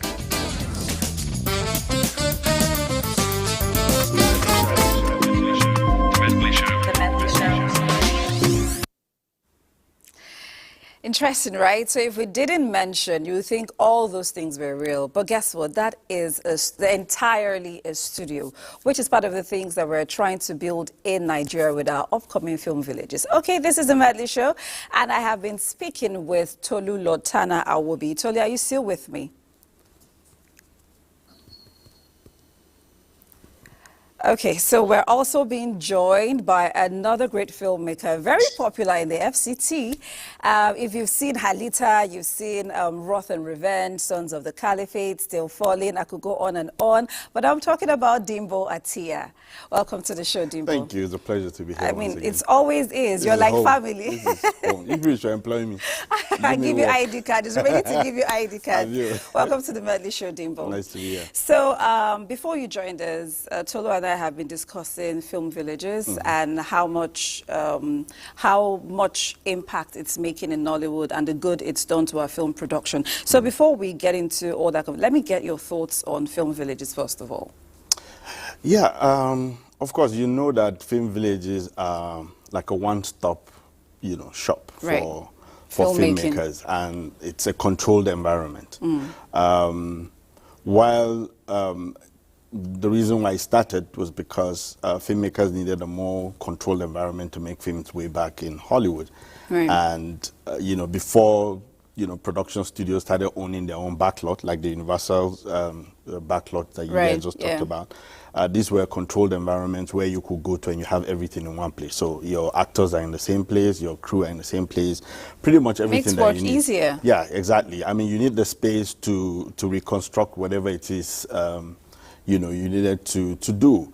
And I guess that because it was a universal format, we adopted it here. But truth is, as a filmmaker, having been in the industry for a while now, I'm not sure, and I'm not trying to be a pessimist or try to be negative about this. I'm not sure that the film villages, I can't remember anyone that we have in this town, in this country, or maybe the Abuja one that has been proposed. Not Film sure. villages? Yes. Oh, there are 3. Like official film villages. Yeah. Okay, so this is embarrassing for me, but frankly speaking, I mean, House of God was shot in a film village. That is a private. Okay, so No, but maybe I'm talking a private. about government now. Okay, fine. So maybe in a studio setup. Right. I know that Bolanle Austin Peters had to construct. Right. We know that Culinary has had to construct his own, for the epic setup. Yeah. But like I said, these film villages, a lot of times as a production designer, most of the time because of budget constraints, film villages are not the best way for Nollywood, to be very frank and to be honest. I get it, they have their use, like if you're going to do an epic, fine, you could go to the Bolanle Austin Peters, but you still get the same aesthetics from what has already been constructed. If your production design happens to be different from what's on ground, are we demolishing that to build a new one, or we're just going to work with what's on ground? So a lot of times, but it works in Hollywood, even though we call them that's villages what I'm saying. because of our theme, and they say studios. No, I mean, Hollywood every day builds sets. Right. Like there's hardly any production in Hollywood that sets are not constructed.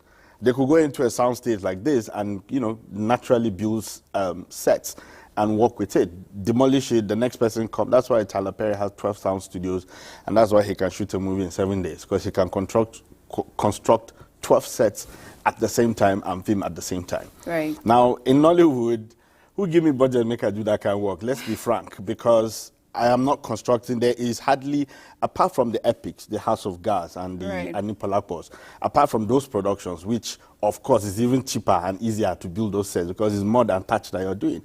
If you're going to say, oh, let's do a classic, what do you call it, like a modern day film, a futuristic film. Let's say you're going to do a film that's set in 2070 something in Nigeria. Go and build a set, let's see. Where are we going to see the budget? The thing is that you also need a control environment for those type of sets, because even the film village that you're talking about are outdoor film villages. They're not sound studios. So if I was going to do a futuristic film in Nigeria, it used to be Tinapa Studios, but that doesn't exist anymore. I'm going somewhere with this because I like that we're very optimistic about it. No, I like the direction you're going, because it was a lot different from what I was discussing with Tolu a while back. Tolu, I hope you can hear him, because I'm going to need you to give me your thoughts on what Dimbo is saying, which is a lot different from your own opinion on film villages. So let me let you finish. Absolutely. I can guarantee you that 99.9% of filmmakers in Nollywood cannot afford to film in a film village. It's not possible. So I completely understand where Dimbo is coming from. Yeah. And I do not even question or go against what he's saying. Now, the truth is, like I said to you, it's an advent. It's something that's just happening. Yes. Right? And we appreciate it. It's new. Yes. And we're glad it's happening. We've had Tinapa Studios. Things open the doors. We open the doors to what we hope will happen in the future. But just like the video we watched, we're still pretending at it. That's the truth, right? So you can see where Dimbo is coming from. Dimbo is saying, and he's speaking from an independent producer's perspective, right?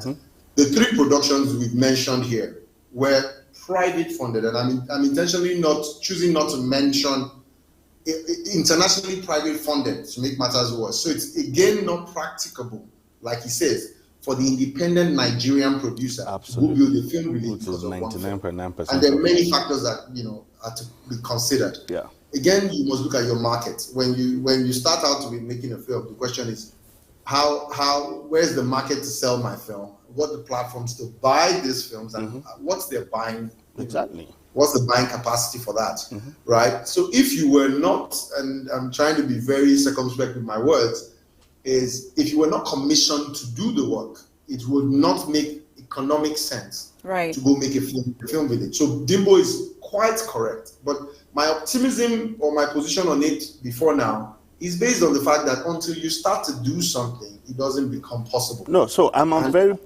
very optimistic about that also, because in the entire 2 series that I've worked for, Africa Magic, Halita, and the Rishantes, I had to hire a big mansion, a 11-room mansion, and I turned them into 11 sets.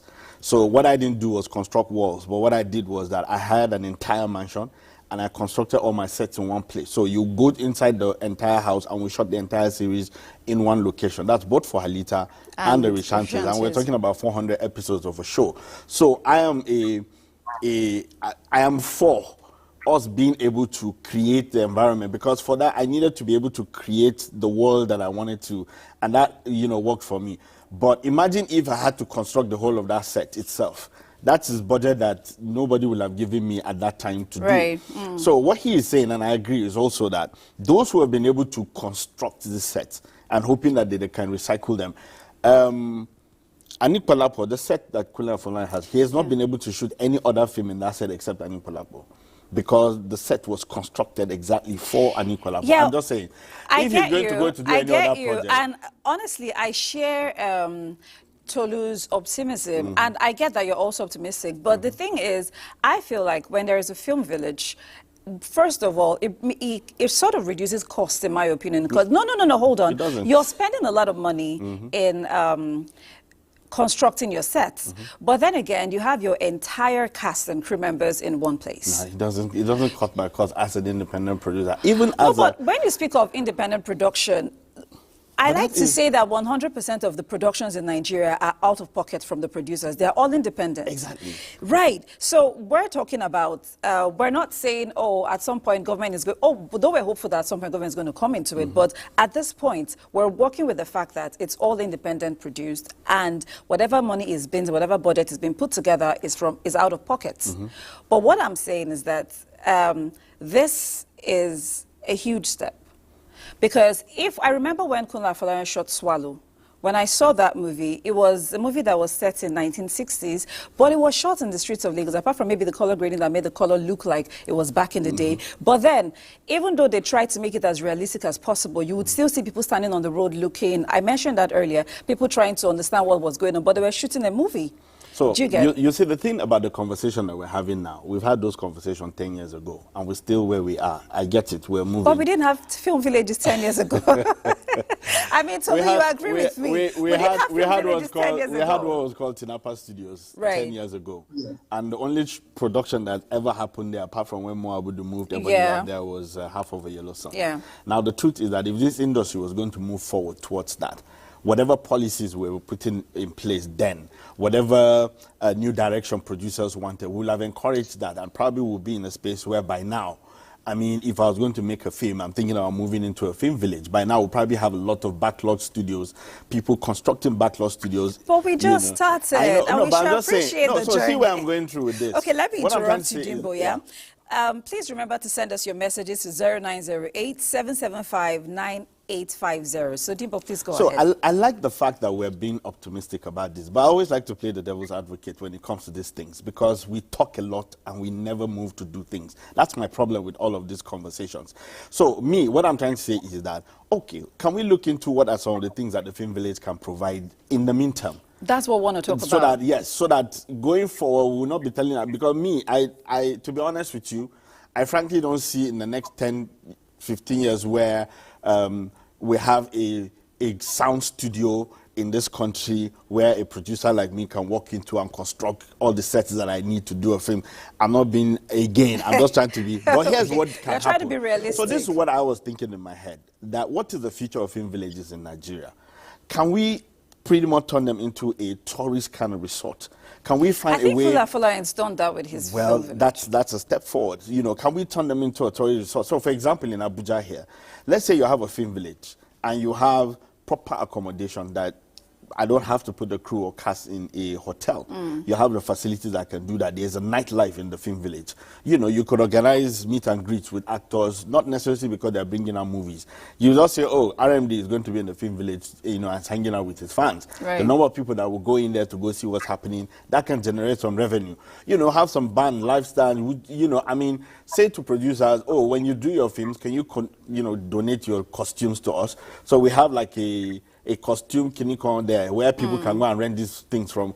I think that if we start looking at those activities, then it gives the film village some sort of life. Let's start from there. Then we now start thinking about raising revenues to build the sound studios that we need, so that when you come and I say, okay, I have this reality show that I need to shoot, or I have a TV show, I can construct one set which is soundproof. I can shoot all my 40-something episodes in 2 weeks, and then I move out. That will work. Then gradually we'll move into those, you know.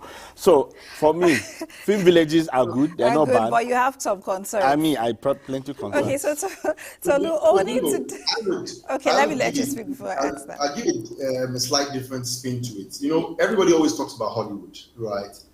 But there is a reality outside Hollywood. True. I remember once I sat with an Israeli, a French, and I think a Korean director. And you know, and then I just started out. I was telling them I want to make films, you know, like Marvel, like, you know, and they said to me, "Hello, hello, hello, come back to Earth." Right.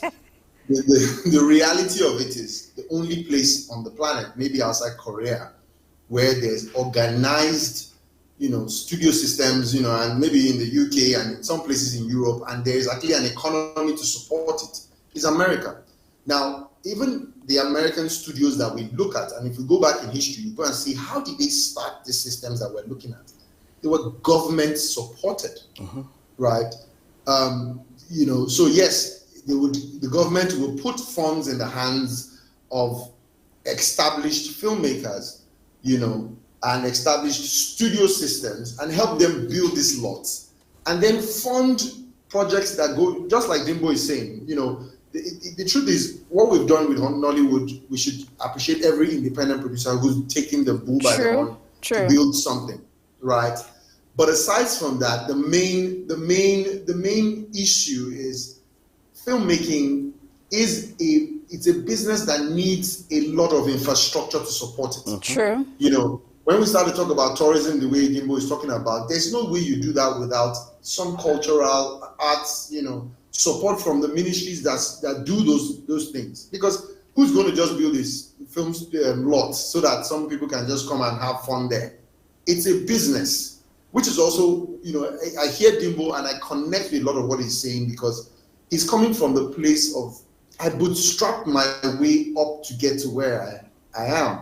I'm not going to do anything for the fun of doing it for the general public to come and just you know, have fun. The only system within an environment that, you know, what for me, I'm strong on what the government must do to support the individual, right? We talk about Rockefellers, we talk about all these great business people, but whenever you go close to the, you know, you go and understudy those systems, you find out that there was support from the environment. There were tax cuts, there were rebates, you know, there were things that were done to help these people grow from the infancy of those environments to the establishments that we see today. Now, of course, we're not going to be saying we're going to wait for you know, the government. I can see Dimbo already rolling his eyes. No, so Tolu, I need to add to what he has said. Tolu, you see, I think that this is where I need to say that, you see, people like you and I need to be consulted when it comes to the stakeholders meetings. I give you an example. I recently had a conversation about the Minister of the Creative Economy. They've rolled out a plan to be able to generate 100 billion annually from the creative space annually. You know, and of course they had, you know, the things that they lined up, how they're going. And in my head, I'm like, we should be having a conversation about how government would invest, because you can't reap from something you have not sown into. True. I mean, if Nollywood is running on independent pockets, and you're telling me you want to generate 100 billion, now I'm not criticizing, it's beautiful. We can even generate more. But what you said, Tolu, and I agree, is that government must also invest in this thing. So it comes to what we're talking about right now. Let's say, for example, we take the Abuja Film Village, and you say we're going to put every infrastructure in the Abuja Film Village to attract some form of revenue generation towards this thing. It will help me. Right now, I'm about to start a production, and one of the biggest problems that we're having in terms of the constraint that we're having is accommodation for cast and crew. It is up the roof, you know, and so you're not thinking about other alternatives to say, can you people be coming from home? That's another problem because transportation is on another level. So you see, these things are crippling us. But let's. Dimbo, while I agree with you, but I did mention earlier that it's no longer news that 100%, I don't even want to say 99, 100% of productions done in Nigeria are out of pocket. They're independently produced. So, but what I feel is that I share, while I agree with you, I do share with Tolu in saying that every producer or every independent producer who has put in the work, taking the bull by the horn to start these film villages, it's a step in the right direction because, hold on, because if we are saying that we want the government to come in and they're setting a budget of 100 billion, at least they're seeing that you're doing something. So what you're doing is yielding a lot of money, and then the government now feels, oh, this is a viable platform to invest in, and then make money not just for the producers, but also for the government. Which is why I am saying that I'm as optimistic as Tolu is. While there are concerns and limitations to these film villages, but I also feel they're making a production a bit easier. And yeah, I feel like they're making, apart from the... Maybe you need to leave this studio and go produce film. This one. No. You need to encourage her to leave this studio and go produce a film. I have left this studio to do other productions, but what I'm saying is... But I get where you're coming from. Right. And I promise you that these conversations are hard and they're difficult. And I don't want to sound like somebody who... No, but they must be. We must say them. It is a reality because I constantly say this. Apart from governance, the one industry that constantly keeps rolling, no matter what happens to the nation, is the creative space and the film industry. In the heat of the pandemic, we were still producing. True. So it is an industry that cannot be ignored. It is a place that has employed so many people. And I'm saying that we're contributing to the GDP even from private pockets. So what we're saying is that I get what you're saying. Like the individuals that are doing the most that they can to make sure that these infrastructures are there. You know, and the government has to also call and sit down on the table and say, can we put in, like say for example, and I'm not trying to advocate for anybody, say, for example, the Bolanle or St. Peter's space. You say, okay, how much have you invested into this? I know that there's IDICE, the new incentive by the $600 million. These are the kind of people that you go to and you say, okay, let's put in some more money into this place and make this place more functional. You know, you come and look for people like me. I'm advertising myself now. I say, Dimbo, you're in Abuja here. You tell me that story. So I come and take like $3 million. I'm going to do something with it. Yeah. You know, those are the actions that we're looking for. The government can invest this. It's not that there's no money. If we do that, I promise you, Nollywood will go forward. You will be shocked the things I will be doing. And, you know, as much as I'm not a huge fan of Nia Kim Online, I'm calling her now, I think that we also need to give him kudos. No, there's a reason. Okay. We need to give him kudos for being able to construct sets and shoot most of his films with. It is something that is commendable. You know, that's somebody that also needs to be encouraged to say, you have made this attempt, you know, can we put in some money into this and see what you can do bigger than that? So don't get me wrong. I feel like film villages are important. But it is, we're not ripe for it right now. No, I'm saying that because a lot of the producers cannot afford that. Can we look into investing in other places? Even if we're going to do the film, we should do them in phases. So let's say we're starting the one in Abuja. I was going to say something to that, but Tolu has been trying to get a word in, so let's listen to Tolu. Yeah. There's a perspective I want to help Dimbo pass across to you. It's not that film villages are not the practical way forward. Where we are at, right? We cannot afford to use them just yet. True. Right? And I'll explain what the issues are. So, for example, I was going to make a film sometime at the end of last year. That happens to be when I actually met Dimbo in person for the first time. And the film required me to travel across 7 different states because I was trying to make a film called The Artifact, right? And the idea was to have 4 kids who traveled through Nigeria, seeing all the sights and sounds and experiencing all of that. And you can imagine the cost and the challenge of making that. Now, if this was going to happen in Hollywood, right, the average cost would be to build everything within the studio system, right, and shoot maybe 70% in the studio, and the rest will be on location. True. I had to literally be shooting on the road as we were making, and much more extremely difficult to make, right, and so many things could go wrong. right? But the issue here is to recreate that experience in one studio is not money that is even within the whole industry. The whole industry can generate the funds to build a studio that can make that. Exactly. I agree. So in the end, the Nigerian filmmaker is forced to bootstrap everything. He was talking about art directors. An art director, where does he get the material for his art direction? He's constantly having to be creative. His contemporary in Hollywood has 100 years of backlog that he can go and refer to get material from. Look at the video we watched. Several shows have been shot on that set, right? What we currently have in our film villages are this, preset for the film that it was made for, which is what Dimbo is really, you can tell that that's his angst. It's just for this film. How do I use it for the next film, right? And until we create an ecosystem, what you're looking at in the video is an ecosystem of, first of all, if I was going to go to Culinary and say I want to shoot in this film, he asked me to pay. My whole budget probably can't pay to shoot in his what do you call it? Exactly. So why should I even go there? So it's impractical at this level to be talking about those film villages for the kind of films that we're still making. Now, it doesn't mean we don't have the vision to make them. It's the economy and the ecosystem that we're in. And that's what we're asking. Sort of a hindrance, yeah. You need to expand that ecosystem for it to become relatively cheap enough for us to use it. Jimbo says he needs a hotel, right? Now, whatever the hotel, the infrastructure is providing, it has to be cheaper than what is on the absolutely. Yeah, true. Absolutely. Right? Yeah. For him to come and use the hotel in that film village, such that there's a at least 5-year, 10-year investment plan that the government must put in place for these things to become practical for us to use. Okay. And if I may add, please. So practically, for us to get to this place where filmmakers like me and Tolu can easily rent a film village, there are so many factors that we must also, induce from outside to encourage that. First of all, is the consumer base.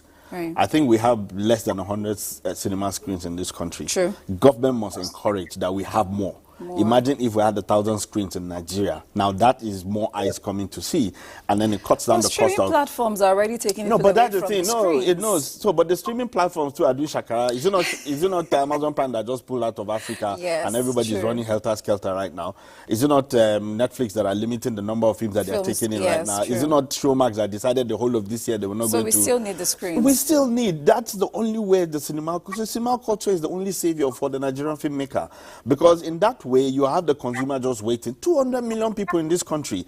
Kufiki Akindele was able to do 1.something billion by just pulling 400,000 people into the cinemas. Nobody has pulled 1 million people into cinemas in this country. Before. Why? Because we're also limited by the screens. So imagine if we had, there was a time I heard that Lagos State government were going to construct one cinema in each local government. If they had done that, that would have been more screens for us. That would have been local eyes to a thing. People that can pay 1.5 to enter.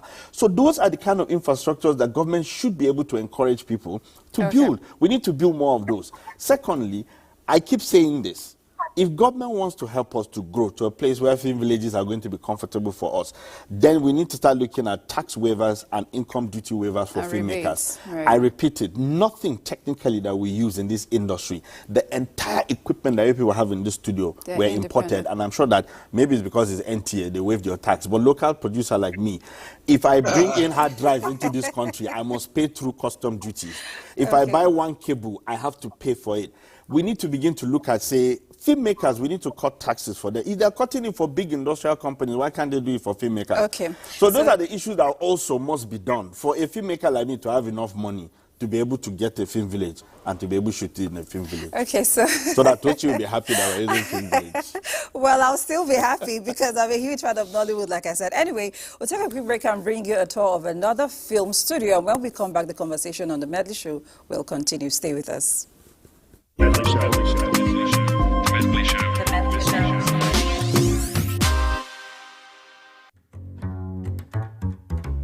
Hi, I'm John, and welcome to Warner Brothers Studio Tour Hollywood, home of the hottest Hollywood secrets.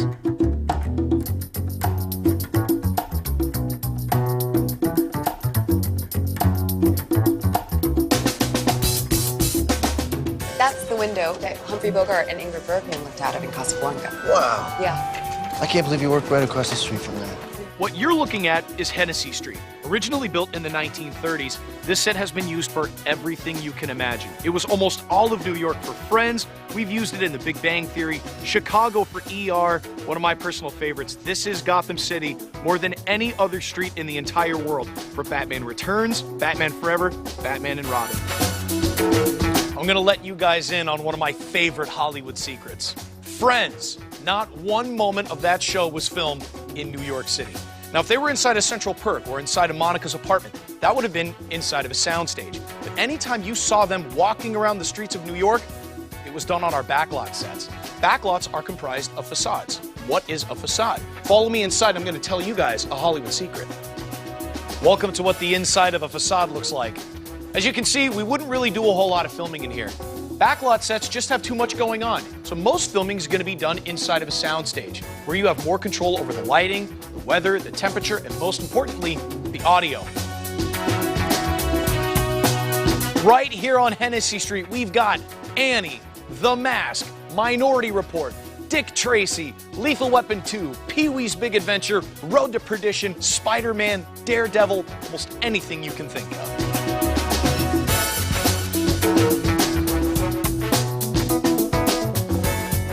Welcome to the Picture Car Vault, aka the Batcave. Now, the really interesting thing about these cars is that they are all originals. None of these are replicas. They're the ones built for the movies. They're also all fully functioning. Nothing in here is just a prop on wheels. They all really drive. In fact, most of the cars are equipped with the Chevy 350 small block. Now, the really interesting thing about this jungle set is that it's the last of its kind, which means it gets used for filming all the time. You've seen it recently in shows like True Blood, Pretty Little Liars, Heart of Dixie, Gilmore Girls. And one of the greatest movies that ever filmed right here in the jungle is Jurassic Park.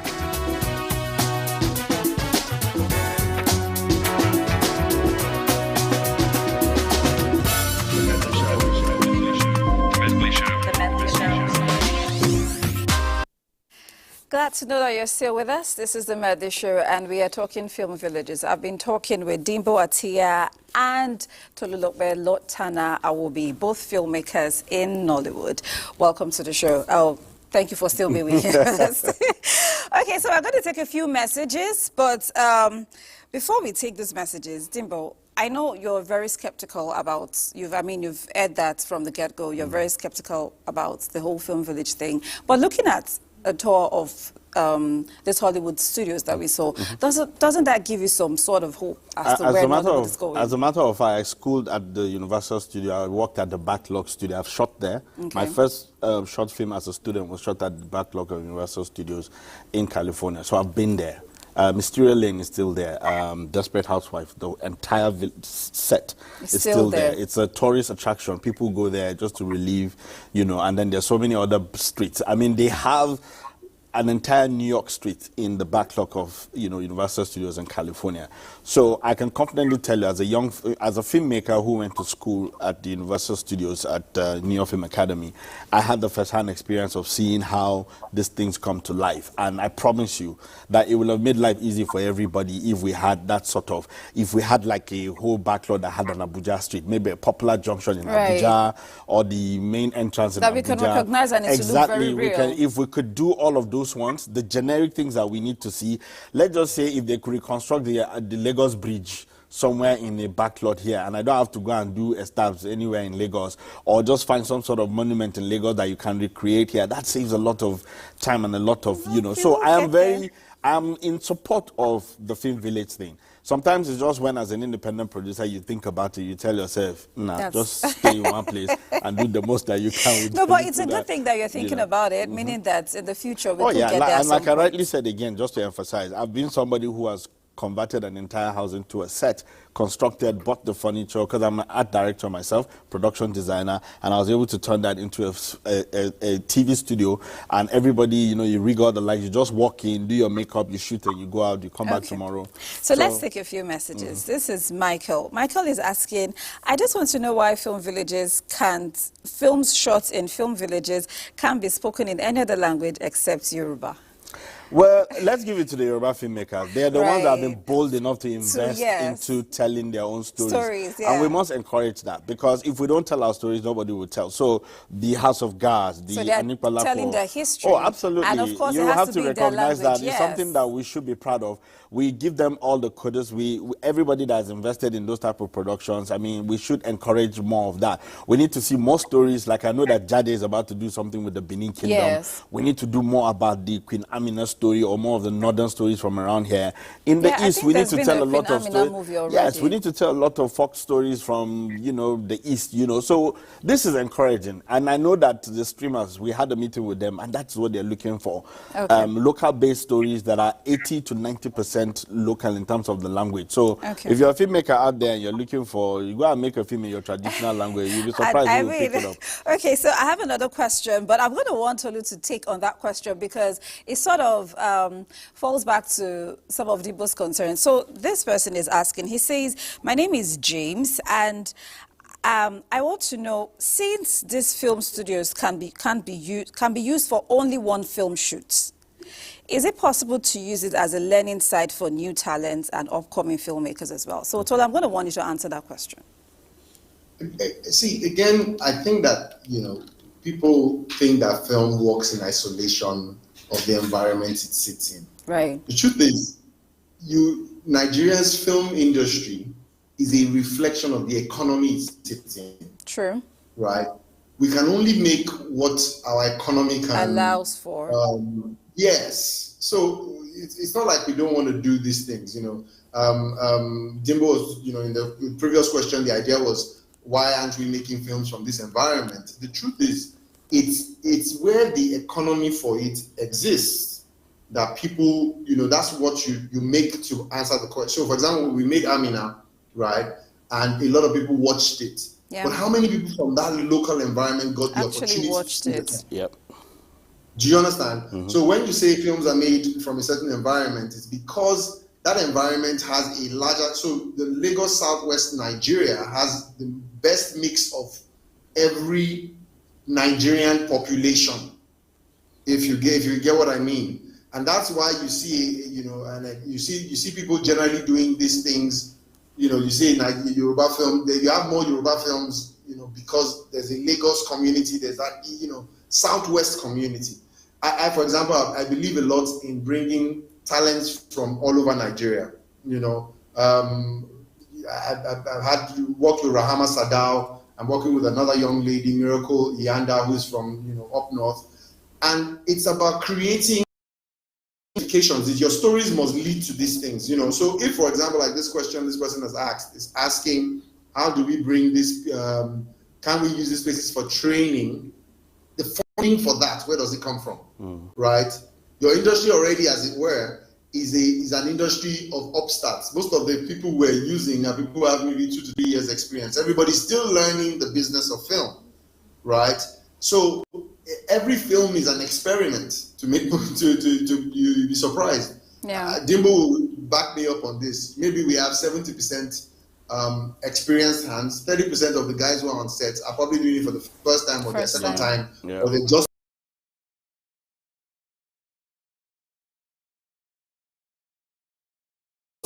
We ourselves got on the road by doing it. By doing. Right? Yes. So I say to that young person to listen, you want to make an epic film, get into the environment where an epic film is being shot. And then you will get the opportunity to do these things you're talking about.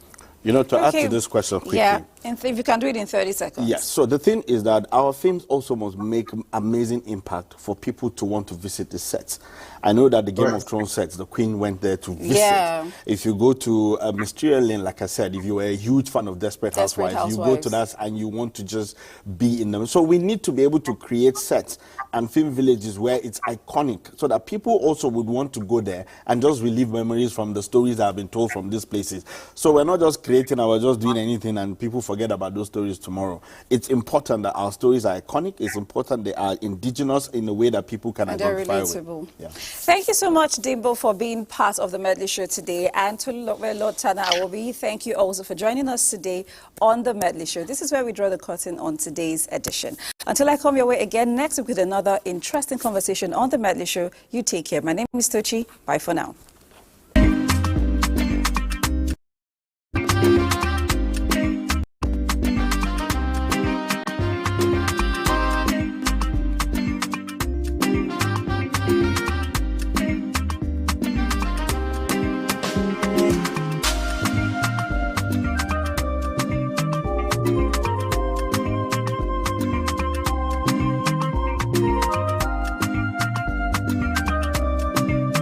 The Medley Show.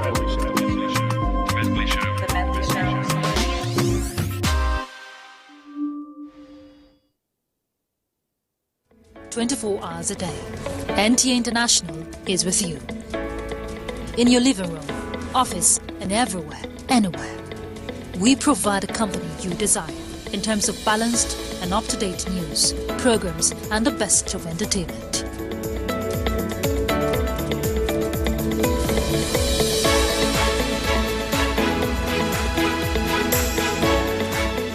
Tune in to DSTV channel 251, Go TV channel. And to watch NTA International in the USA, Canada, and Mexico, use the following satellite parameters. You can also see us on Facebook and YouTube for quality content on the go. NTA International, Africa's window to the world.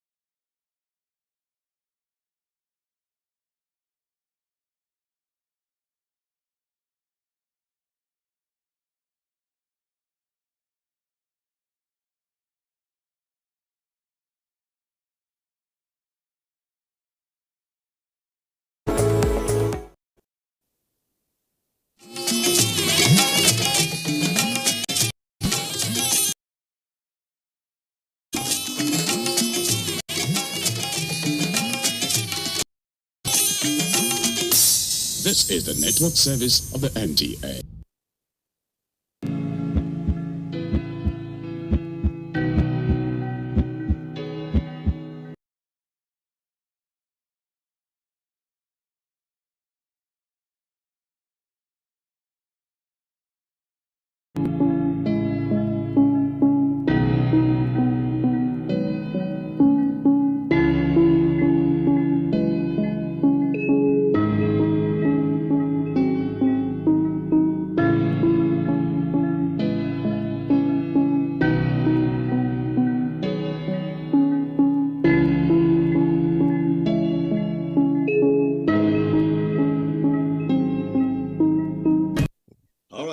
Welcome to Your Health in Your Hands. I'm Dr. David Ajibade with the Brain and Body Foundation.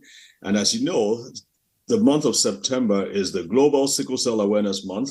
And our goal at BBF is to bring down the rate of death.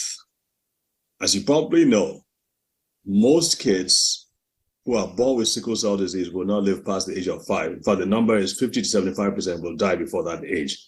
And even those who survive, most of them will be dead by the age of 30. And this is a very, very sad commentary on the state of affairs. I mean, we are number one in the world by far with over 4 million people who have sickle cell disease. But for kids to be suffering the way they are, and we not yet having a solid solution or solid approach to it, being number one in the world, to me is a sad commentary. And it's certainly not to slight our government or slight other medical professionals. It's just that we have to have a combined stakeholder approach to this. Everybody needs to be involved, not just the government, not just healthcare professionals, but citizens, concerned citizens, parents, and everyone else who can put their minds towards addressing this. And that's why we are doing what we're doing. Our goal is to reduce that rate from 50% or in some cases 75% to less than 10% by the year 2025. And you will see on our social media platforms, if you're not following us, please be sure you do, that we're doing everything we can, everything from providing supplements, everything from providing information and knowledge about how parents can better take care of their kids with sickle cell disease. But it's not enough. We need your help. We need you to be involved. We need you to reach out to your politicians, your governors, your doctors, your healthcare professionals. Let's all work together to address this problem. And in furtherance of this is why we're bringing in some of the very well-respected experts in this field. And one of them is one of our colleagues from medical school. We go way back. His name is Dr. Tony Oyekunle, who is now working in New Zealand. Welcome to the show, sir. Thank you very much, Dr. Ajibade. I'm really very grateful that you have considered me to invite me for this talk. Yes, I'm very happy to be here. Absolutely. Well, we appreciate you making the time, and I know that you are like 18 hours ahead of us, and this is early in the morning for you. One of the things that I've been really impressed with you is every time I've reached out, I've asked questions, anything I wasn't sure about, you are always quick to respond, to share with me your experience and to point me in the right direction. So I want to say a big thank you for that. Thank you, my chief. Okay, so let's talk about sickle cell disease. This is so important. I know your field is in stem cell transplant and basically in the cancers, but you've started a lot working with sickle cell disease. And one of the things we were talking about offline was the importance of certain kind of drugs like hydroxyurea and some of the supplements. But from a professional perspective, let's just start with an overview. What is sickle cell disease? Why is it such a problem? And why have we not been able to get past this whole situation where it's still killing as many people as it was like 40 years ago? Yeah, thank you very much, Dr. Ajibade. I must again appreciate what you are doing. It's a very good job that you are doing, putting yourself out there to try and reach out, to try and advocate for patients with sickle cell disease. Indeed, it's a big problem in Nigeria. And even though most of the numbers we quote, for instance, when you talk about 4 million people with sickle cell disease in Nigeria, these are the people who have survived. These are the 4 million people who have survived. For the most part, we are mostly counting this. These are mostly adults that we are counting. If we were to look at the time of birth and the percentage of people who are born with sickle cell disease, we might be talking about a bigger number.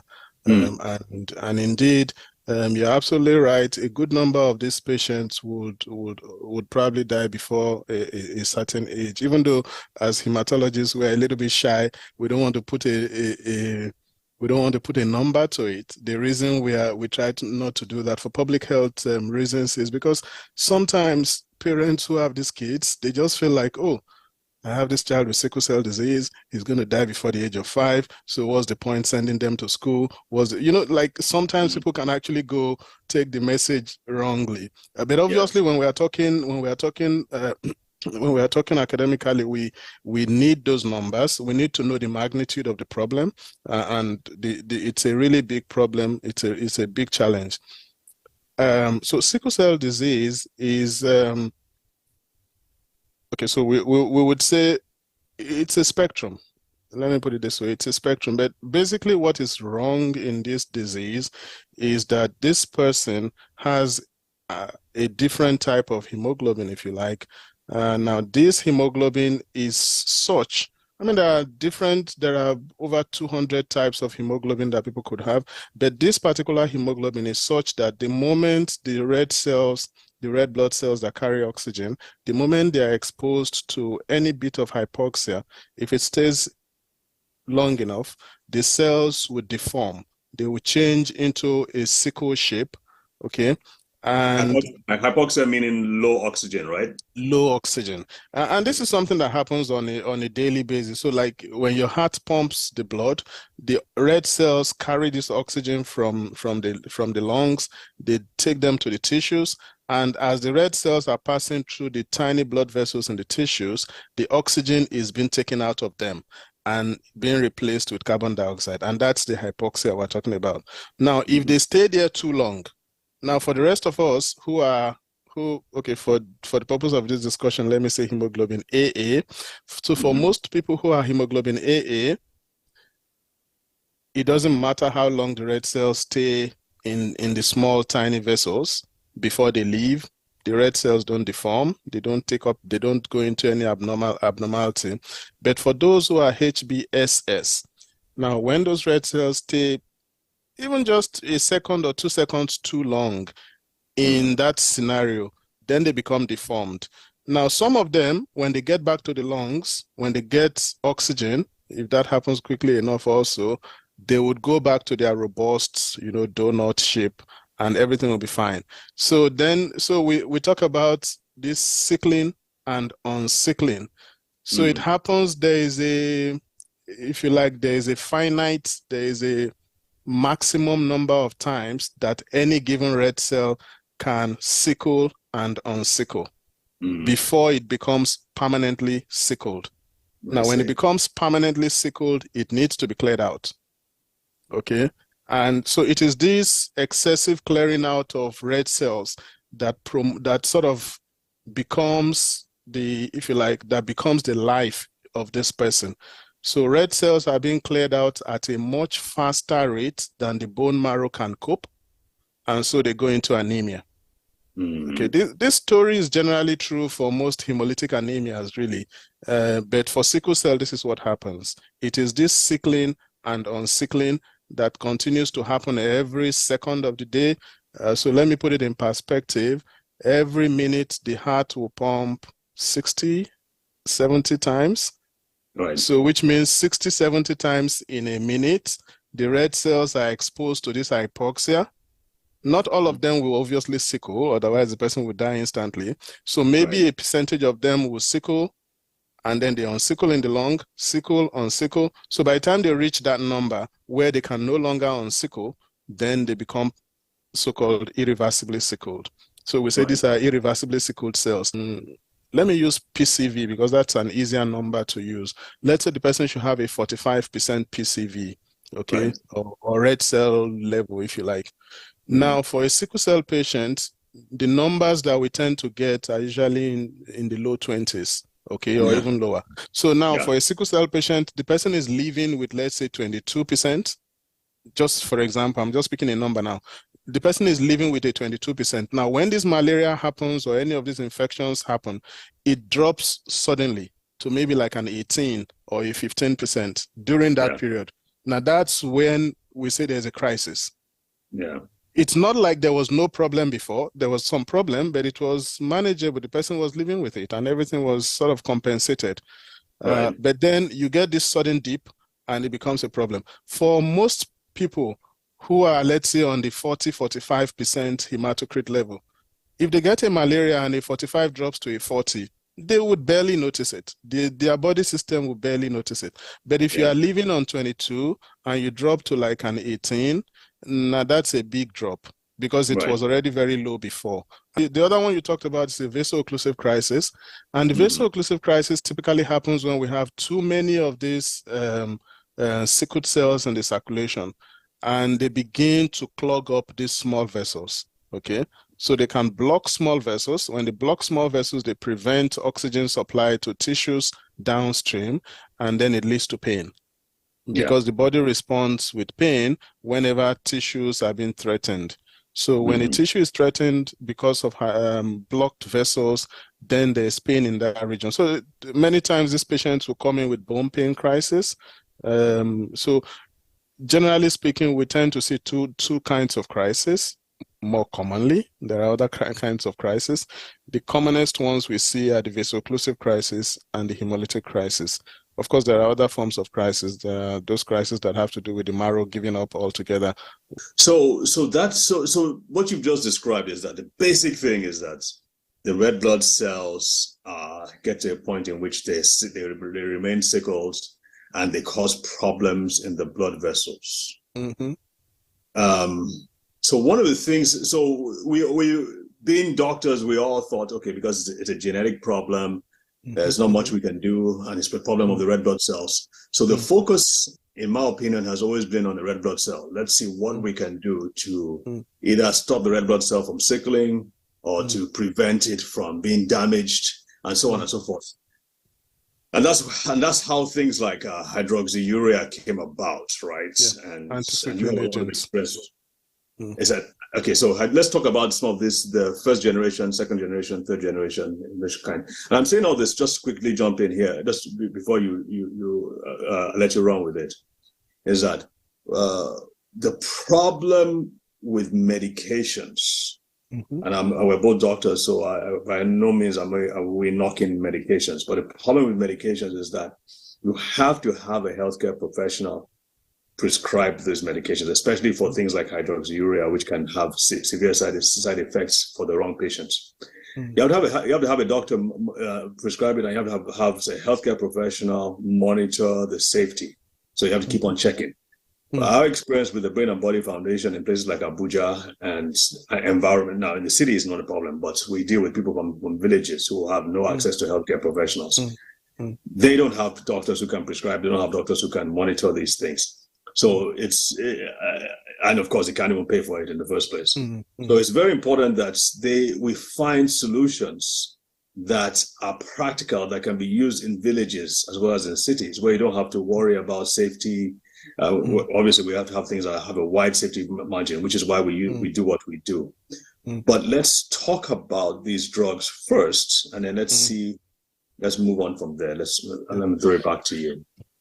Thank you very much. I mean, this is sickle cell is, maybe I should say, is not as debilitating as, let's say, many other diseases that we know. And I'm not saying this to trivialize the disease. It's debilitating enough as it is, but I'm trying to look for like if somebody has some kind of mental disability for life, or maybe like a Down syndrome, it's probably not as debilitating as some of there are a number of other debilitating conditions that that people can have. And from my little experience moving around, I have seen that in some countries where things are a little bit different, because of this pervasive, this sort of extensive social support network, social support systems, they are able to contain and manage every single one of these patients because of those kinds of networks. Now, coming back to Nigeria, so sickle cell disease is that one disease in Nigeria that sort of tests our system, that tests our healthcare system, that tests our social support system. It is not as if we don't have a social support system. The difference is it's not formal, it's not government run, it is informal, and it depends on the goodwill of people you interact with. So for instance, your uncle decides to help you, that's up to him. And that's up to him to decide when to start the help and when to stop the help. So I'm saying this not to say that we do not have a social support system. We do, but it's not formal and it's not government supported. It's not government run.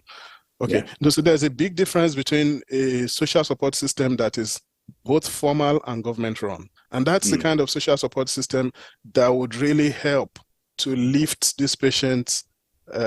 Remember, these are people who ordinarily, apart from the sickle cell disease that causes them to become, if you like, compromised, They are ordinarily very good citizens, very hardworking people, very smart people, very intelligent people academically too. So if we were able to manage this little thing, let me say a little thing that is sort of gnawing at them every day, if we're able to contain it as a society, we would be able to get the maximum out of them. And I'm saying this just to underscore the fact that I know a number of colleagues who have sickle cell disease, maybe I should say sickle cell anemia, so just to make it clearer, who have sickle cell anemia, who are specialist doctors.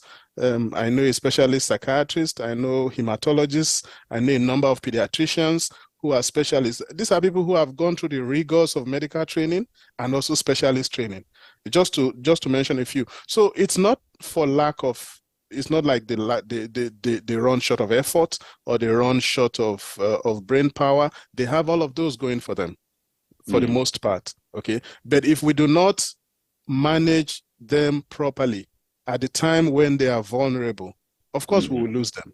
So and that's what I see your foundation doing. So let's get back to the issue we are discussing. So in terms of these drugs.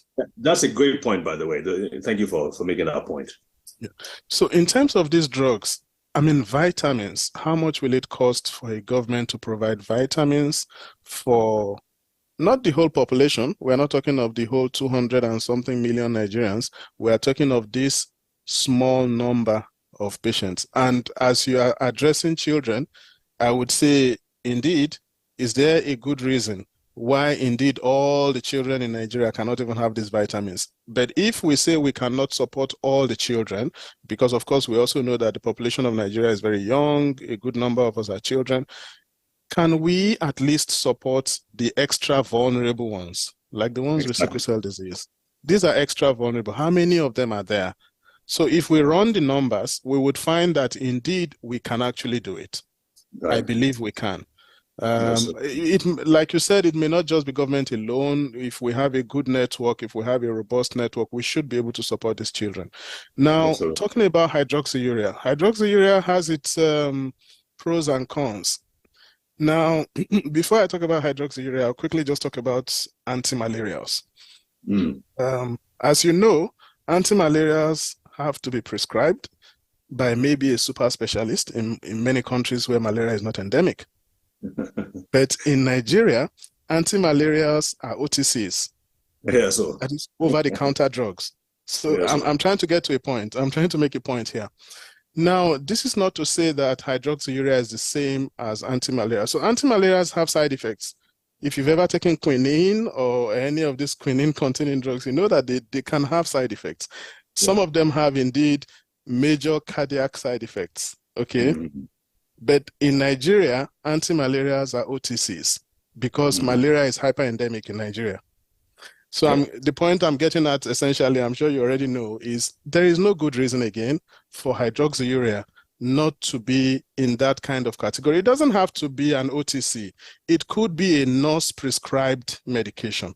It could still be prescribed, but we don't have to put it high up there, like it must be prescribed by some super specialist, by a hematologist, or by, you know, it could be at the level of, yes, go to your community health center and you get a nurse, prescribe it to you and dispense it. And in any case, if you are a known sickle cell patient, you would have been pre-registered if we have a decent newborn screening system. You would have been pre-registered. You would be known in the healthcare system, and the nurse in your locality would be aware of you, and it shouldn't be a problem. So what I'm trying to say is you would have had your prescription practically pre-written, if you like, and so the nurse in your locality is aware of you. It's not like you're not a random person from somewhere. Right. Okay. You're not a random person. You are already known in that locality. And even with the current situation.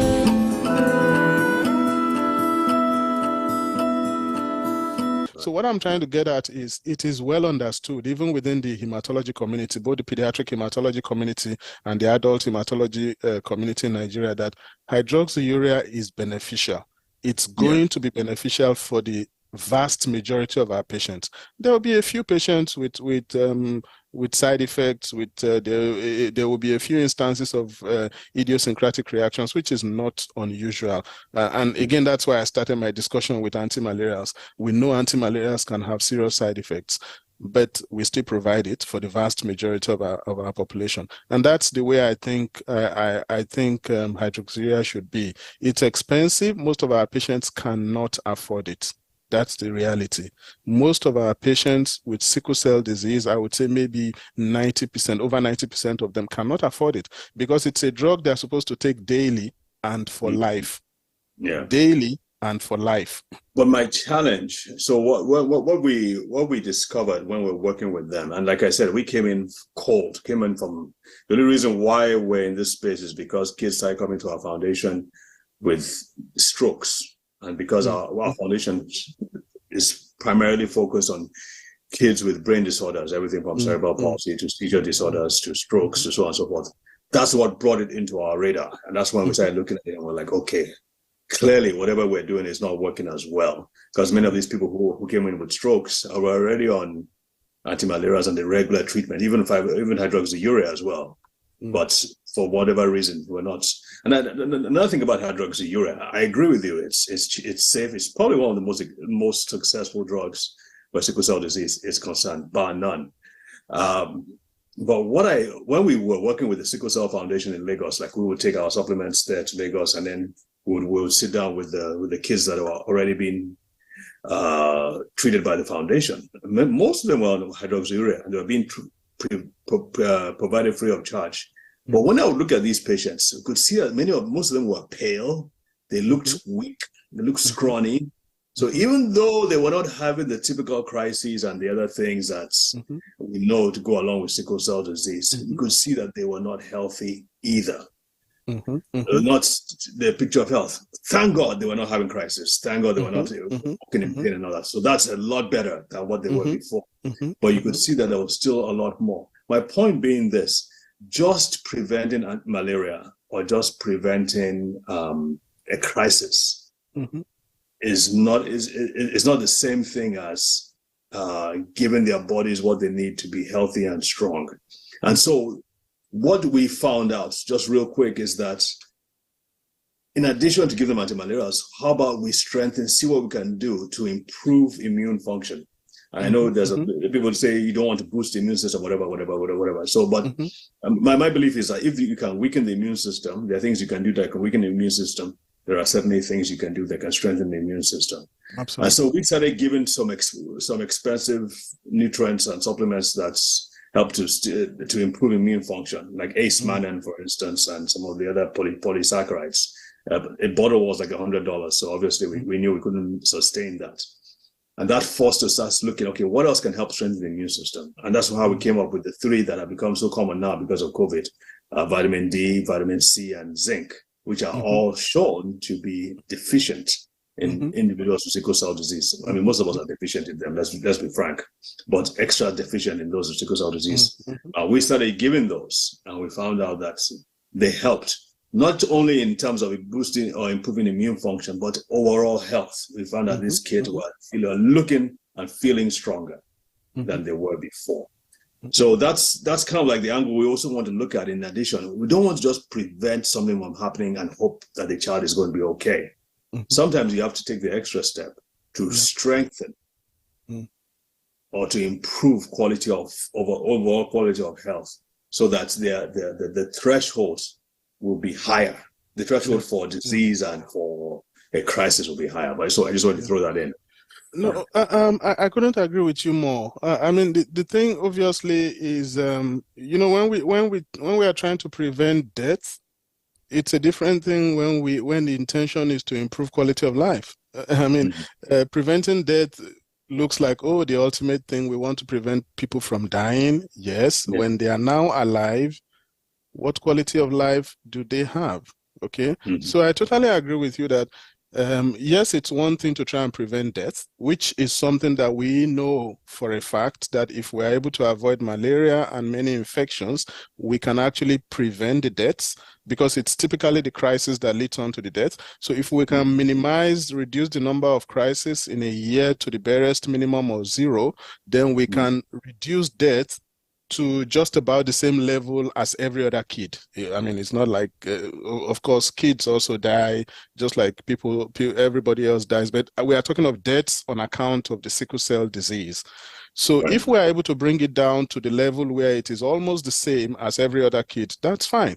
Now, when you talk about quality of life, of course, from our own little limited experience also doing research, we have found that vitamins can be very useful, okay? For many of us, when we take vitamins, we take them as we look at them as a luxury. Like, if I have the spare cash, I would take some vitamins, you know. But for these kids, the use of vitamins is particularly crucial, because for them it shouldn't really be luxury. It should be part of the package. And you know, I already mentioned vitamins initially. I've already said there's no reason why vitamins should not be provided for them absolutely free. Well, folks, I hope you've enjoyed your time with us today. This has been a lot of really, really good information where sickle cell disease is concerned.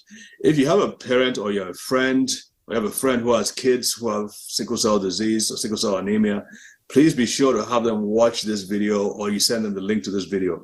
These videos are archived on our website, brainandbodyfoundation.org. Also, we have clips on them on our social media platforms, again, Brain and Body Foundation, and also on NTA. The NTA YouTube channel also has these videos.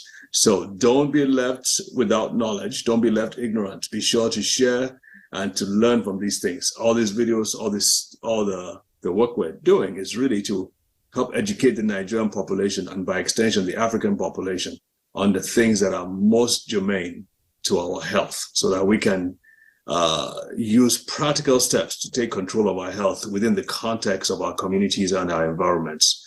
So, and with that, we're going to say, God bless, take care, stay strong and healthy.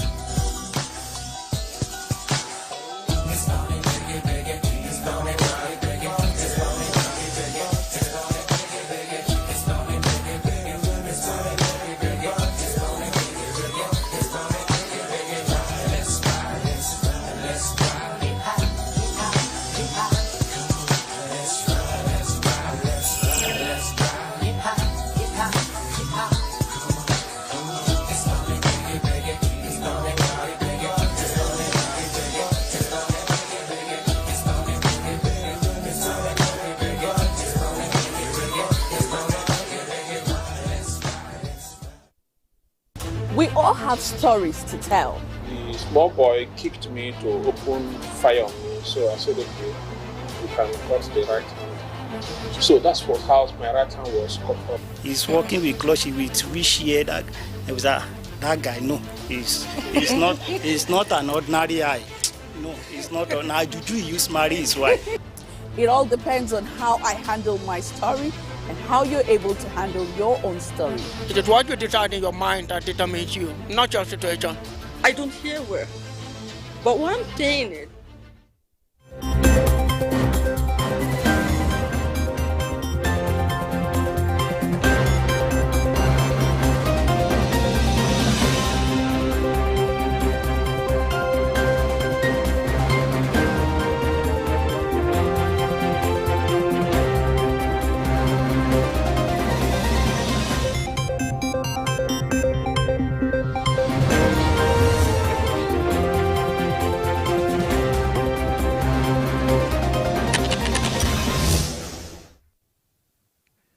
FAC allocates 1.203 trillion naira to federal government, states and local government councils for August 2024. Minister of Industry, Trade and Investment and Standard Organization of Nigeria partner to protect consumers' rights. Plus, all eyes on this week's gathering of the Central Bank's Federal Reserve meeting as markets react. Our guest on the program today is Eche Stephen Idoko, the Publicity Secretary of Crude Oil Refiners Association of Nigeria. The program is Business Express, reaching you from Abuja, Nigeria's capital. I am Musa Abubakar, your guide.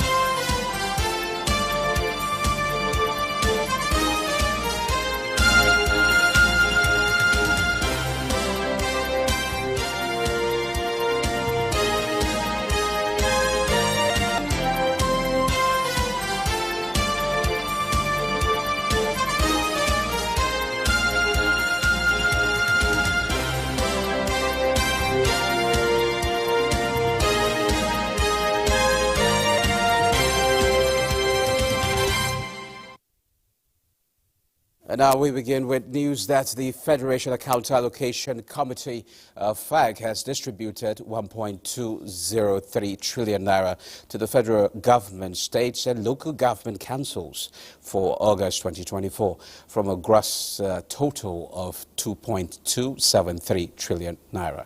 The federal government received 374.9 billion naira, states received 422.8 billion naira, and local government councils got 306.5 billion naira.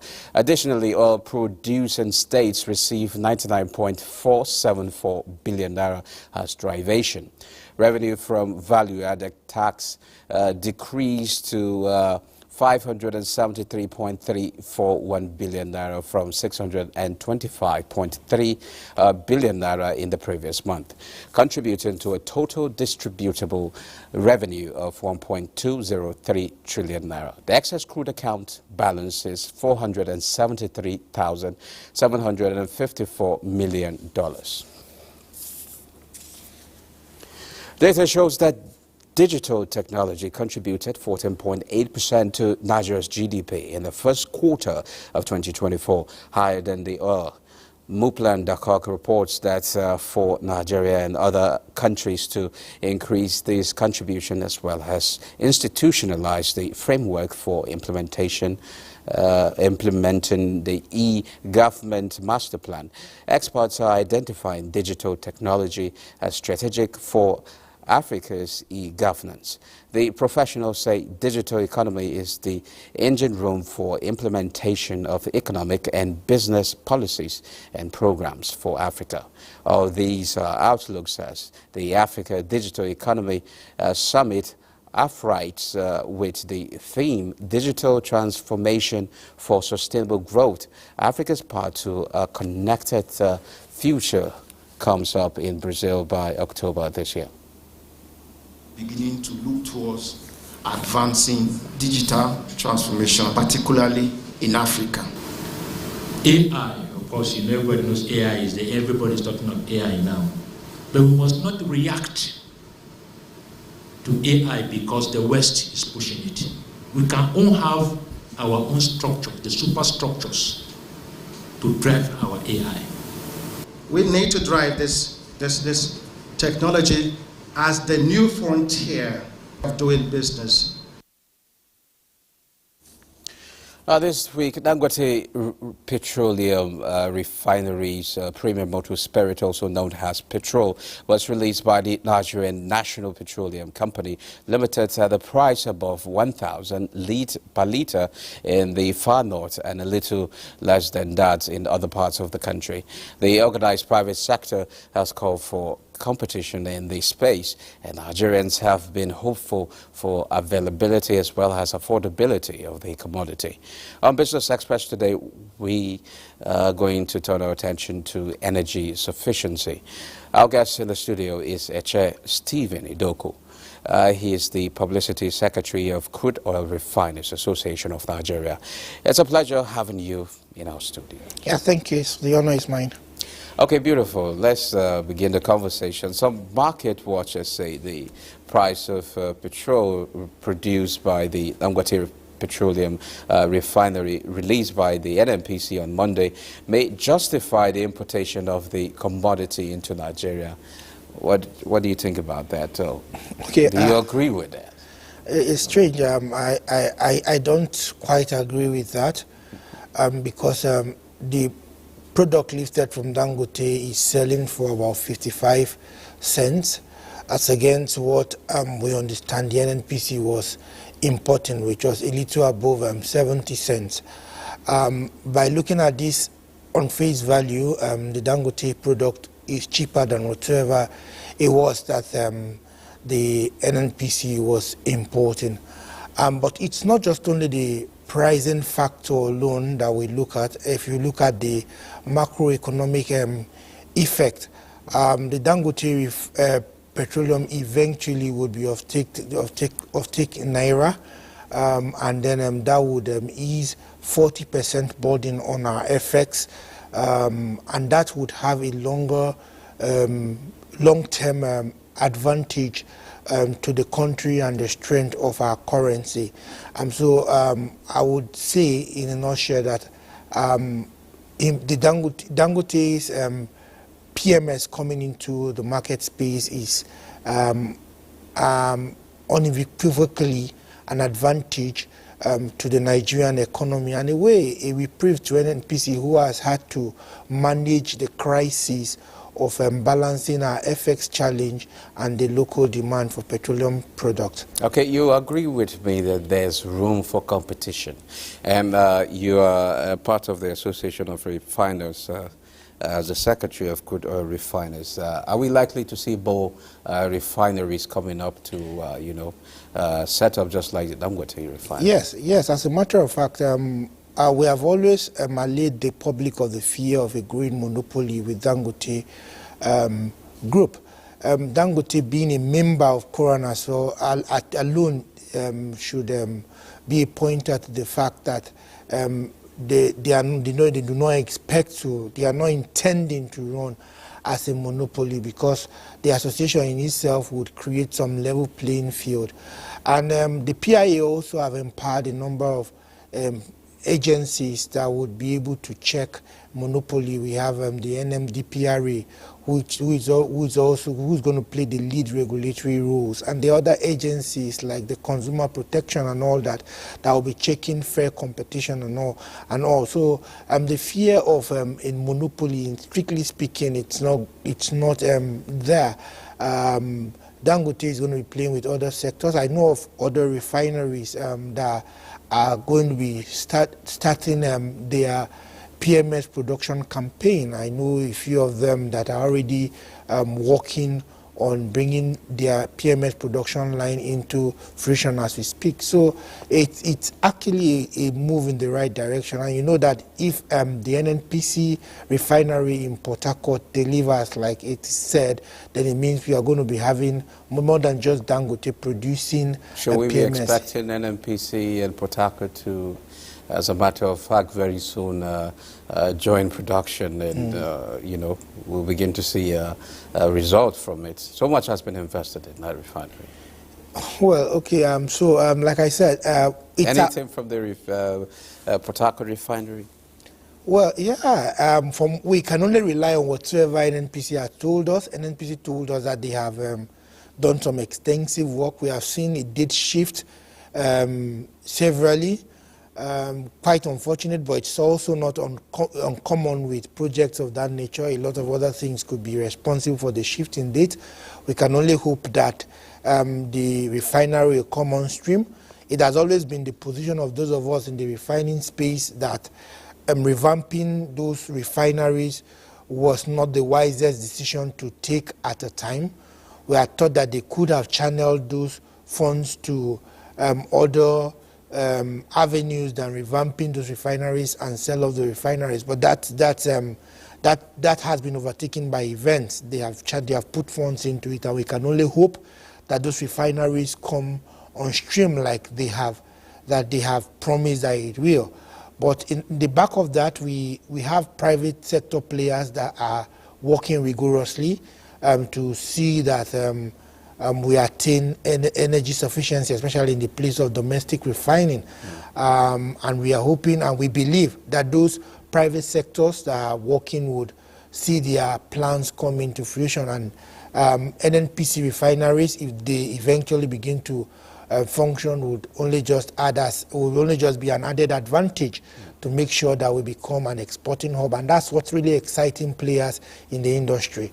But a lot of people argue in favor of the fact that Dangote now, with the coming upstream of Dangote, it means it improves Nigeria's energy security and somehow lessen our dependency on imported fuels. But others also argue that it's actually in private hands. So what's your position? Yeah, you see, the world has moved towards, the world has become more capitalist inclined in the last few decades. And one thing about capitalism, if you want your economy to grow, is that you must have the private sectors play and allow government do the job of regulating. And if you want to see a lot of private sectors play, then you have to make the environment conducive for them. What we have seen with Dangote succeeding is that we are going to be seeing more actors coming to play in Nigeria, and that's why we have to be very careful with the kind of signals we send out. So it's a win-win for Nigeria to see more private sector play and have the government play less in this sector. And whatever has happened with the Dangote refinery and the other private refineries coming on stream is supposed to be a positive for Nigeria. And let's not make it a political thing. It's not a Dangote versus NNPC or the private sectors versus the government. It's actually the government creating an enabling environment for private sectors to strive and get private investors to play. If we have to get our energy security right, then the private sectors will have to play. We have them playing in the upstream, and we have seen the upstream do well.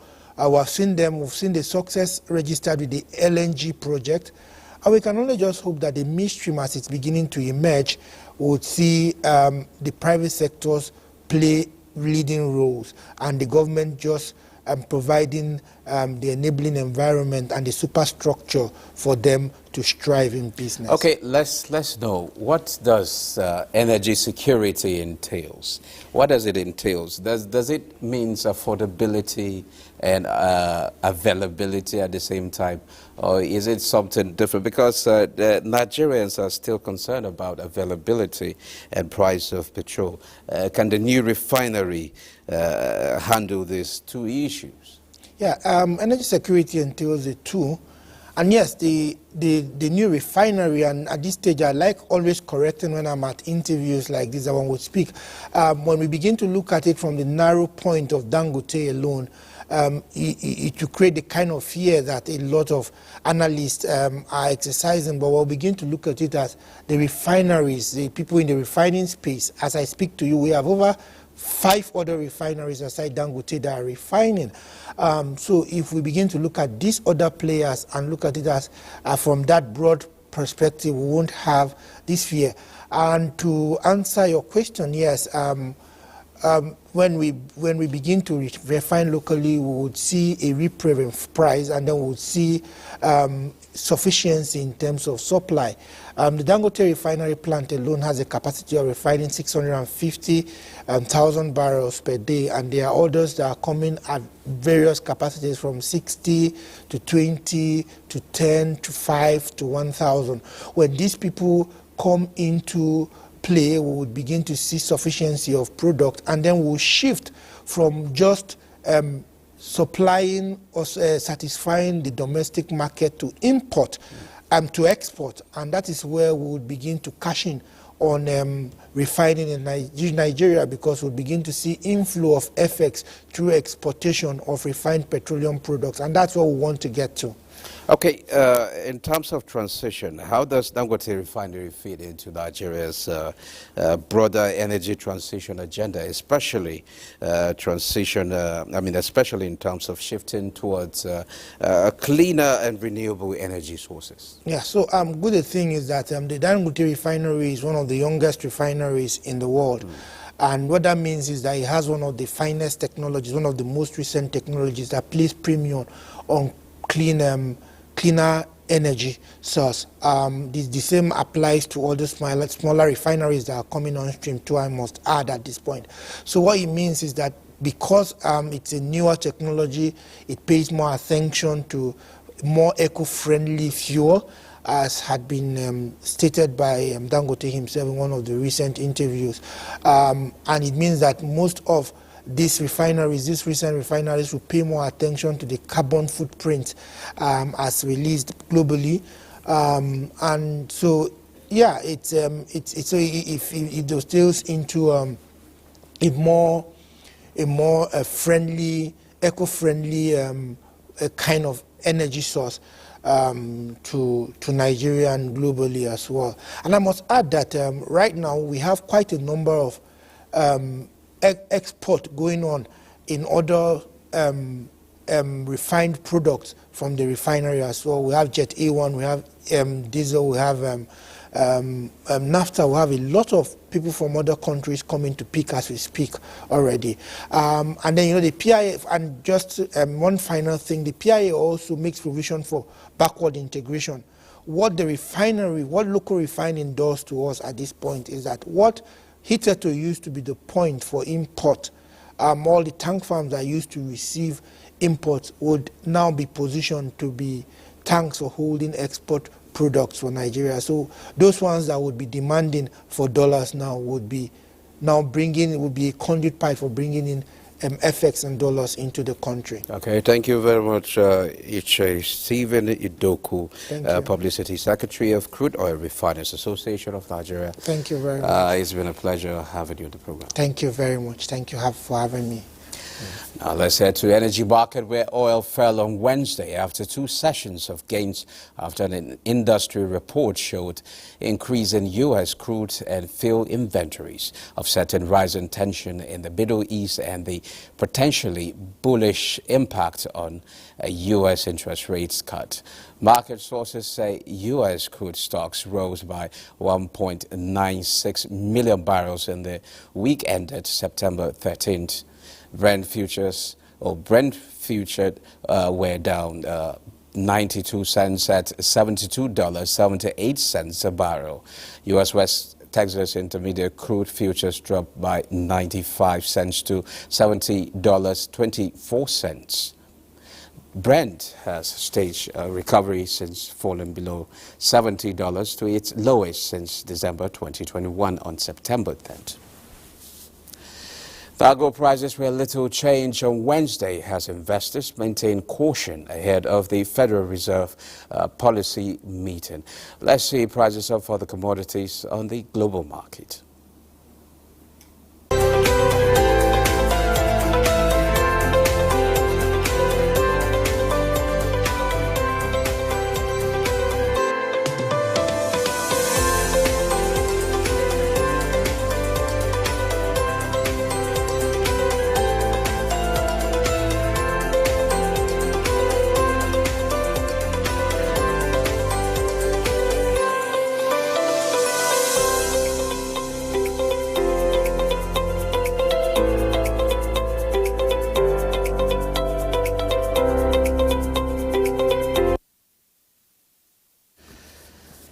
The federal government has underscored the crucial role the Nigerian capital market must play in the realization of targets of the Tinubu administration to create a $1 trillion economy. Vice President Kashim Shettima stated this when he received on a courtesy visit executive members of the Association of Capital Market Academics of Nigeria, led by its president, Professor Uche Walike, the presidential villa.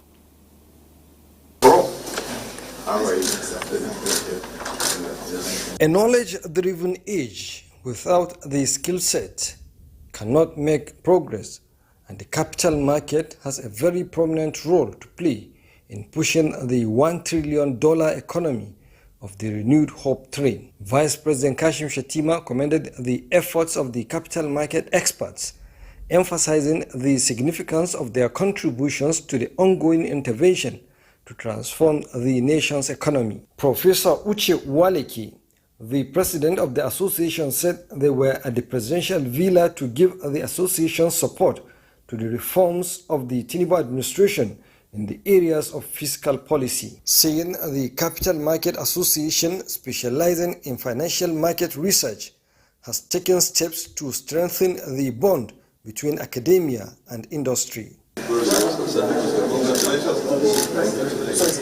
In a move that signifies the growing importance of academic inputs in national economic policies, the association has conferred fellowship of capital market academics to the vice president, which is the highest membership status. The decision made unanimously at the last conference recognizes Vice President Shetima's role as the chairman of the National Economic Council. And with this award, what remains is the inaugural lecture, a very important condition for the award. From the State House, Abraham Jibrila. Well, it's just in that media reports today that a former governor of Kogi State, Mr. Yahaya Bello, is in the holding facility of Economic and Financial Crimes Commission, EFCC, is incorrect. The commission wishes to state that Bello is not in its custody. Bello already declared wanted by the commission for alleged 80.2 billion naira money laundering charges, remains wanted with subsisting warrant for his arrest. Now to global markets, global stock steadied as traders weigh the odds of a supersized Federal Reserve interest rate cut later this Wednesday. Maria has global market update. Hello, Maria. Hello, Musa. We have the global markets in the mixed trade this afternoon as European markets fall as investors considered key data from the region and looked to the U.S. Federal Reserve interest rate decision. We have the DAX, which depreciated by 0.11%. FTSE followed this trend at 0.65%, and we have the CAC following the trend also at 0.45%. Moving to Asia now, we have South Korea and Hong Kong markets, which are still closed, while mainland China resumed trading after a nationwide 3-day holiday. Indonesia's central bank's rate decision is also due later in the day. We have the Nikkei, which appreciated by 0.49%. We have Shanghai Composite going up 0.49% also. And we have Hang Seng Index up by 1.37%. U.S. stock futures rise slightly as Wall Street anticipate the first Federal Reserve interest rate cut in 4 years. We have gains mute as uncertainty lingers over how big the easing will be from the central bank. Futures tied to the Dow Jones average were up by 0.12%. We have S&P 500 futures going up 0.15%. We have Nasdaq Composite up by 0.25%. African markets are bearish this afternoon as South Africa GSE Top 40 slumped 0.62%. We have Tunisia Tune Index going down 0.14%. Namibia All Share Index was down 0.06%. While Ghana remained marginal. That's the summary of the global stock market. I am Maria Adozakari. It's back to you now, Musa. Now thank you, Maria. Let's see how the Naira is exchanged for the currencies.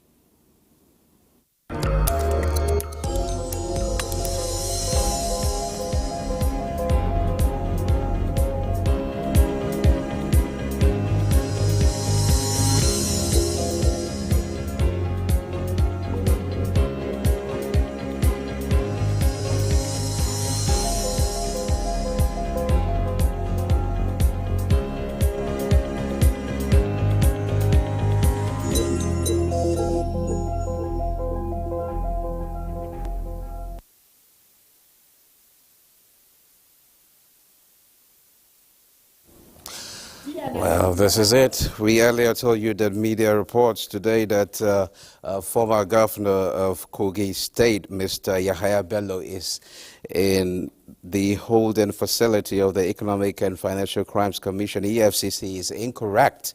The commission wishes to state that Bello is not in its custody. This is where we end this edition of Business Express.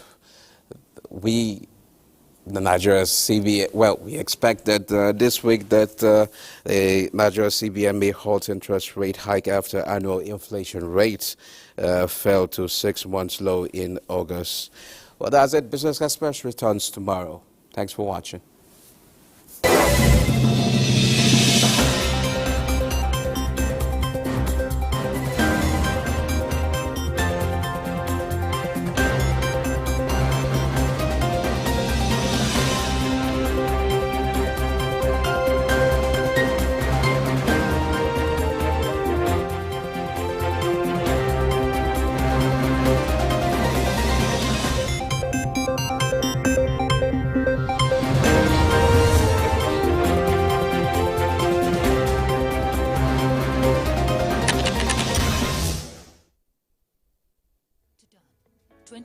A day.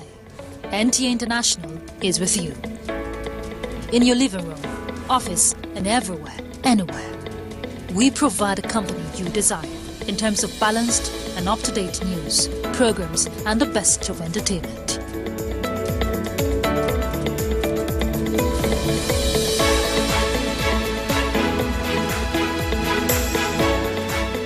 Tune in to DSTV channel 251, Go TV channel, and to watch NTA International in the USA, Canada, and Mexico.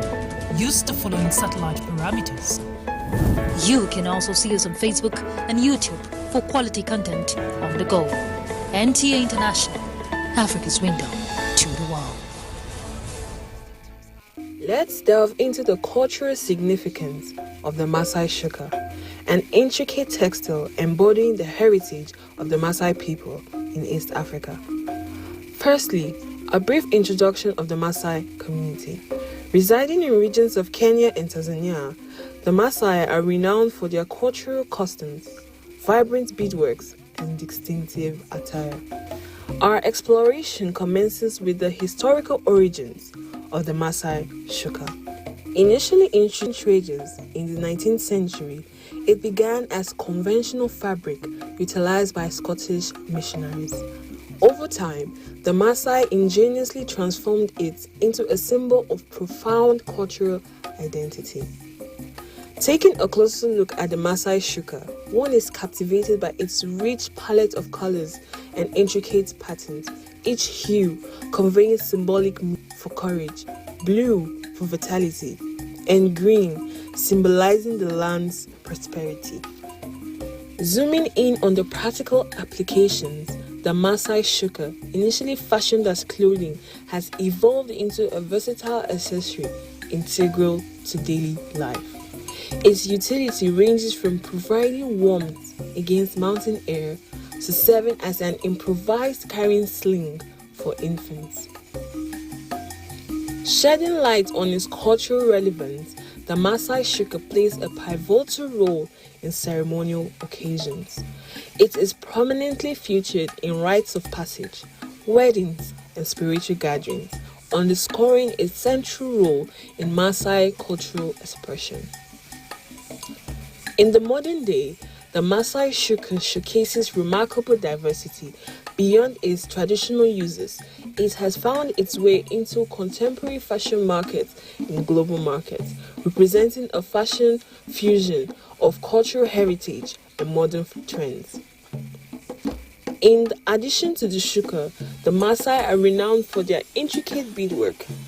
Bracelets, necklaces, and earrings adorned with colorful beads are iconic accessories contributing to the distinctive Maasai aesthetic. This is the network service of the NTA. This is the Young Scholars TV show. Young Scholars on your TV. You can be who you want if you believe. Educating, entertaining, and creative. It's the Young Scholars show. Young Scholars on your TV.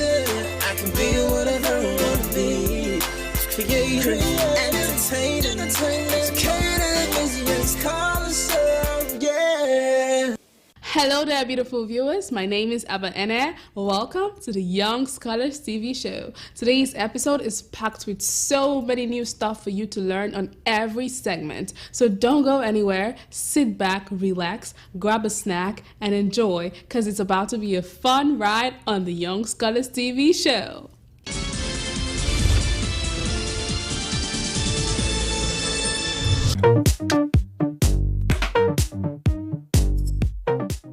Hey guys, I'm Ethan. Follow me to explore 10 facts about the world. From the reason behind Christmas trees, royal family members, the opposite of a dice, and the word orange. So did you know that? Fact 1. The festive tradition of Christmas trees dates back about thousands of years to the Romans and ancient Egyptians. Fact 2. The Queen had 2 birthdays a year. Why? Because in Britain, the weather during April is generally cold, and she couldn't let her subjects stand out in the cold to cheer her on. Hence, she celebrated her official birthday for the nation on another day in June. Fact 3. Members of the royal family are not allowed to sign autographs. This is because somebody can try to forge or copy their signature. Fact 4. No word in the dictionary rhymes with the word orange. Fact 5. Apple floats on water. Fact 6. Number 4 is the only one with the same amount of letters. Fact 7. More than 480 million people have played Monopoly.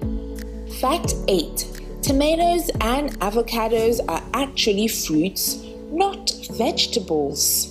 Fact 9. The opposite sides of the dice always adds up to 7. Fact 10. A bolt of lightning is 5 times hotter than the sun. Christmas trees are used in our homes, schools, and offices, but we don't know the festive tradition behind it. How about tomatoes are fruits? Oh, it means that we've been having fruit stew for a very long time. And the word orange does not rhyme with any word in the dictionary. I'm Ethan, now you know, did you know? See you later, my fellow world explorers.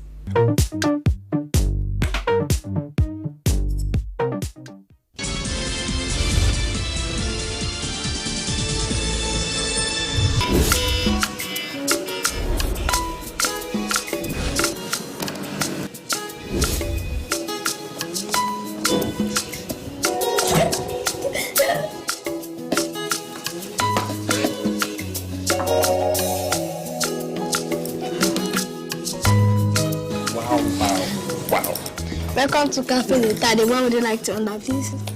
I would like some pancakes with some spread. And you? I'd like a slice of toast and spread. Golden penny spread, oh. Easy to spread, oh. Good for the kids, oh. The man no go worry. Well done, kiddos. Thanks to Golden Penny Spread, easy to spread and good for the family. Mama like Golden Penny Spread, easy to spread and good for the family.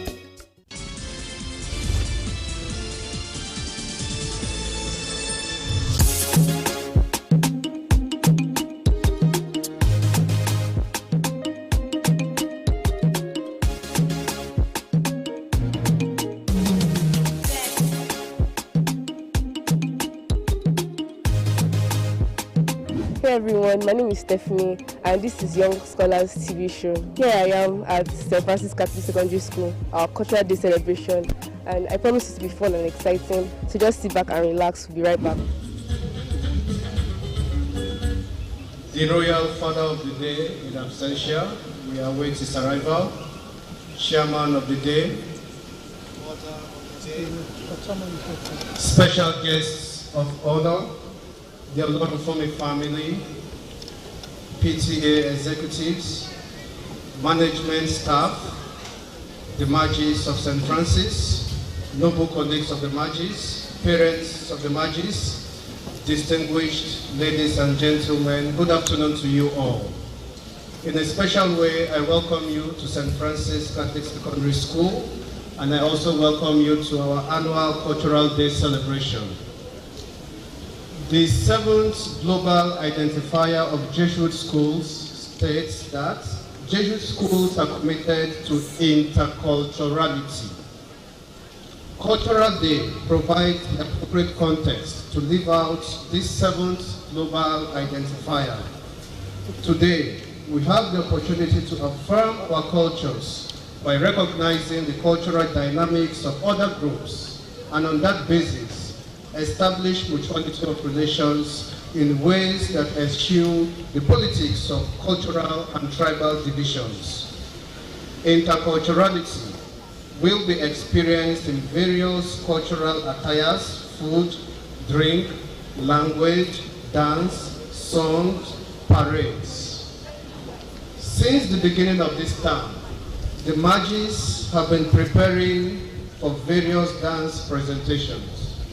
And this is an indication of their willingness to embrace interculturality and cultural belongingness while showcasing it to the world here present. And this interculturality is seen that we have students who are dancing with other cultural groups. So maybe somebody is Yoruba, but you see him or her dancing with Aqua Cross or Igbo. That is the interculturality that we are talking about. And this is what we celebrate today. This is our own body. This is also when you have gone out. This is good for you to relax. This is our own thing or her.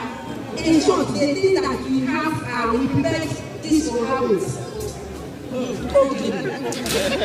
all, this is this one. Look at it very well. When a woman has offended the husband, you see this chicken. That is the only thing that the man will see whenever a woman has offended him. She will use it. And neither. Hey, Timoma, please, this is for you. Cool your temper. We are together. And after that, in short, after he has eaten it, everything will go. And this is our breadfruit. Upa. This delicacy is best for every other thing. When you talk of protein, this thing is full of it. You eat it, especially those who are that, this time around, many people are suffering from diabetes. So it is a good food for them.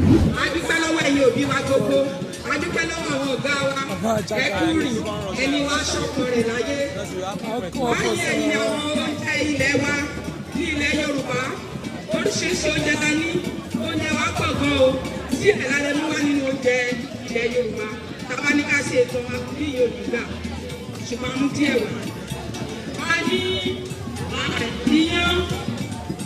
iyán lọ bá oúnjẹ òun ti fẹ́ bẹ̀rẹ̀ níbi iyán iṣu ni a fi ń gúnyán iṣu kan ní o kì í ṣe ṣe ewúra. Iyán ló ń jẹ o ṣe àmọ́ bẹ́ẹ̀ pé ọkà lóògùn àìrí aláǹjẹ kan ẹnu má jẹ wọ́n mọ ẹlẹ́rìí léde. Ajẹ́ pàtẹ́pẹ́, ajẹ́ bó pàtẹ́. Ó máa ń lọ pẹ̀lú ẹ̀fọ́. Ẹ̀fọ́ ló pàtó. Ọ̀rẹ́ ló lọ pa. Ọ̀dọ́dẹ ló lọ pa. Ọ̀rẹ́ pàtó. Ṣọ́kọ́ yóò pàtó. Ọ̀dọ́dẹ ló lọ pa. Akọ́kọ́ ti sọ́wọ́. Àrẹ̀wá ìsọ́wọ́. Kẹ̀wọ́n ti fi sọ́wọ́. Ìnáwó.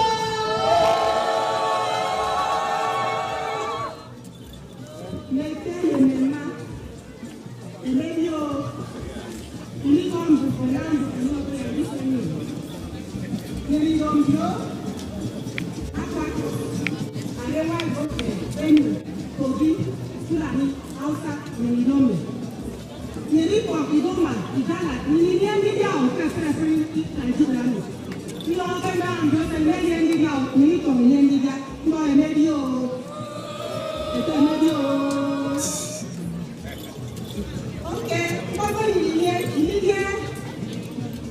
Ese rice soup. Eba nguko. Afam soup. Ebe food.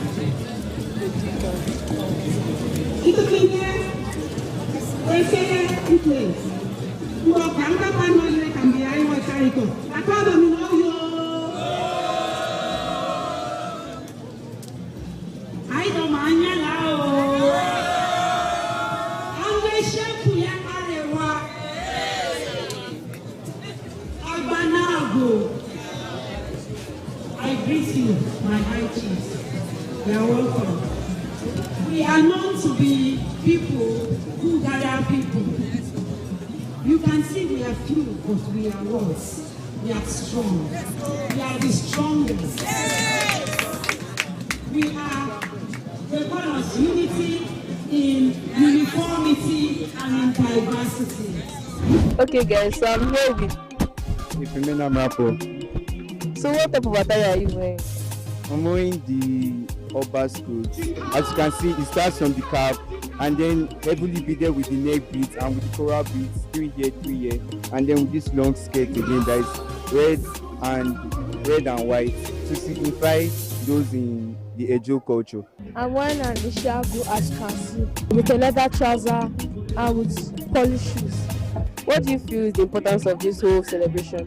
The togetherness of all cultural tribes. Seeing all different types of unique ethnic groups coming together, joining together and showing their different cultures in different presentation and dances. It actually feels very good to be observing and looking at.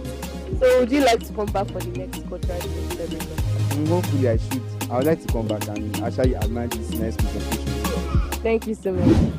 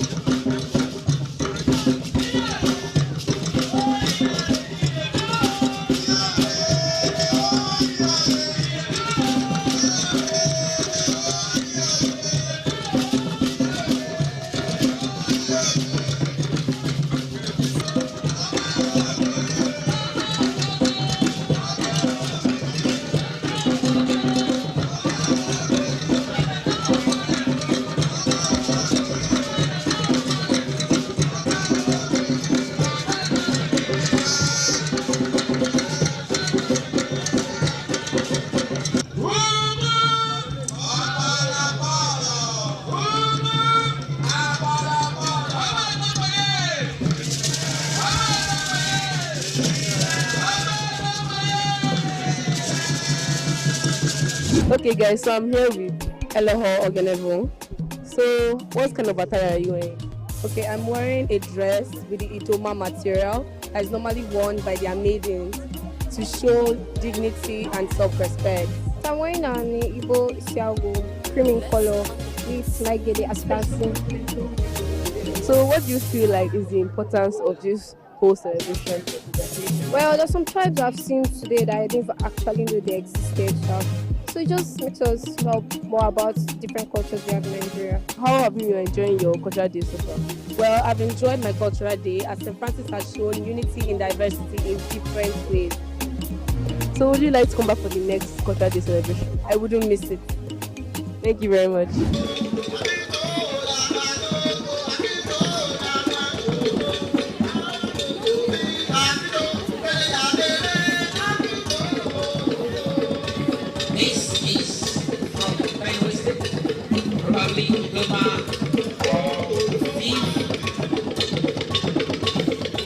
This is Steve, yes. This is Steve. Dance.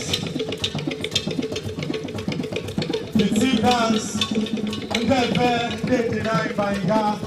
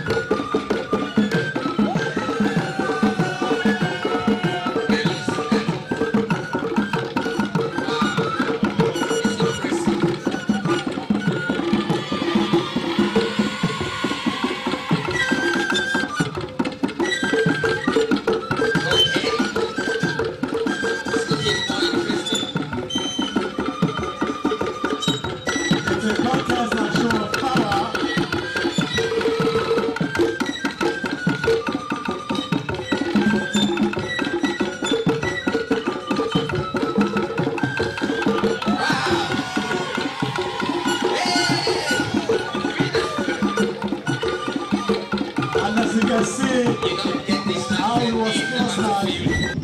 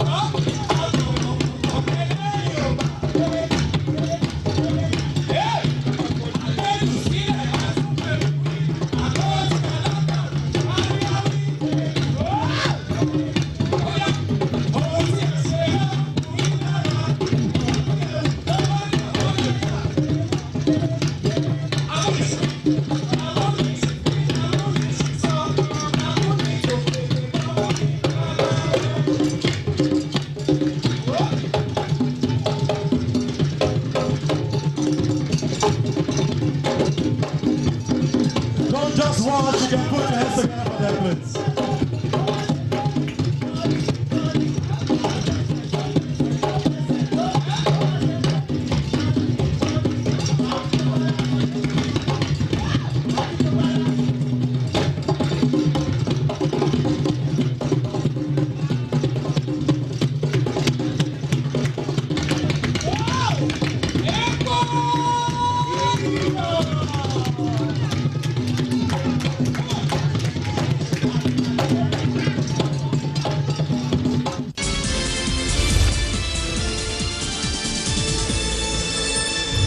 Okay guys, thank you so much for watching today's episode of the Young Scholars TV show. I'm sure that you have learned something new, and I just hope that you're able to infuse whatever you've learned on the show into your daily lives and share it with your peers and people around you. With that said, thank you so much for watching. I remain Abba Ene. See you next time. Keep watching the Young Scholars TV show. Bye.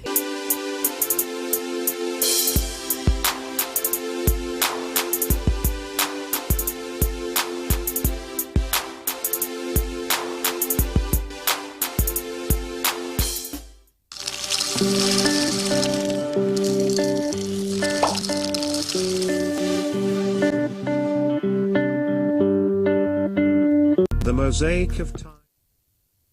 Anywhere. We provide a company you desire in terms of balanced and up-to-date news, programs, and the best of entertainment.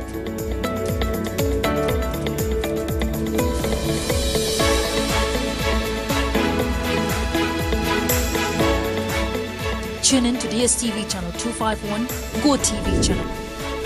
And to watch NTA International in the USA, Canada, and Mexico, use the following satellite parameters. You can also see us on Facebook and YouTube for quality content on the go. NTA International, Africa's window to the world.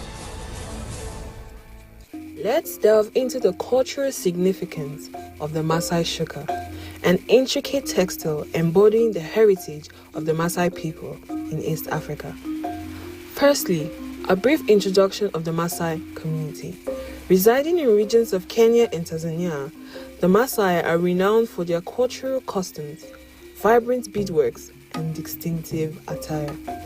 Our exploration commences with the historical origins of the Maasai shuka. Initially introduced by European traders in the 19th century, it began as conventional fabric utilized by Scottish missionaries. Over time, the Maasai ingeniously transformed it into a symbol of profound cultural identity. Taking a closer look at the Maasai shuka, one is captivated by its rich palette of colors and intricate patterns, each hue conveying symbolic meaning. Red for courage, blue for vitality, and green symbolizing the land's prosperity. Zooming in on the practical applications, the Maasai shuka, initially fashioned as clothing, has evolved into a versatile accessory integral to daily life. Its utility ranges from providing warmth against mountain air to serving as an improvised carrying sling for infants. Shedding light on its cultural relevance, the Maasai Shuka plays a pivotal role in ceremonial occasions. It is prominently featured in rites of passage, weddings, and spiritual gatherings, underscoring its central role in Maasai cultural expression. In the modern day, the Maasai Shuka showcases remarkable diversity. Beyond its traditional uses, it has found its way into contemporary fashion markets and global markets, representing a fashion fusion of cultural heritage and modern trends. In addition to the Shuka, the Maasai are renowned for their intricate beadwork. Bracelets, necklaces, and earrings adorned with colorful beads are iconic accessories contributing to the distinctive Maasai aesthetic. As we conclude our exploration of the Maasai Shuka, this seemingly simple fabric emerges a profound cultural artifact reflecting the resilience and creativity of the Maasai people. Join us in our ongoing journey as we continue to explore the diverse and captivating tapestry of global cultures.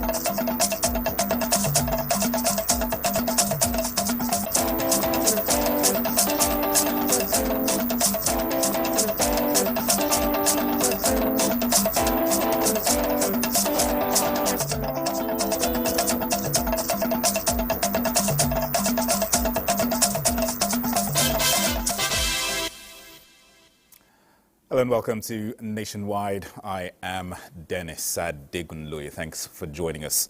We'll begin at the State House, where the federal government has launched a comprehensive strategy tagged Exploit the $7 trillion global halal market to position the country as a leading player in the halal economy. Vice President Kashim Shettima at an event in Abuja said the project is part of initiatives to diversify the economy with a view to capitalizing on Nigeria's position as the 8th largest domestic halal economy in the world. And of course, we'll bring you more details of that report in our subsequent bulletins. Now, the House of Representatives has showed its support for Borno State flood victims with a 100 million naira donation. This was when a delegation of the House, led by Representative Al-Hassan Ado-Dogwa, visited Governor Babagana Umar Zulum in Maiduguri to offer condolences and solidarity with the government and people of Borno State. Presenting the donation on behalf of Speaker Tajuddin Abbas and all members of the Green Chamber, Al-Hassan Ado-Dogwa pledged the National Assembly's commitment to ensuring legislative and budgetary solutions to flood disasters across the country. The House commended President Bola Tinubu's swift response to the plight of the Borno people at this critical time. The delegation also visited the Shehu of Borno, His Royal Highness Garbai El Kanemi, where they reiterated their commitment to supporting the people of Borno State in rebuilding and recovering from the flood devastation.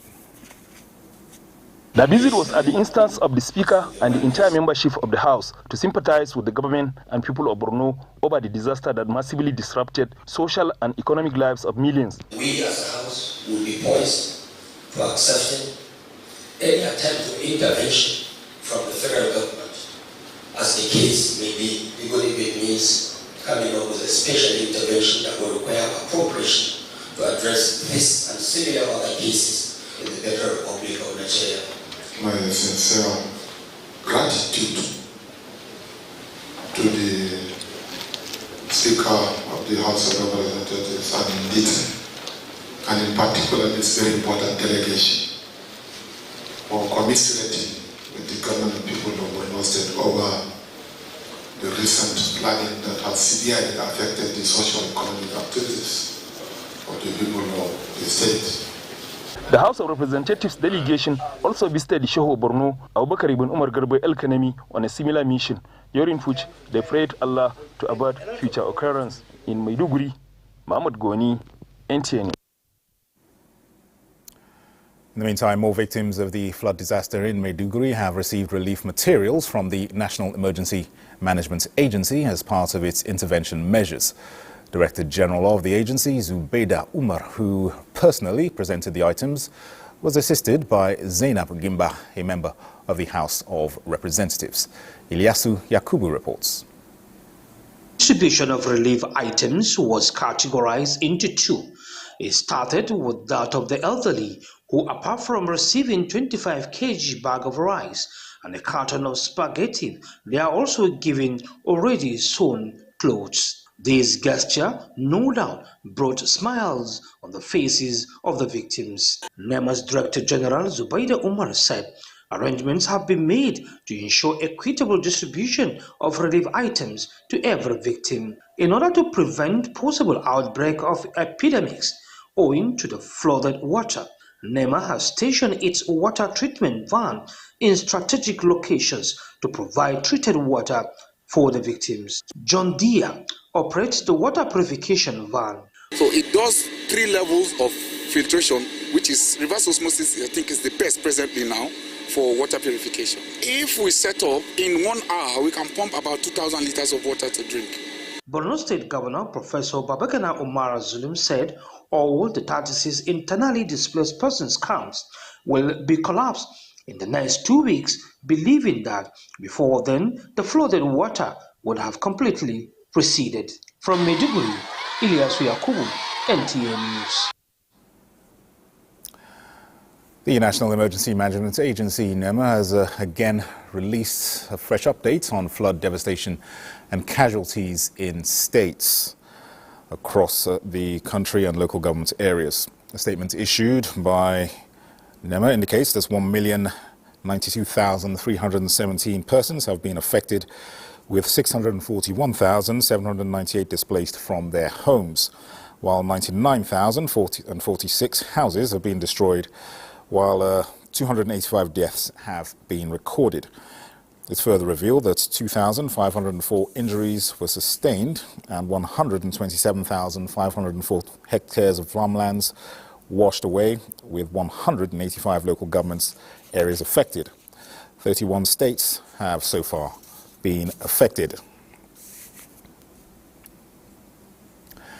Now, residents of Mpape, a densely populated district in Buari Area Council of the FCT, wants relevant agencies of government to swing into action to investigate and find lasting solutions to the recent tremors being witnessed in the area.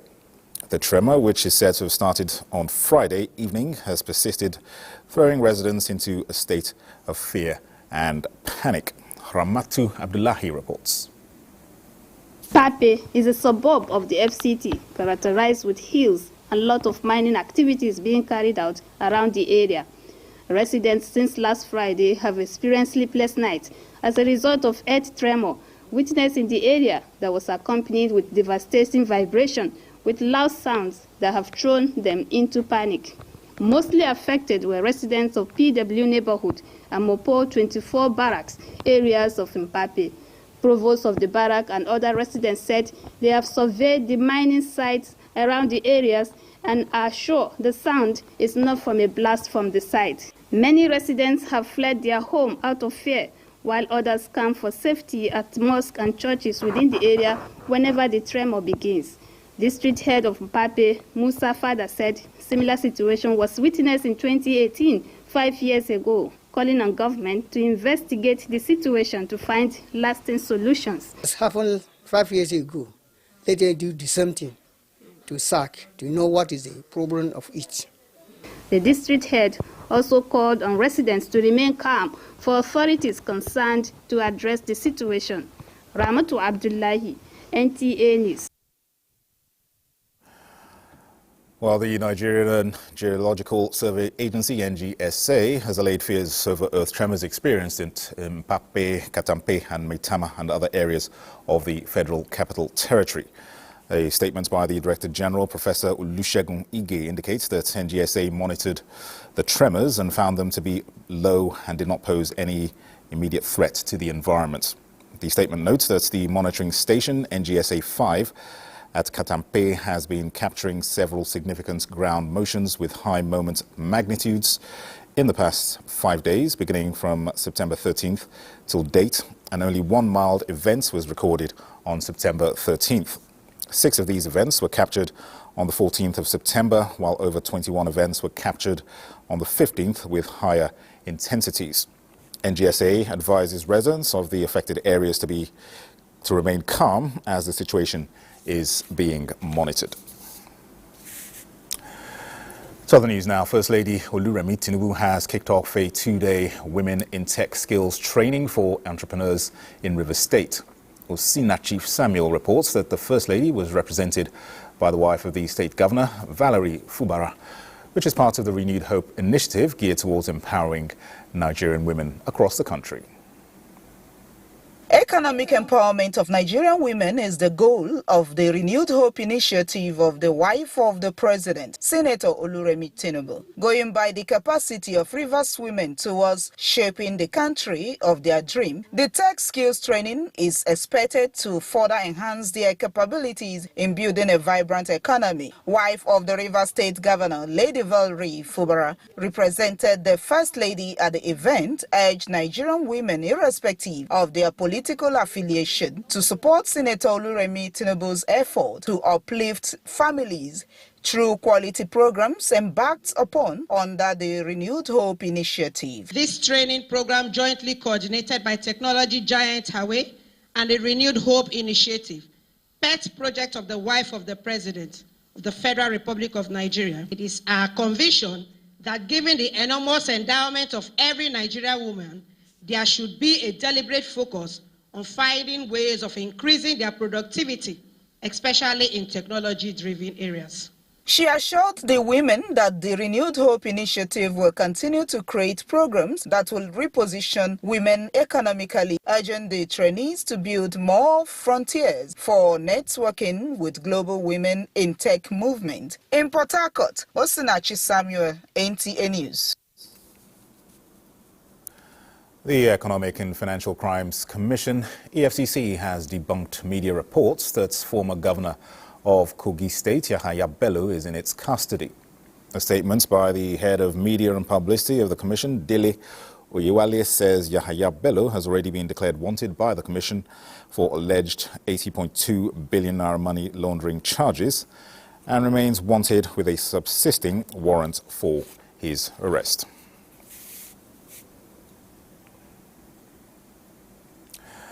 The Anambra State government last year announced free or antenatal care and delivery services for pregnant women. Jane Francis Obi has been visiting some primary healthcare centres and state government hospitals to ascertain the accessibility of the program by the expected beneficiaries. Governor Soludo announced the free antenatal care and delivery services for pregnant women, promising to sustain it throughout his tenure. A visit to some of the primary health care centers showed that the program already has a positive impact, especially on low-income earners. It has also addressed the needs of women who desire to access the high-quality maternal care services in government hospitals in Anambra State. I entered theater. They treat me normal. Even nurses, even doctors. We didn't order anything. We didn't say we should pay anything. Records from one of the primary health care centers in the state shows significant increase in the number of women who register for the free antenatal service and delivery. This number has grown consistently at an average monthly rate of 35%. They are giving treatment. So Governor Soludo used to provide drugs. We give them antenatal drugs, and it is given free of charge. And even delivery, we have free deliveries in this hospital. They added that more awareness should be created to attract more women to benefit from the program, while government should ensure that quality of service is assured. In Oka, Jem Francis Obi, NTA News. Let's focus on agriculture for a moment. And the federal government has inaugurated its subsidized farming inputs distribution exercise in Bauchi State as part of efforts to ensure peasant farmers' participation towards actualizing the country's food security initiative. The distribution under the National Agricultural Growth Scheme and Agro Pocket Initiative by the Federal Ministry of Agriculture and Food Security is aimed at improving the country's farming activities. Muazu Hassan has details. Introduction of the new National Agricultural Growth Scheme has the aim of providing a standard procedure of using the e-wallet process for the federal government farm input distribution.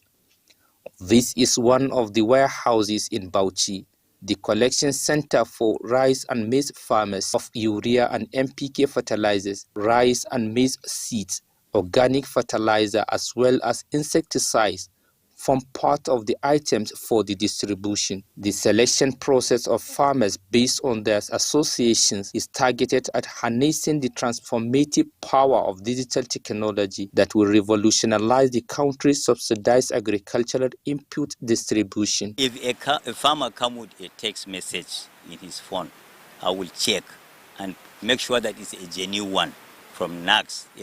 From there, I will take my tablet and confirm again if his name appears genuinely. I will fill the form for him. Here in this center are over 1,000 farmers buying the input in an orderly process. I would like to appreciate the federal government for this kind gesture. The ongoing sales of the subsidized agricultural input is successfully taking place across the designated centers in Bauchi State. In Bauchi, Muaz Hassan, NTA News. Okay, let's backtrack a little and go back to Jane Francis Obi, who gave us a report earlier on free antenatal care. She joins us live now from Oka. Hello, Jane. Just give us an update on the developments there.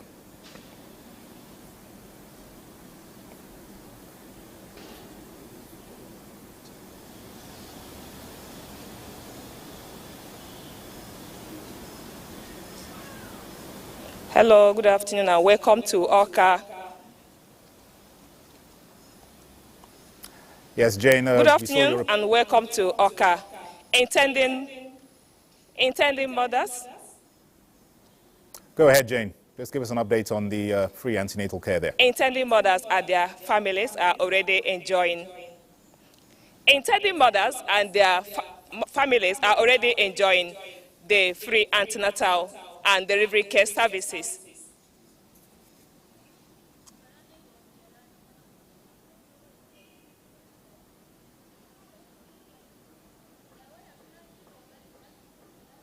All right, Jane, we seem to be having issues connecting with you. We'll try and get back to you later. All right, let's head over to our Lagos Network Center, where Adiola is our guide. Hello, Adiola. What do you have for us?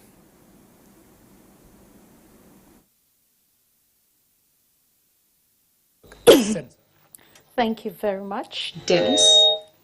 In its avowed determination to bring compressed natural gas vehicles conversion centers and kits closer to the people, the presidential initiative on CNG has commenced dispatching of conversion kits to states across the country. Bolaji Akim completes the story.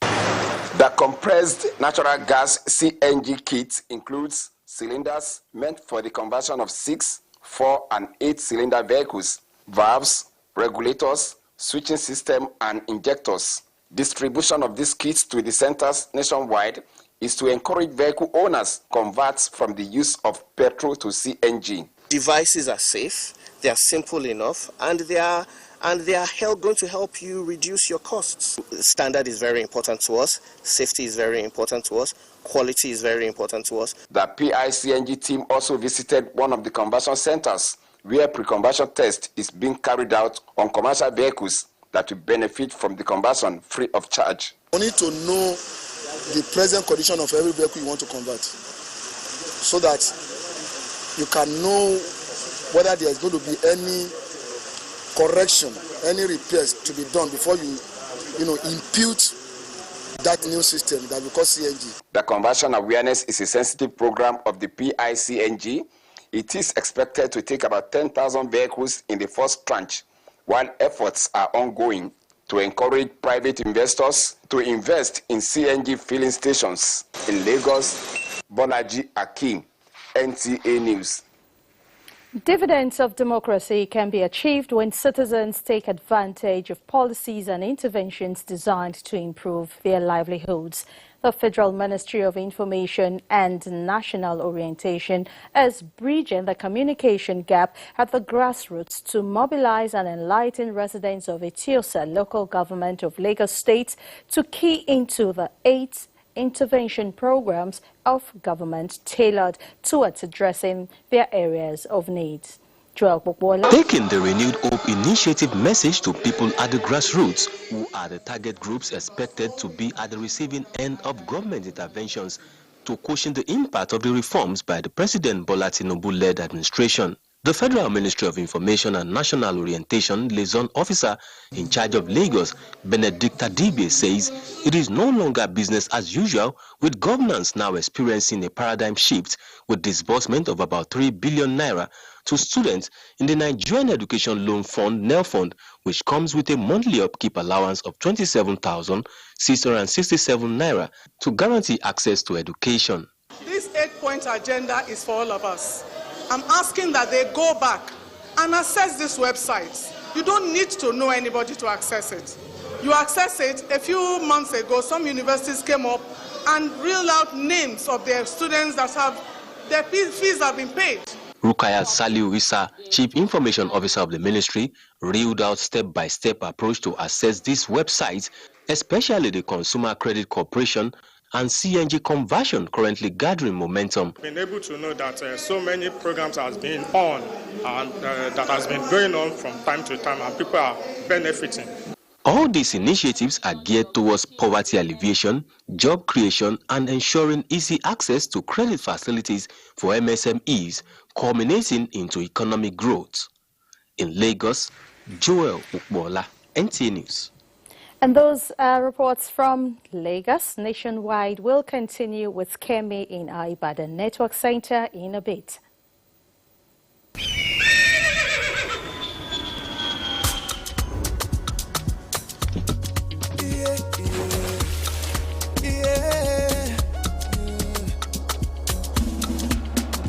From the Atlantic across the savannah to the Sahara, we rise, a land of the free, we know they tire. We dream great, our spirit is undying. Resilient, rooted like palm tree, we swear in colors, we stand back in demand, we bet solutions, we ignite passion, yeah. Each ethnicity is unique, we have more than just a nation. We are Nigeria, we are Nigeria, strengthening unity, we know they carry lives. We are Nigeria, together live the dream of a land with great destiny. We are Nigeria. I am the real Nigerian. Brought to you by the National Orientation Agency, NOA. Diadem family!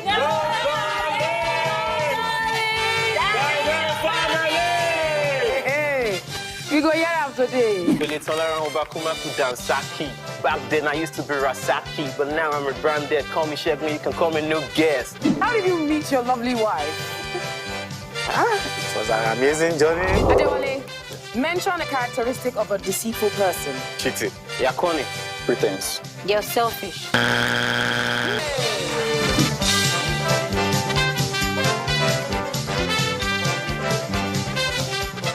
NTA Television College Jos, with a pedigree of producing indelible professionals in the media space and an affiliate of the prestigious Ahmadu Bello University, Zaria, for the award of degree in mass communication, calls on prospective candidates to leverage on the following courses it offers for 2024-2025 academic session. BSc Mass Communication, those with minimum admissible score of 180 and above who sat for the 2024 JAMB/UTME and direct entry, while 100 to 179 minimum admissible score can apply for the National Innovation Diploma NID in Film and Television Production, Broadcast Journalism and Television Engineering. For more inquiries, visit our website www.nta.tvcollege.edu.ng or call 0803 383 4343. Announcer, Registrar.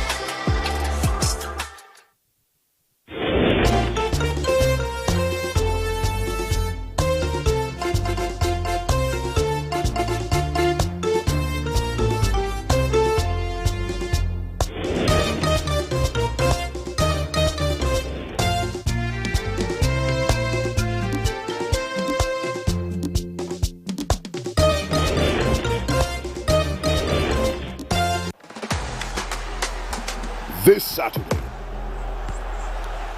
Eintracht Frankfurt, Borussia Mönchengladbach.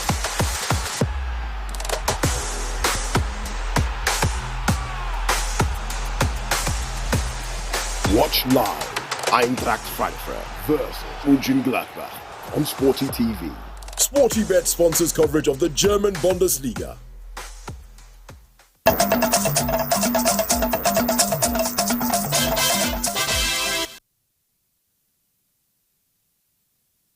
You're still watching Nationwide on the NTA, and welcome to Ibadan. The federal government's intervention programs are aimed at improving the living standards of Nigerians. This was the message at the town hall meeting by the Ministry of Information and National Orientation held in Ibadan to sensitize Nigerians on the programs put in place by the federal government to uplift their lives. Lukman Hassan has the reports.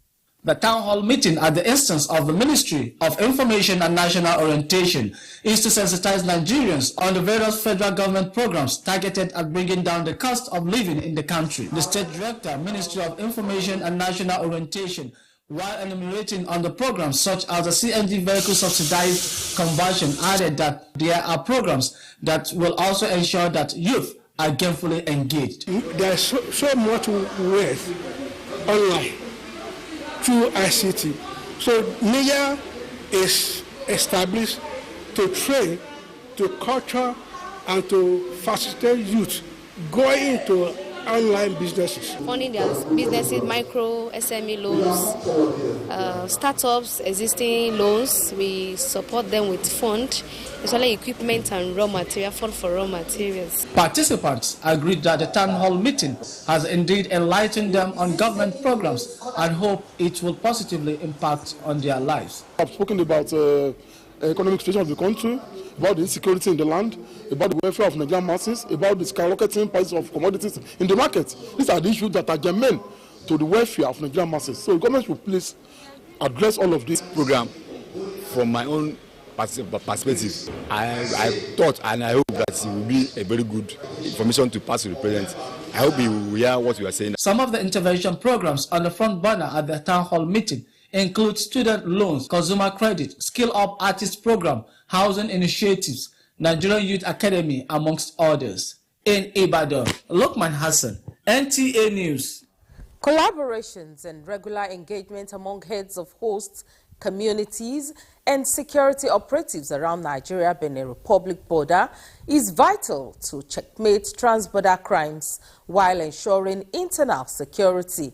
This, among others, were the high points from the dialogue between the security agencies and stakeholders held in Imeko, Afon local government area of Ogun State. Lukman Adefeso's report is here presented. The dialogue between heads of security agencies manning the border points and host communities was one of the numerous collaborative efforts towards ensuring that Nigerians' land border at Imeko-Afon entry point are secured against all forms of external aggression and internal crisis, while enumerating their roles as security agencies protecting the border and its environs. The security operatives emphasized that interagency collaboration played significant roles in the achievements recorded against transborder crimes, assuring residents around the Imeko-Afon border communities of adequate security. If it is not the one within my shadow, I will refer to the appropriate agencies. So there is this breathalyzer that we are using now to test the alcohol intake of drivers. If it is beyond 1.05, that means you are not fit to drive. We only enforce the fiscal policies. The traditional rulers, in their reaction, appealed to the federal government to review the embargo placed on sale of premium motor spirit, popularly known as petrol, 20 kilometers away from the border point, saying it has paralyzed legitimate commercial activities in the areas. And that's it from Ibadan. Nationwide continues with Dennis in Abuja. Hello, Kemi. Many thanks for the reports from your end. Let's now head over to Edo State.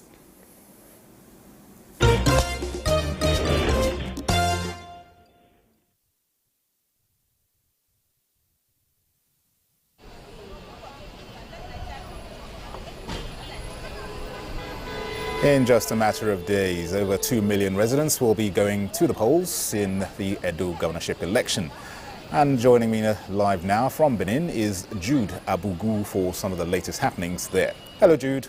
What can you tell us ahead of the polls?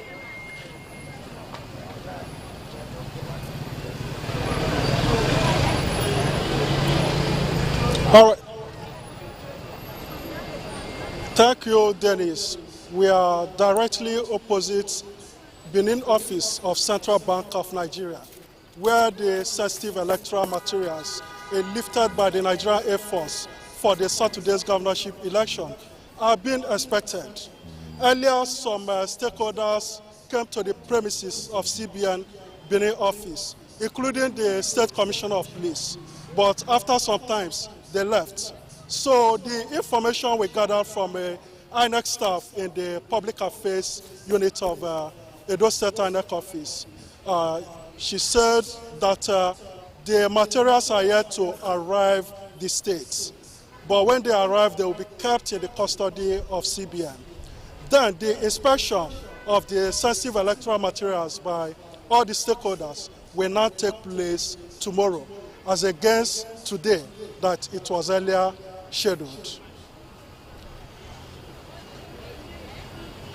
All right, Jude, just to continue, what can you tell us about the enthusiasm there with regards to the polls? What have the potential voters been telling you?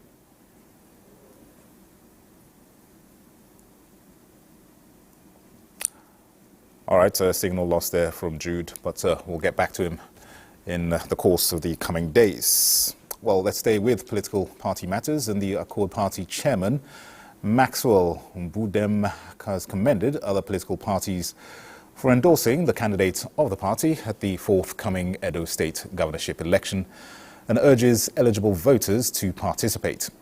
He emphasized the need for a free, fair and transparent electoral process during the election and urges INEC to provide a level playing field for all political parties participating in the election.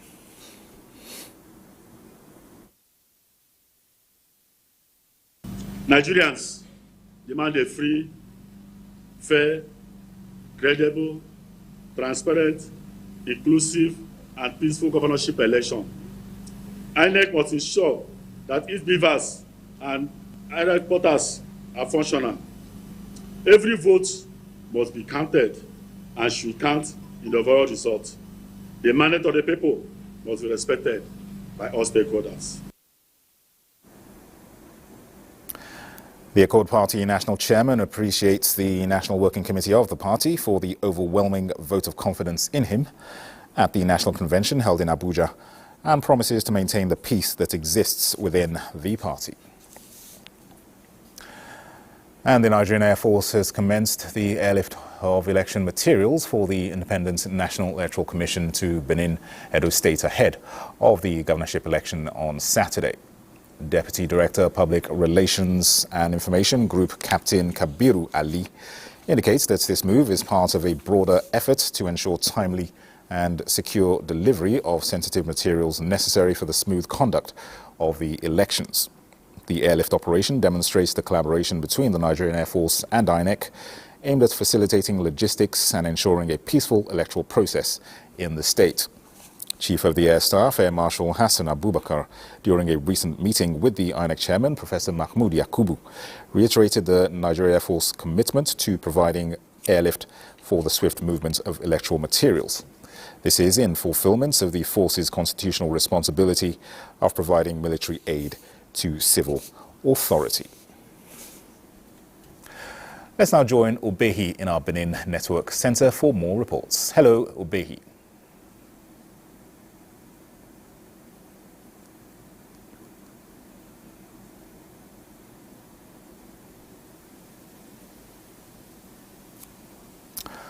All right, we're having challenges with the connection there. We'll try and get to it shortly. All right, we'll take another break. Stay with us. We'll be back in a moment. Nigeria warns vandals of national assets, electricity transmission towers, cables and other facilities to desist from this act of sabotage. Vandalism is a serious crime punishable under the law. Vandalizing electrical equipment will affect millions of Nigerians, including your loved ones. Remember that national assets belong to all of us, hence the need to protect them. Report all cases of suspicious movement around electrical facilities to security agencies. When you see something, say something. This message is from the Federal Ministry of Information and National Orientation in collaboration with the National Counter-Terrorism Center, NCTC, Office of the National Security Advisor. A new edition of TV Guide is out. This time, we got up close and personal with the transformational legislator, the Deputy President of the Senate, distinguished Senator Barrow Jibrin. It created a difference in terms of representation through interventions that have brought an unprecedented infrastructural development to my area. This edition is a compendium of mind-blowing stories for your reading pleasure, ranging from technology, entertainment, economy, media, politics, family, and lots more. It is indeed a park of excitement as we take you through every aspect of life. Pick up your copy and get abreast with issues and trending features within our space. TV Guide, very incisive, very educative and compelling. Grab a copy at the vendor near you or any NTA station nationwide. TV Guide, your indispensable companion.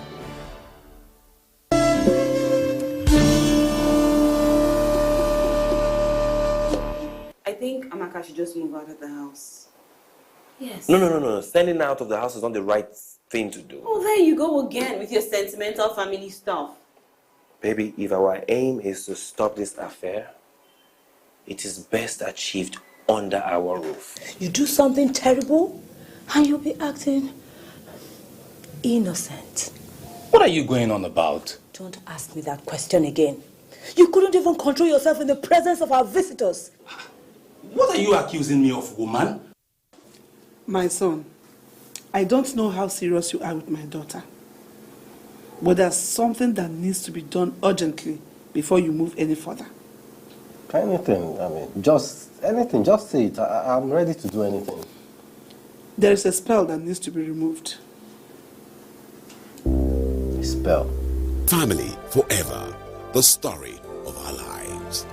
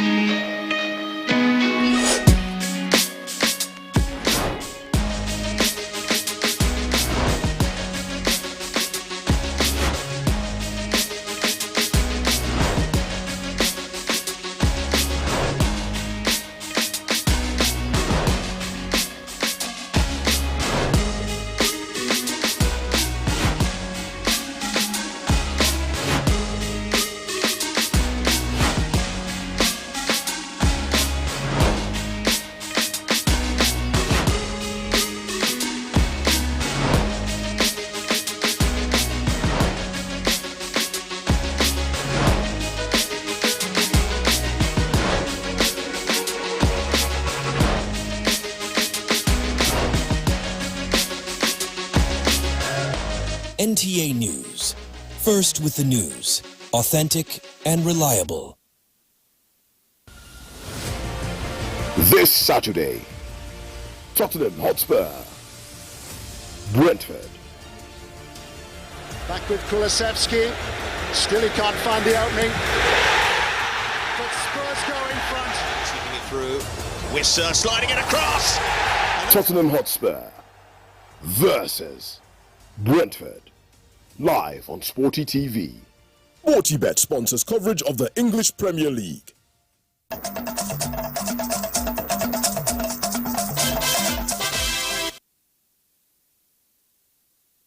So Obehi is now ready for us in Benin Network Center. Hello, Obehi. It's now over to you.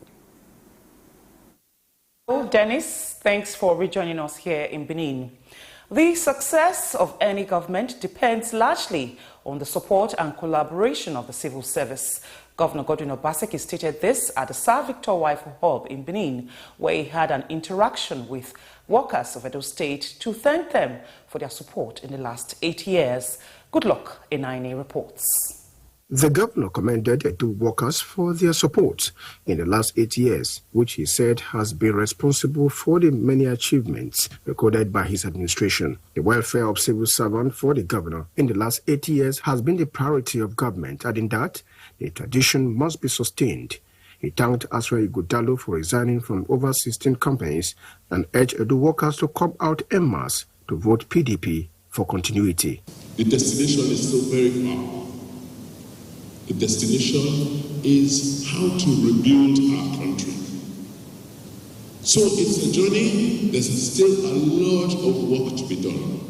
But the good news is that from what we have achieved in the last 8 years, there's nothing that we cannot achieve here. PDP governorship candidate Aswa Ighodalo thanked the governor for his transformational drive of the civil and public service in Edo State and assured Edo workers of the best if elected. I will continue what he just finished doing.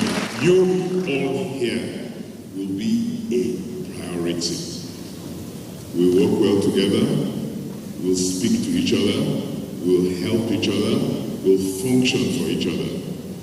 The determination is that the work that has been done in the last 8 years, which is tremendous foundation laying, tremendous going down, so that we can go up. The civil servant assured him of their support. In Benin, good luck in NTA News. The International Federation of Women Lawyers, FIDA, Edo State Branch, is lending its voice to the demand for a peaceful election. Members of the association were at Agbado Market for a sensitization and voter education exercise to reiterate that the election should be free from all forms of violence, vote trading and intimidation of women. Uduakobong Achibong reports. Edo governorship election is almost here. FIDA, as one of the election observers, is adverse to electoral malpractices, which it has continued to re-echo in its outings ahead of the election. First, members converged on Bar House to give a short brief of their collective desire, which was expressed by their chairperson, Violet Olumese. We use this medium to appeal to the security agencies and personnel to be apolitical. On the part of the INEC, they should put the necessary machinery in place for the electorate to enjoy a seamless election. Then they moved to Agbado Market for voter education with the theme Preventing Violence Against Women and Children During Election. Our women don't allow engage in that. Don't allow them give them money. If they give them money, they don't sell them a vote. What I say? Who vote here said, if you don't vote now even though the president will not vote for, he will still come out. Because we know they take the vote important. If we take this vote important, as we come out to vote, all of us come out to vote, it will hard for them to win. The association believes that the election is not a war, and it is hoped that the best candidate will emerge for the overall good of the state. In Benin, Uduakobong Achibong, NTA News. And that's it from Benin for now. It's back to Dennis in Abuja. Thank you, Obehi. Let's now head to Yola, where 8 people have been confirmed dead, while over 200 others hospitalized at the Infectious Disease Control Center Specialist Hospital as a result of an outbreak of acute watery diarrhea in Adamawa State. This was disclosed by the Commissioner of Health and Human Services, Felix Tangwami. Simon Asher reports. This is Ajia Ward in Yola local government area of Adamawa State, one of the wards that is said to be affected by the acute watery diarrhea in the state. Definitely there are some houses that was affected, and in fact in those houses you can find 5, 3, and some of them even now they were hospitalized. The outbreak reported over the week at Alkalawa, Dobeli, Romde and Gadabawa wards in Yola local government area is said to have resulted to the death of 8 people, including an 8-year-old child in the area. We are facing acute watery diarrhea. That is what I'm confirming. We cannot say it's cholera until we get confirmation from the authority. Critical stakeholders, including government officials, the Nigerian Red Cross, among others, staged awareness campaign on how to mitigate the effect of the disease in the affected localities. Simon Asher, NTA News. To other stories now. Ensuring religious tolerance through a comprehensive framework on conflict resolution has been described as critical for sustainable peace and development. This was one of the issues extensively discussed on peace-building processes during an interactive engagement with critical stakeholders organized by the Ahmed Galadima Foundation in Yola. Yusuf Jika reports. Here are critical stakeholders from different backgrounds exchanging ideas on conflict resolution for a sustainable peace and development in the society. Convener of the event and founder Ahmed Galadima Foundation, Ambassador Hafsat Ibrahim Modibo says, peace can be sustained through diplomacy and involvement of all stakeholders to provide humanitarian support to the victims of conflict. Peace can never be imposed, it must be cultivated. It must be cultivated through diplomacy. The involvement of all stakeholders is needed here. We are routing for peace. All of us have vital and very important features that can be utilized, put together in order to have peace in our land. Religious leaders are often seen as custodians of morality. Make them well positioned to advocate for peace and reconciliation. Women and their children suffer. And without peace, we cannot even achieve the kind of development we need. The roundtable engagement has at its theme the imperative of peace we need in Adamawa and the Northeast region. In Yola, Yusuf Jika, NTA News. Nigeria is hosting the 15th African Academy of Sciences Conference. The biannual conference and General Assembly is being hosted for the first time in West Africa. The body is a non-aligned, non-political Pan-African learned society formed to promote the development of all African countries using the principles and philosophies of science. This year's gathering focuses on topical issues, including health, climate change, social sciences, and science infrastructure, among others. So the important way is to ensure that African Academy of Science, through its advocacy efforts and through working with governments and development partners, is able to showcase how science can lead to the development of African countries. This conference will bring together 1,000 outstanding scientists and thinkers from around Africa and around the world. The conference is expected to reposition the African way of thinking regarding science and leveraging on its potential to develop the continent. Meanwhile, Nigeria and China are strengthening their cultural ties through events like the recent culture lecture organized by the Chinese Embassy and the Chamber of Commerce.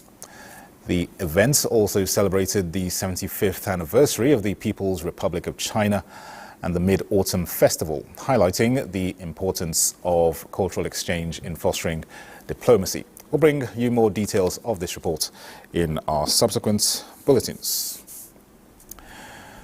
Security now. Troops of Operation Safe Haven have arrested 5 notorious gun runners and recovered arms and ammunition in an intelligence-driven operation carried out in Plateau State. Nigerian and Abuja has details. Briefing newsmen, the Military Public Information Officer Operation Safe Haven, Major Stephen Nantip Zamkom, says the operation that lasted from midnight of 16 September 2024 to the early hours of 17 September 2024, Operation Safe Haven Delta Force and Sector 1 troops raided the hideout of a gun runner identified as Mohammed Sani at Naraguta mining area in Bayamini along Bauchi Road in Jos North local government area of Plateau State.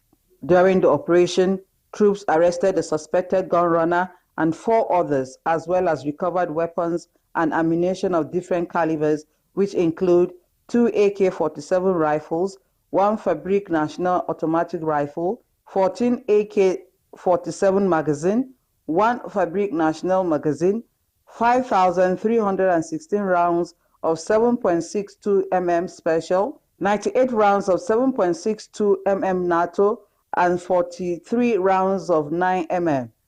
The suspects are undergoing interrogation for useful intelligence to aid in arresting other members of the syndicate, as well as decimating the gun-running supply chain. Operation Safe Haven commends people of Plateau State for furnishing troops with credible information leading to the arrest of the gun runners and recovery of arms and ammunition, urging them to sustain it to ensure a crime-free society. In Jos, Nigerian and Abuja, NTA News. Our attention to sports now, and the 8th National Youth Games are ongoing in Asaba, and Austin Demodu is joining us live now for an update. Hello, Austin. Just give us a feel of how things have gone so far during the Games. All right, thank you very much for having me.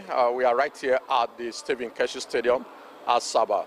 Of course, it's going to climax tomorrow, the 8th edition of the National Youth Games. A lot of sporting activities have taken place, and so many medals have been won, and we're expecting the winners to emerge tomorrow. But let me tell you that apart from the able athletes, there are some disabled athletes who are doing us proud, just like they did in the just concluded Paris Olympics. So I have with me one of the Paralympians, para-athletes in this ongoing National Youth Games in the person of Enyoma Glory from Team Abia. She won the 400 meters T46, T47, becoming the fastest girl in the para 100 meters in Nigeria as far as under 15 games is concerned. Gloria, congratulations. Thank you, sir. How do you feel being the fastest girl in para-athletics 100 meters? I feel happy. You feel very happy? I feel very happy. You hope to come back next year? Yes, sir. All right. Of course, Glory is very shy, as you can see. She is the fastest 100 meters para-athlete in Nigeria as far as under 15 is concerned. So there are so many records that have been broken.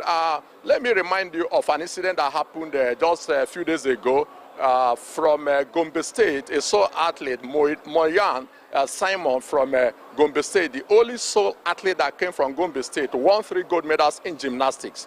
Last year, she competed for this event, National Youth Games in Delta State, but she was disqualified because they said, according to organizers, they said she was not properly registered. So she won gold medal at that event last year for Ondo State. But as luck will have it, coming to represent Gombe this year, she has won 3 gold medals, being the sole athlete from Gombe State. What a big feat by Moyan Simon. There are so many other issues that have been cropping up. The issue of cheating, age, and all sorts of. So I have one of the organizers, the Commissioner for Youth and Sports, Bayelsa State, to throw more light on what has been happening. Honorable Commissioner, there are some issues that have come up in terms of the organization of this National Youth Games, talking about age and the rest of them. Wrestling started today. So how far First and foremost, I must give kudos to the government of Delta State for hosting this massive tournament, which in my view is the most important tournament in Nigeria. We've had issues with age cheating. Of course, it's the nature of man to want to get ahead, but sometimes by hook or crook. And what we've been trying to do, especially in the Wrestling Federation, is to have another set of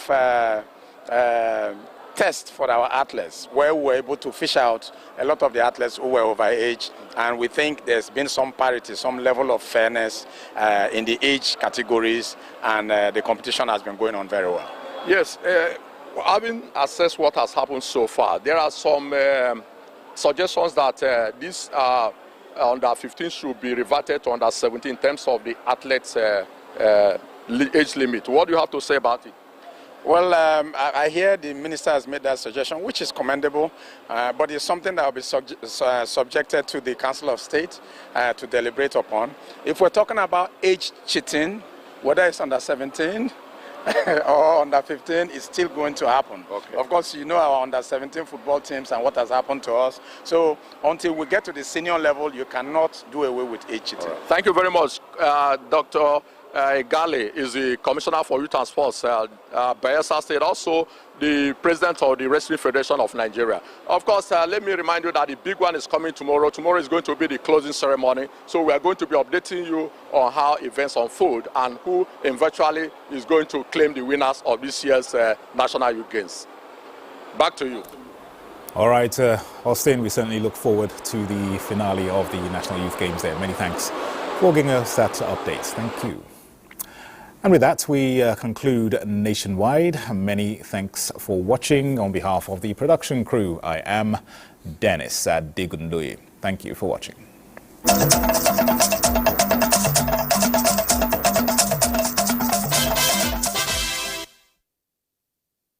24 hours a day, NTA International is with you. In your living room, office, and everywhere, anywhere.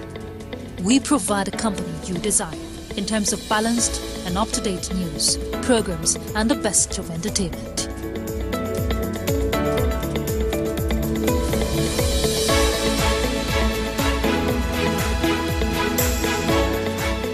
Tune in to DSTV channel 251, GoTV channel. And to watch NTA International in the USA, Canada, and Mexico, use the following satellite parameters. You can also see us on Facebook and YouTube for quality content on the go. NTA International, Africa's window to the world.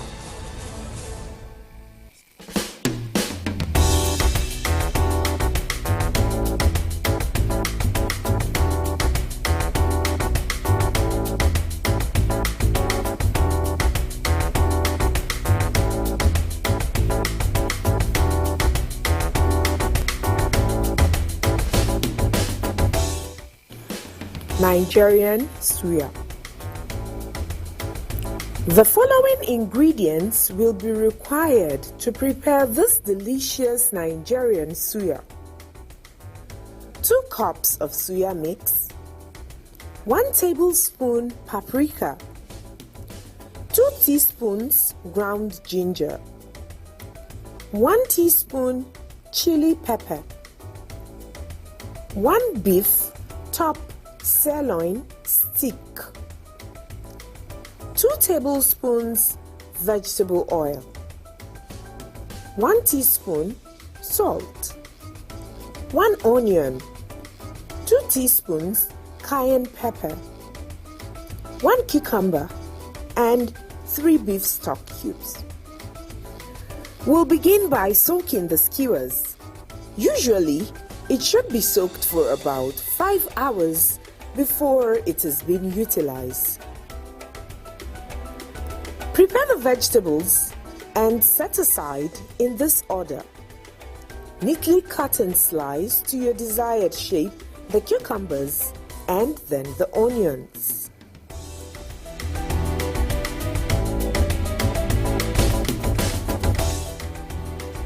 Let's trim the beef to remove any excesses, like so.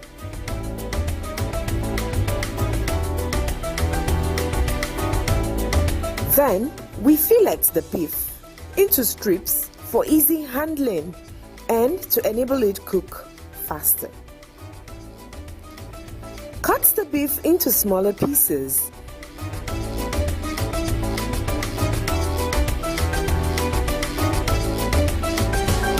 And arrange them into the skewer, then set aside.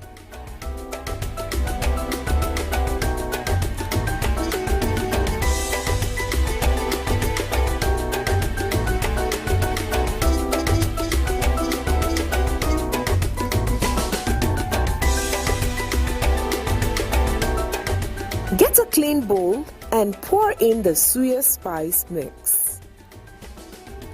Add the paprika, the ground ginger, the chili powder,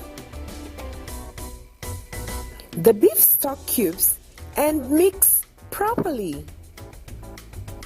Then lastly, add the cayenne pepper and give it a good mix.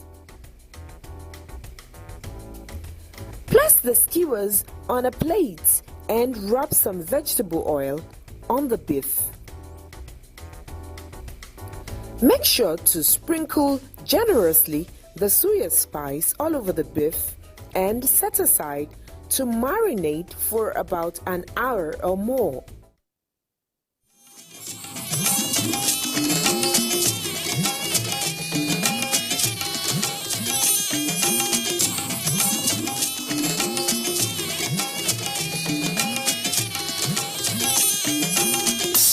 This is the network service of the NTA.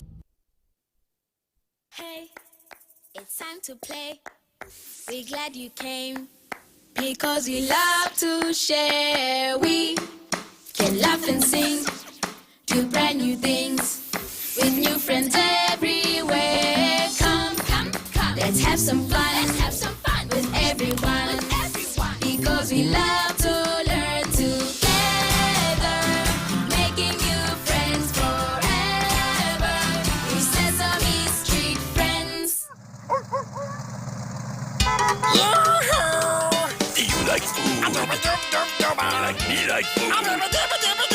Gonger make food. I make food. Place your order if you're lucky. We make food in our foodie truck. Yeah. Hold the alarm. We got it. I got it. Hi, I would like a breakfast made by monsters. Oh, well, you called the right truck, because we are Monster Foodies. What I'd like for breakfast is food that's round and flat, like a circle. It's my favorite shape. Could you help me, please? Well, that's easy. Yeah. Cookie, round and flat. Cookie's not a breakfast food. It not? That news to me. Nom, nom, nom, nom, nom, nom. Oh, I know. Pancakes. Oh, that's a good idea, Gonger. Yeah. Pancakes are round and flat like a circle. Yeah. Here are the ingredients. Oh, and the banana. Yeah, banana, right. Okay. There we go. And the maple syrup. Oh, boy, what? There's no syrup. No syrup? Yeah. Oh, we need to get the fresh maple syrup. Oh, you know where I get maple syrup from? Maple trees? Yeah. Really? Me was kidding. I'll show you. Come on.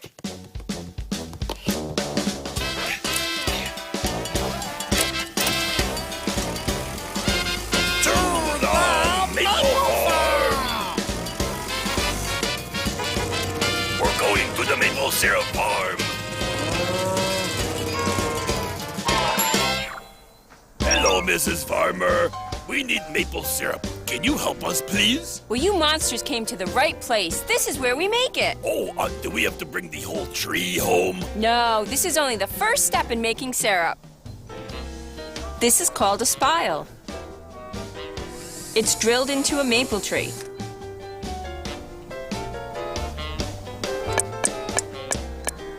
The sap in the tree drains down this hose and fills up this tank. From there, the sap is pumped into the sugar house. The sap is boiled. When it reaches the right temperature, it's maple syrup. Then the syrup is poured into bottles and it's ready. How many bottles you need? Just one, please. Thank you, Mrs. Farmer, for taking maple syrup back. We got it. Time to make pancakes. Oh, yeah. Let's check the recipe. 1 cup of flour. Ooh, some baking powder. Yeah. Oh, a cup of milk. Oh, yes.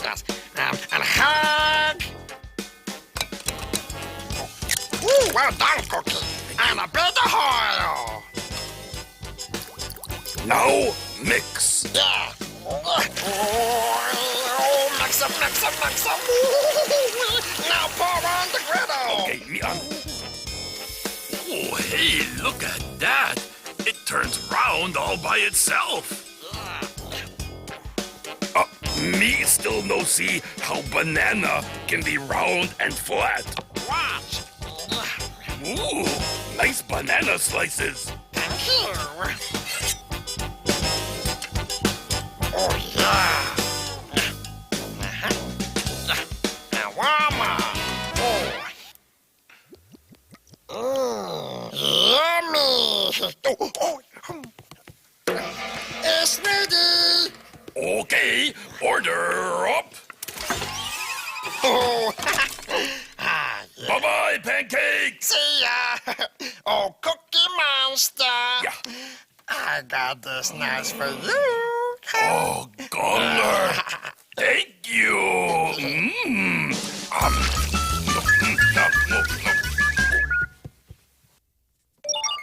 Thank you, Cookie Monster and Gonger, for my round, flat breakfast.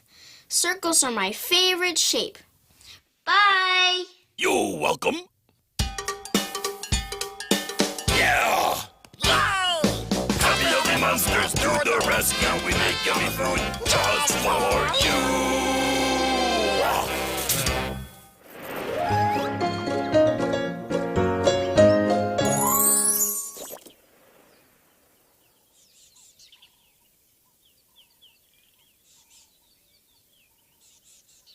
The leaves are falling,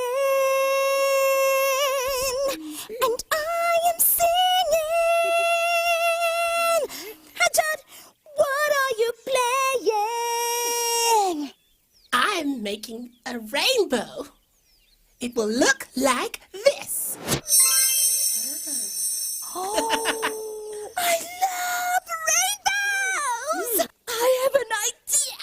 Let's add a loop at the top, so it's a loopy rainbow. A loopy rainbow? I've never seen a loopy rainbow before, but I love trying new things. I like it. Chicken!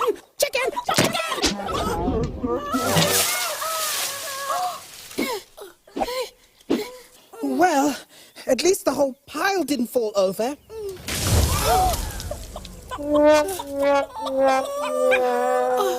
Oh, don't worry, Chicken. No, you didn't mean to knock down the pile and make a huge, massive, incredibly messy mess. Yeah.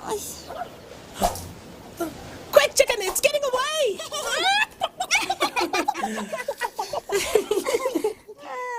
It took so long to make that pile of leaves. It's okay, Judd. Let's collect them and build the pile again. And then we can use the pile to finish making our special loopy rainbow.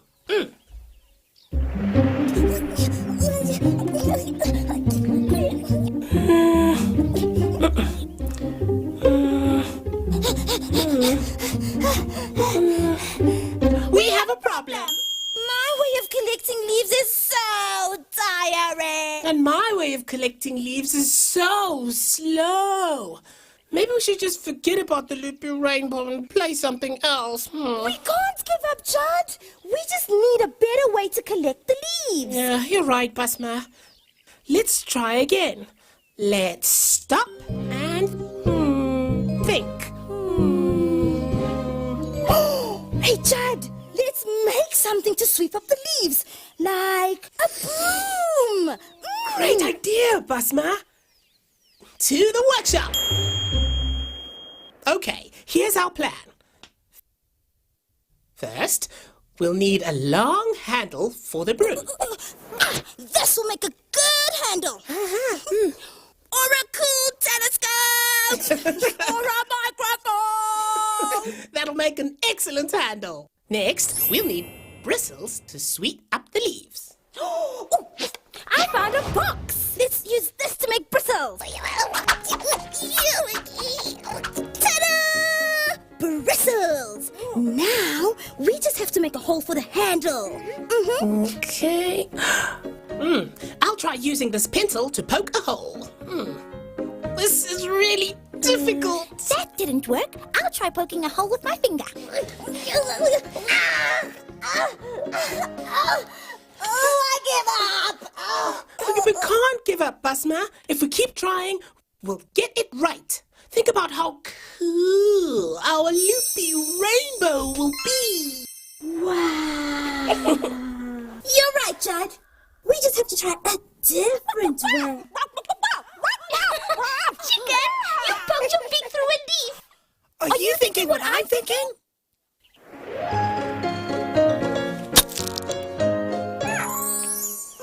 Thanks, chicken.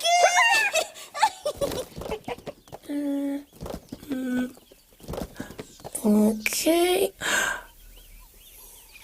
We did it! This broom works great. It's sweeping up all the leaves. It's the best loopy rainbow ever!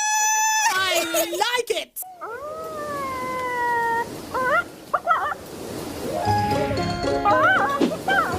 Bye, chicken! Sometimes it doesn't work, so we try again. And if it still doesn't work, guess what? We try again. When things get hard, we take a breath. We stop, then try something else. And if it still doesn't work, we try again. Welcome to Elmo's World News. Reporter Elmo here with some breaking news. Elmo's friends around the world are finding something really cool in their own homes. Hey, let's see if we can help them. Looks like Elmo's friend is helping to clean out. Oh, look, she found a shape. You know what shape it is? Let's count. 1, 2, 3, 4 sides, and 1, 2, 3, 4 angles. It's a square. Oh, look, he found a shape. Do you know what shape this is? It has 1, 2, 3 sides, and 1, 2, 3 angles. It's a triangle. Looks like Elmo's friend is helping in the kitchen. Oh, hey, that plate is a special shape. Do you know what it is? It's round with no sides or corners. It's a circle. Well, you heard it here first. Shapes are everywhere. What shapes will you find today? Where are we going? Can't wait to see. On Abby's amazing adventures. With me, Rudy. Hi, I'm Abby. This is my room, and this is my brother Rudy. A dinosaur. What are you talking about, Rudy? You pretending to be a dinosaur? No, I'm just drawing one. I'm coming! I've got something really exciting today. What could it be? Count with me. 1, 2, 3. Crayons? Whoa! I can draw even more pictures with all these crayons. It's like a rainbow in a box. Guess what, you two? Today, you get to be graphic designers. Aw, I don't want to be a graphic designer. I just want to draw. What does a graphic designer do, Basket? Draw. Ooh, I want to be a graphic designer. Sure. Just grab onto my handles, and we'll go on a designing adventure. Hi-ho, off we go! Whoa! Whoa, look at all these drawings. Graphic designers did all of them. They tell people about things by using pictures. Oh, like these movie posters and signs. Oh, look! Oh, is that a board game? And a cereal box. Yup. And your job, graphic designers, is to draw the front of a cereal box. The cereal company owner will be here soon to see your design. Ooh, I can do it. I know how. Maybe we should plan what we're going to do. Ta-da! My blankie. To put on a cereal box? Yeah, why not? Everybody loves blankie.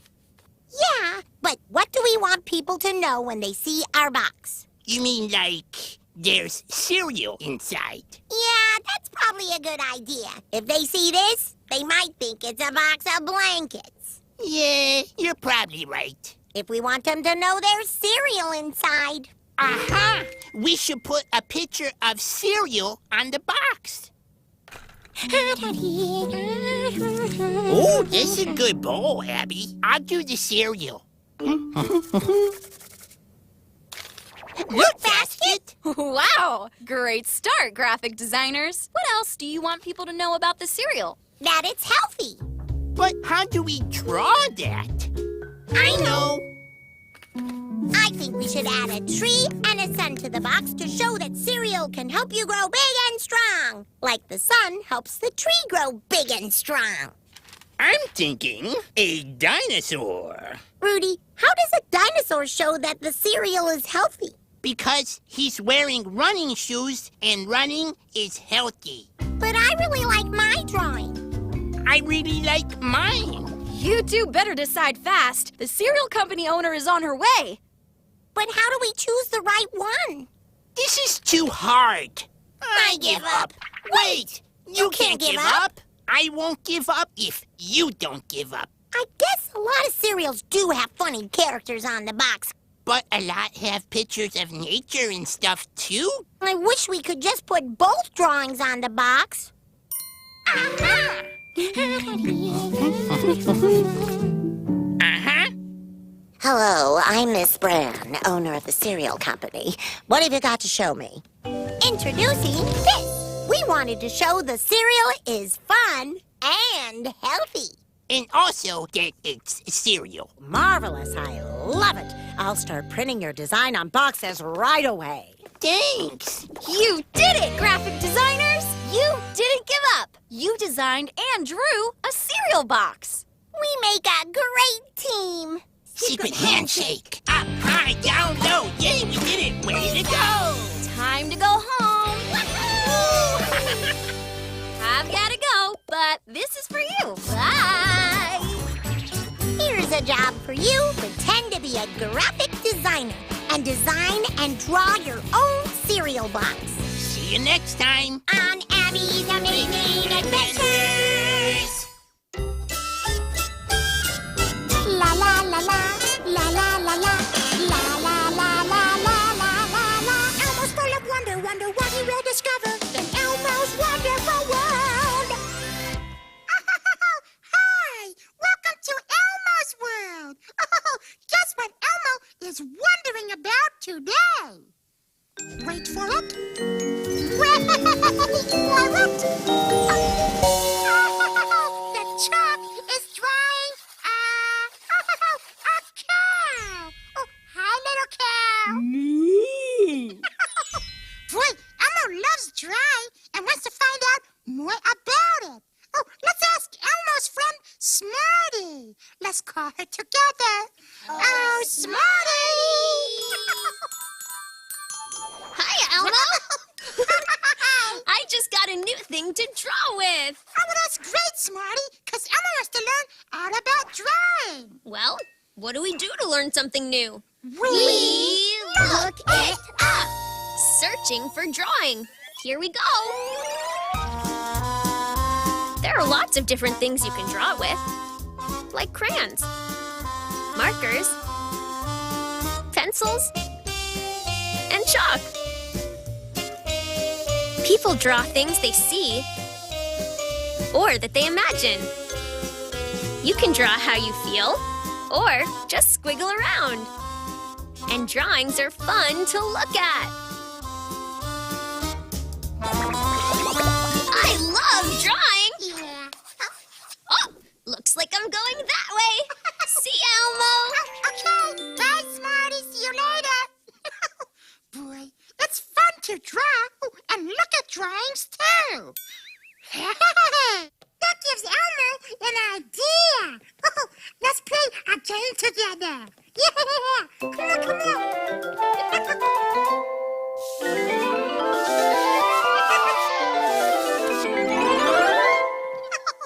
In this game, Elmo's going to draw a picture. See if you can guess what it is. Are you ready? Let's play. Guess what Elmo's drawing? A rectangle. Is it a box? Is it part of a train? Nope, it's not a train. Keep trying. A rectangle with a triangle on one end. Is it a crayon? He's adding another triangle. Is it a bowl? Keep guessing. He's adding a line. Hey, it looks like a sail. Oh, it's a boat. A sailboat! That's right. Elmo drew a sailboat. Great job. Boy, drawing is lots of fun. Oh, and that makes Elmo wonder even more. Does Mr. Noodle like to draw? Oh, let's ask him. Hey, Mr. Noodle! It's Mr. Noodle's poodle, Schmoodle. Hi, Schmoodle. Does Schmoodle like to draw? Show us. Draw something. Yeah, draw something for us. Is that dry? No, he's playing music. That's a ukulele. Schmoodle. Elmo will give you a hint. To draw, you need paper. Oops, that's not drawing. That's playing cards. To draw something, you need a crayon and paper. Try again, Schmoodle. What's Schmoodle going to draw?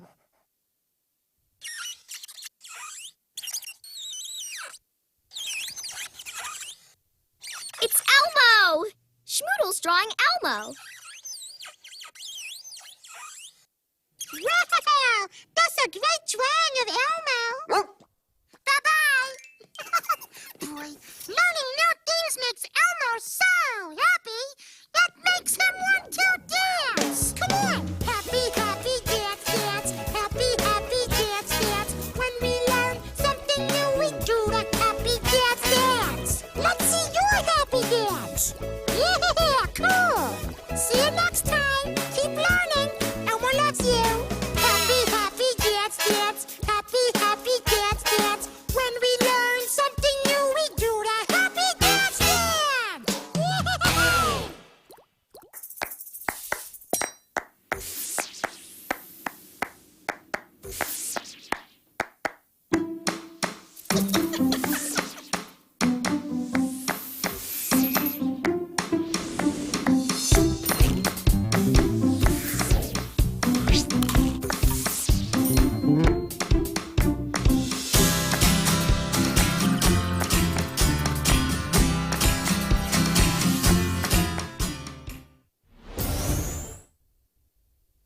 To done, 24 hours a day.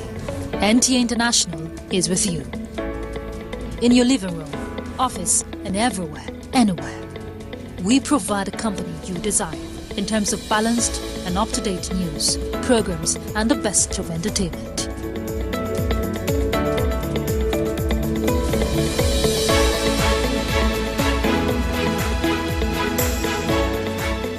Tune in to DSTV channel 251, Go TV channel. And to watch NTA International in the USA, Canada, and Mexico, use the following satellite parameters. You can also see us on Facebook and YouTube for quality content on the go. NTA International, Africa's window to the world.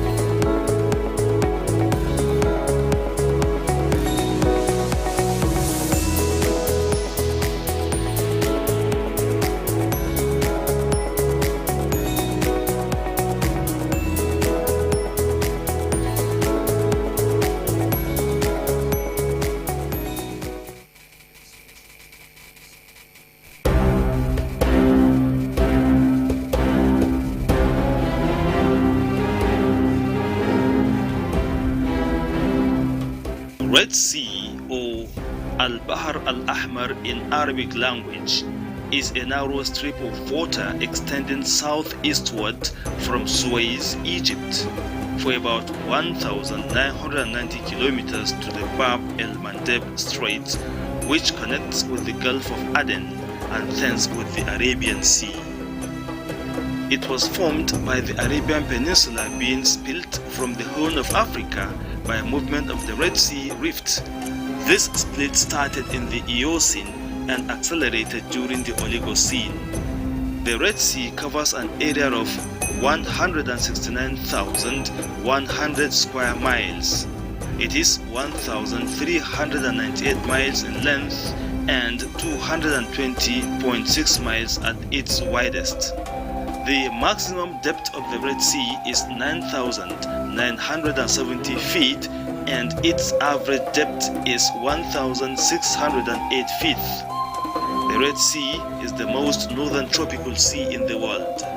It is an inlet of the Indian Ocean that forms a natural border between Egypt and the Arabian Peninsula. It played a crucial role in shaping life in ancient Egypt. In terms of where it empties into, in the north, the Red Sea splits into two, turning into the Gulf of Aqaba in the east and Gulf of Suez to the west, where it trickles through the man-made Suez Canal to only just join the Mediterranean Sea. The Red Sea contains some of the world's hottest and saltiest seawater.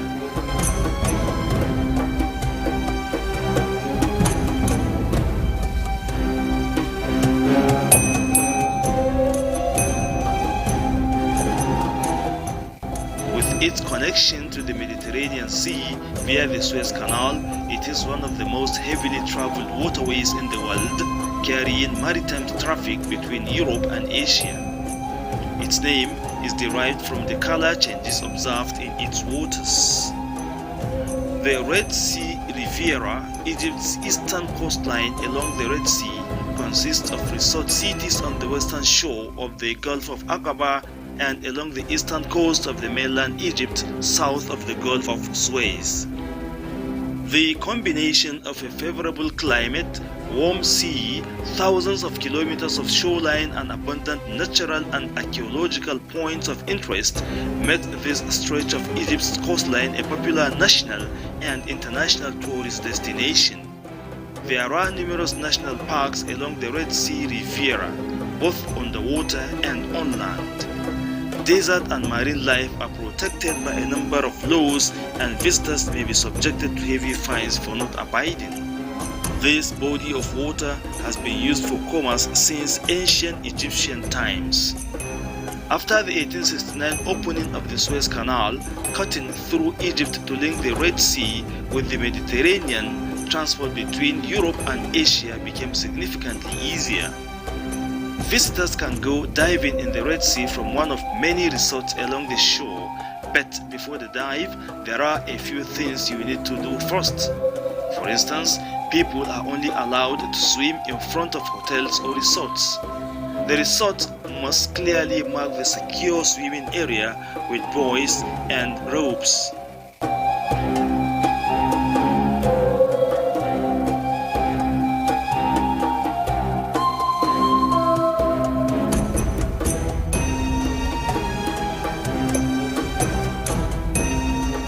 Tourists also engage in snorkeling as they enjoy their visit to this side of Africa.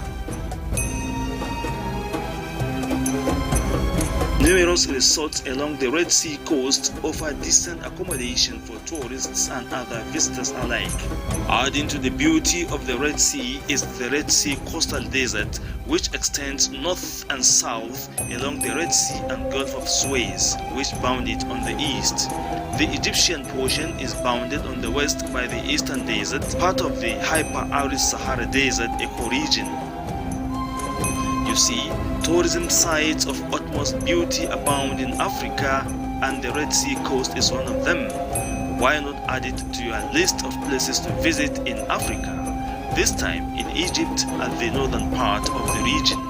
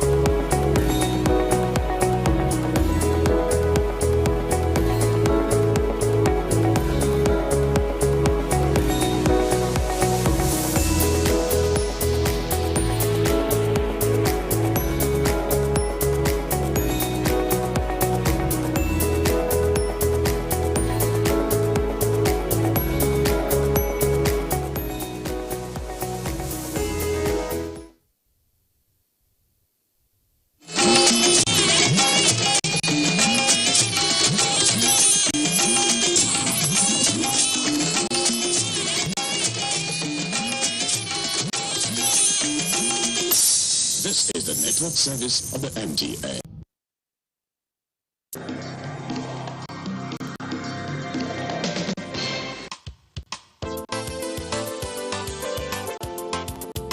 Just take a step. Why don't you just take a step?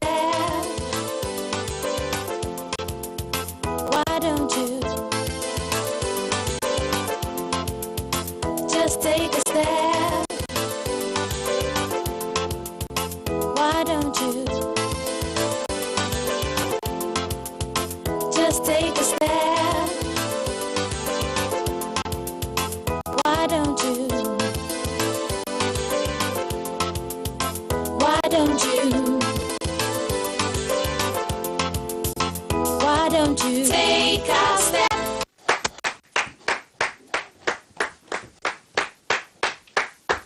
Hello and welcome to another edition of Take a Step.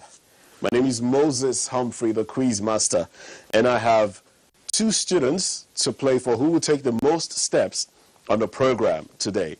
Take a Step is designed for students in secondary schools. And right here we take questions from English, mathematics, biology, economics, and a whole lot more. Let's meet our contestants. Please put your hands together for Boluwatife Awojobi.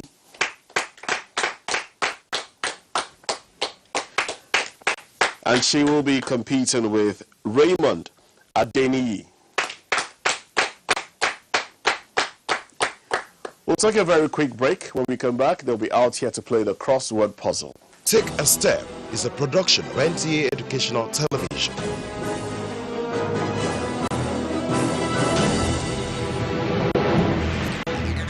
NTA Educational Television, promoting learning. Why don't you take a step? Welcome back to Take a Step. And we have Raymond and Boluwatife. All right, pick up your markers. You are to pick up the markers. You are going to cross as many words as you can find on this side, and you have 40 seconds to cross them. So your 40 seconds starts now.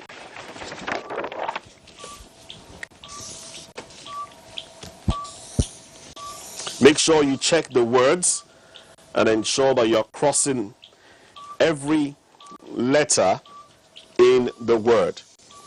Don't cross what is not part of the word.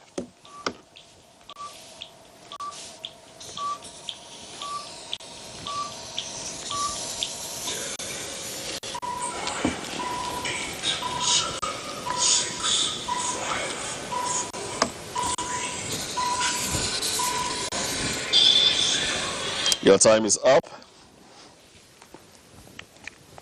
All right, let's start with Raymond. Let's start with Raymond. 1, you were to look for the words from underneath: Egypt, Ghana, Libya, Morocco, Nigeria, and Tanzania. And you were only able to cross Morocco.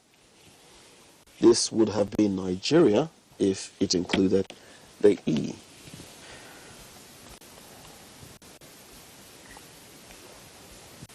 All right, so 1, put your hands together for him. There's a mistake. Okay. Okay, this can be Ghana. Well, you wanted to come this way. Okay. 1,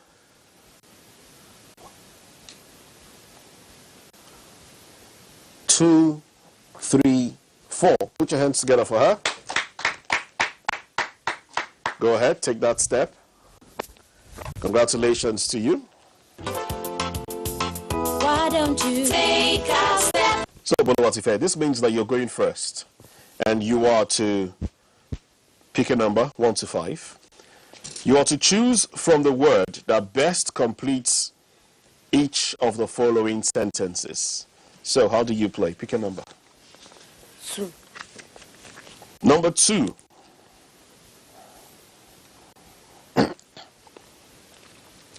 It is really dash. The more you look, the less you see. A, metaphor. B, hyperbole. C, paradox.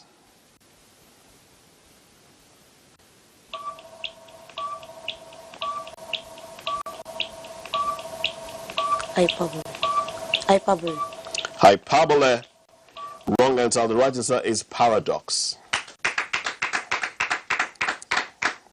Question 1. Question 1. The threat that he will be expelled from school if he failed his examination again dash him into seriousness. Options are A, jolted, B, hypnotized, C, lured. C. C, lured. Wrong answer. The right answer is A, jolted. Your next question. 3. 3. The new car is strikingly attractive, but I doubt its dash. A, longevity. B, durability. C, complexity. Durability. Durability is the right answer. Put your hands together for her. Take the step. Congratulations to you. Your next question. Question 4. Question 4. Bumi should not have taken offense at Emeka's seemingly dash comments. A, ridiculous. B, innocuous. C, notorious. Please repeat question. Bumi should not have taken offense at Emeka's seemingly dash comments. Is it A, ridiculous, B, innocuous, C, notorious? A. Ridiculous, wrong answer. The right answer is B, innocuous.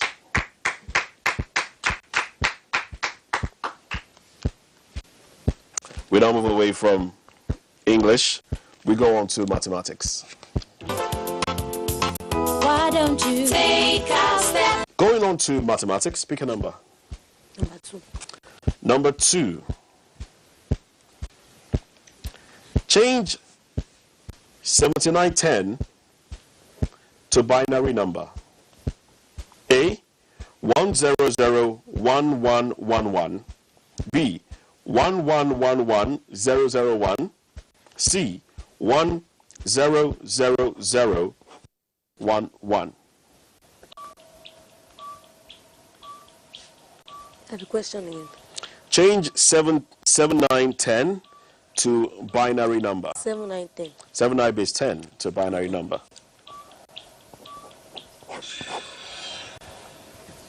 A. A. 1001111. Right answer. Put your hands together for her. Take the step. Congratulations to you. Your question. Question 4. Question 4. An envelope costs Q naira and a pen costs 14 kobo more than the envelope. Find the cost of an envelope and a pen in kobo. A, in bracket, 100Q plus 14Q, close bracket, kobo. B, bracket, 200 plus 14 kobo. And C, 100Q plus 14 kobo, in bracket. 100Q plus 14 kobo. 100Q plus 14 kobo. Right answer, 100Q plus 14 kobo. Put your hands together for him. Take the step out on the red. Congratulations to you. Your question now. Number 3. Number 3. Write 1999 in Roman numeral. That's 1999. Options are A, MCMCIX. B, MCMXCIX. C, MCM XCI?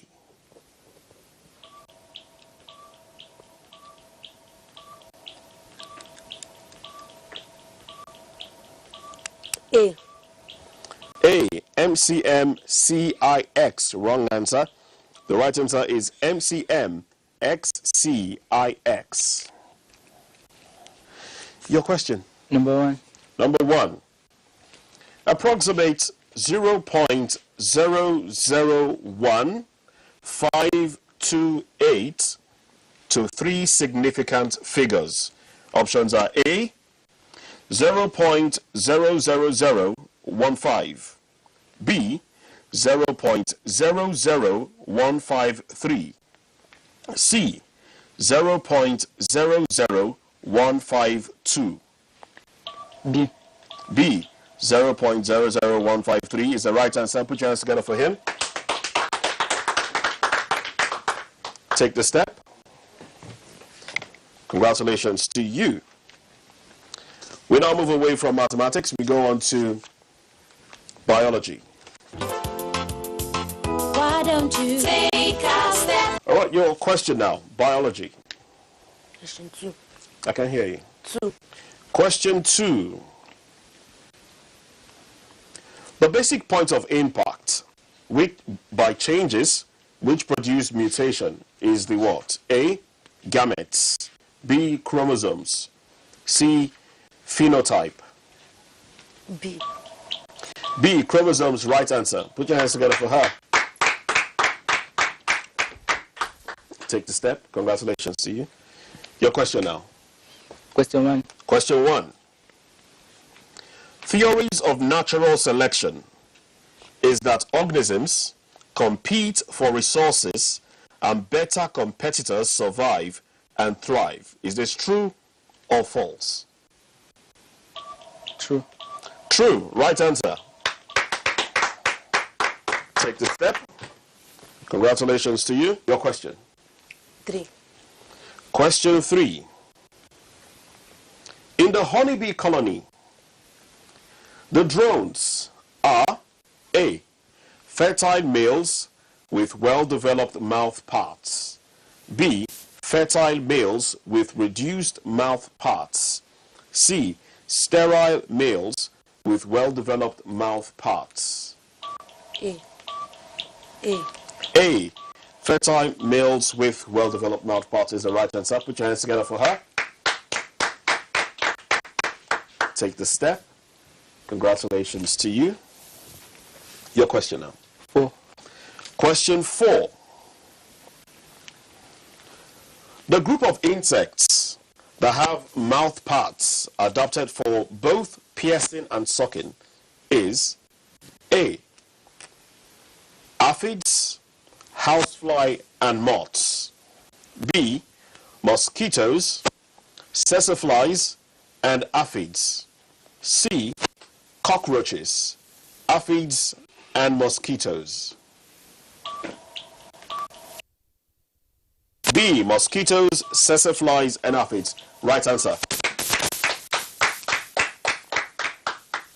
Take the step. Congratulations to you. We now move away from biology. Why don't you take a step? We now go on to economics. Pick a number. 2. 2. Where is the headquarters of African Development Bank located? A. Abidjan. B. Lagos. C. Addis Ababa. B. Lagos. Wrong answer. The right answer is Abidjan. Your question. Question 1. Question 1.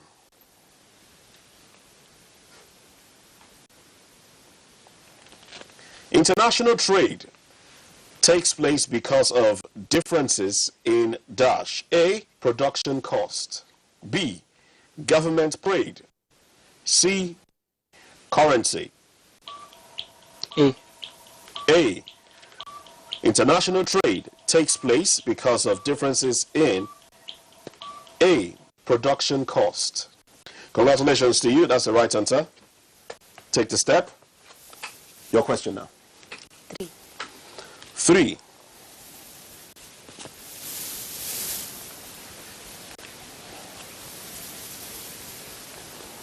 Where was oil first discovered in commercial quantities in Nigeria? Is it A, Oloibiri, B, Port Harcourt, C, Warri?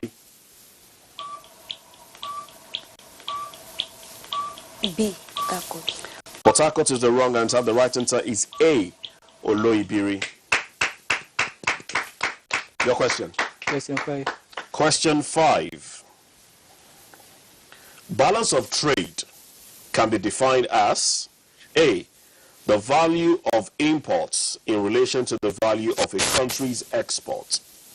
B, prices of exports versus prices of imports. C, the price ratio of imports as against that of exports. C, the price ratio of imports as against that of exports is the wrong answer. The right answer is A, the value of imports in relation to the value of a country's exports. We now move away from economics. We go on to vocation. Why don't you take a step? Going on to vocation now. How do you play? 2. The process of applying mortar to the external walls of a building is known as what? A, battering, B, plastering, C, rendering. B. Plastering is the right answer. Put your hands together for her.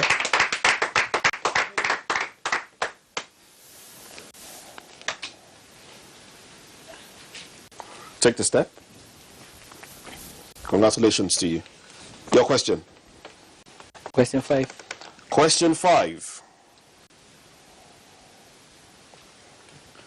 The following are used for transferring concrete, except A, head pan, B, truck mixer, C, pump. C. Pump is the right answer.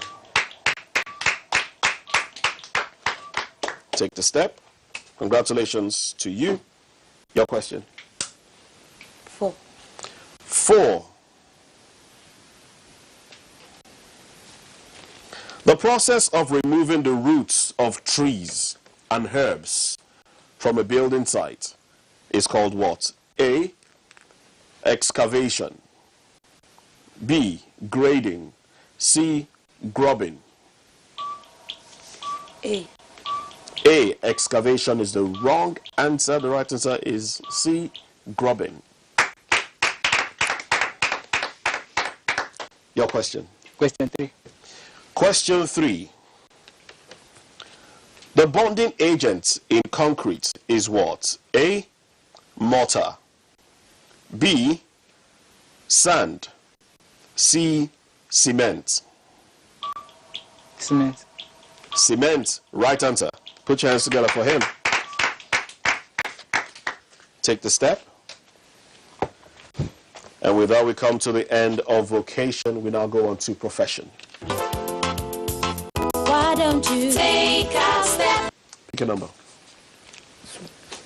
I can't hear you. 2. 2. Which of these terms refer to the posterior part of a sheep? That's a sheep that sails on water. A, stern, B, bow, C, sail. C. Sail. Wrong answer. The right answer is A, stern. Your question. 4. Question 4. One of the following is not a type of sheep. A, trawler, B, whaler, C, dinghy. B. B, whaler. Wrong answer. The right answer is C, dinghy. Your question. 4. 4 has been taken. You have 3, 1, 3, and 5. 1. 1.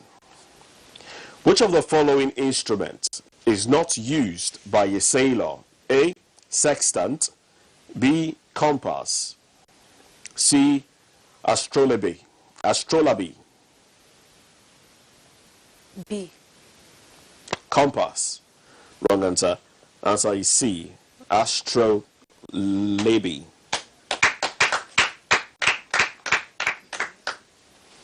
Your final question. Question 3. Question 3. Merchant seamen are trained at A, Maritime Institute. B, Sailors School. C, Yacht Club. B. Sailors School. Wrong answer. The right answer is A, Maritime Institute. And with that, we come to the end of the program with Raymond taking more steps than Boluwatife. So please put your hands together for him. Let's meet in front. We'll take a quick break. When we come back, we'll be presented with their gift items. Take a Step is a production of NTA Educational Television.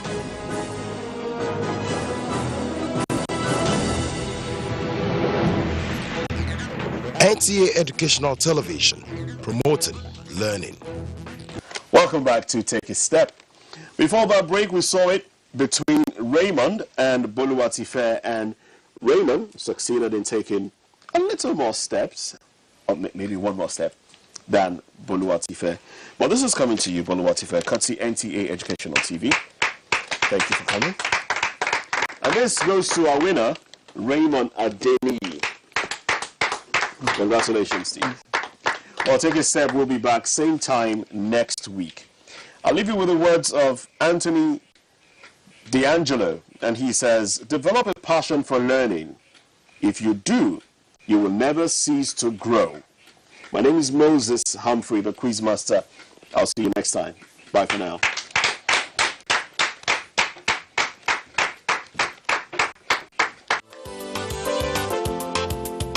Why don't you just take a step?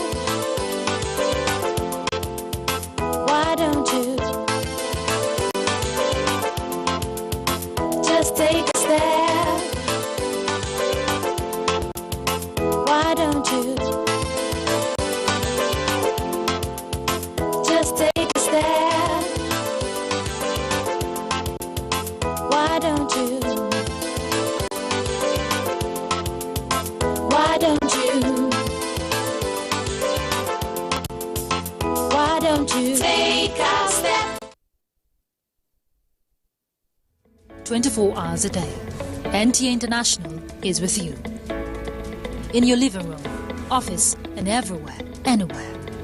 We provide a company you desire in terms of balanced and up-to-date news, programs, and the best of entertainment.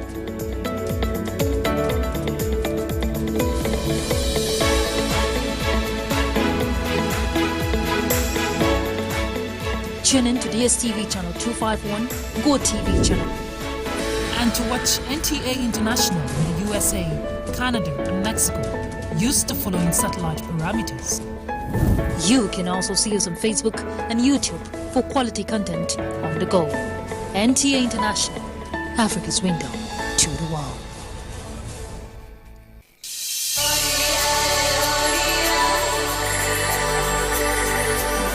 The Republic of Benin was formerly known as Dahomey until the 1st of August 1960, when the country gained independence from France.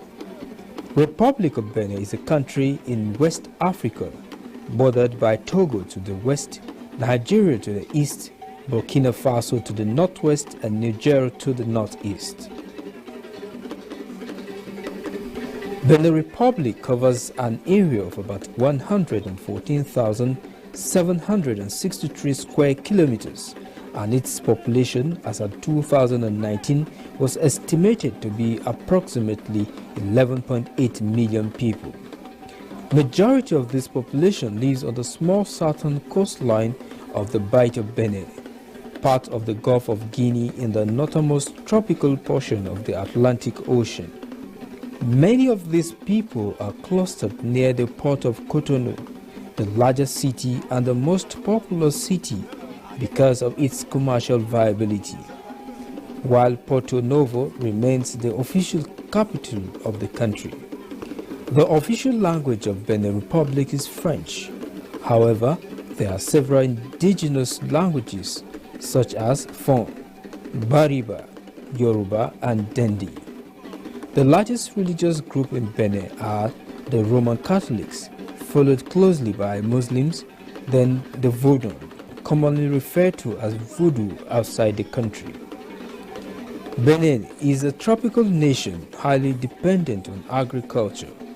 In fact, more than half of the working population is said to be dependent on agriculture.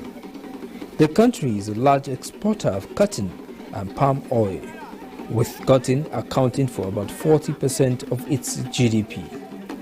Also, a sizable amount of offshore oil and solid mineral deposits such as iron ore and titanium are found in some parts of the country.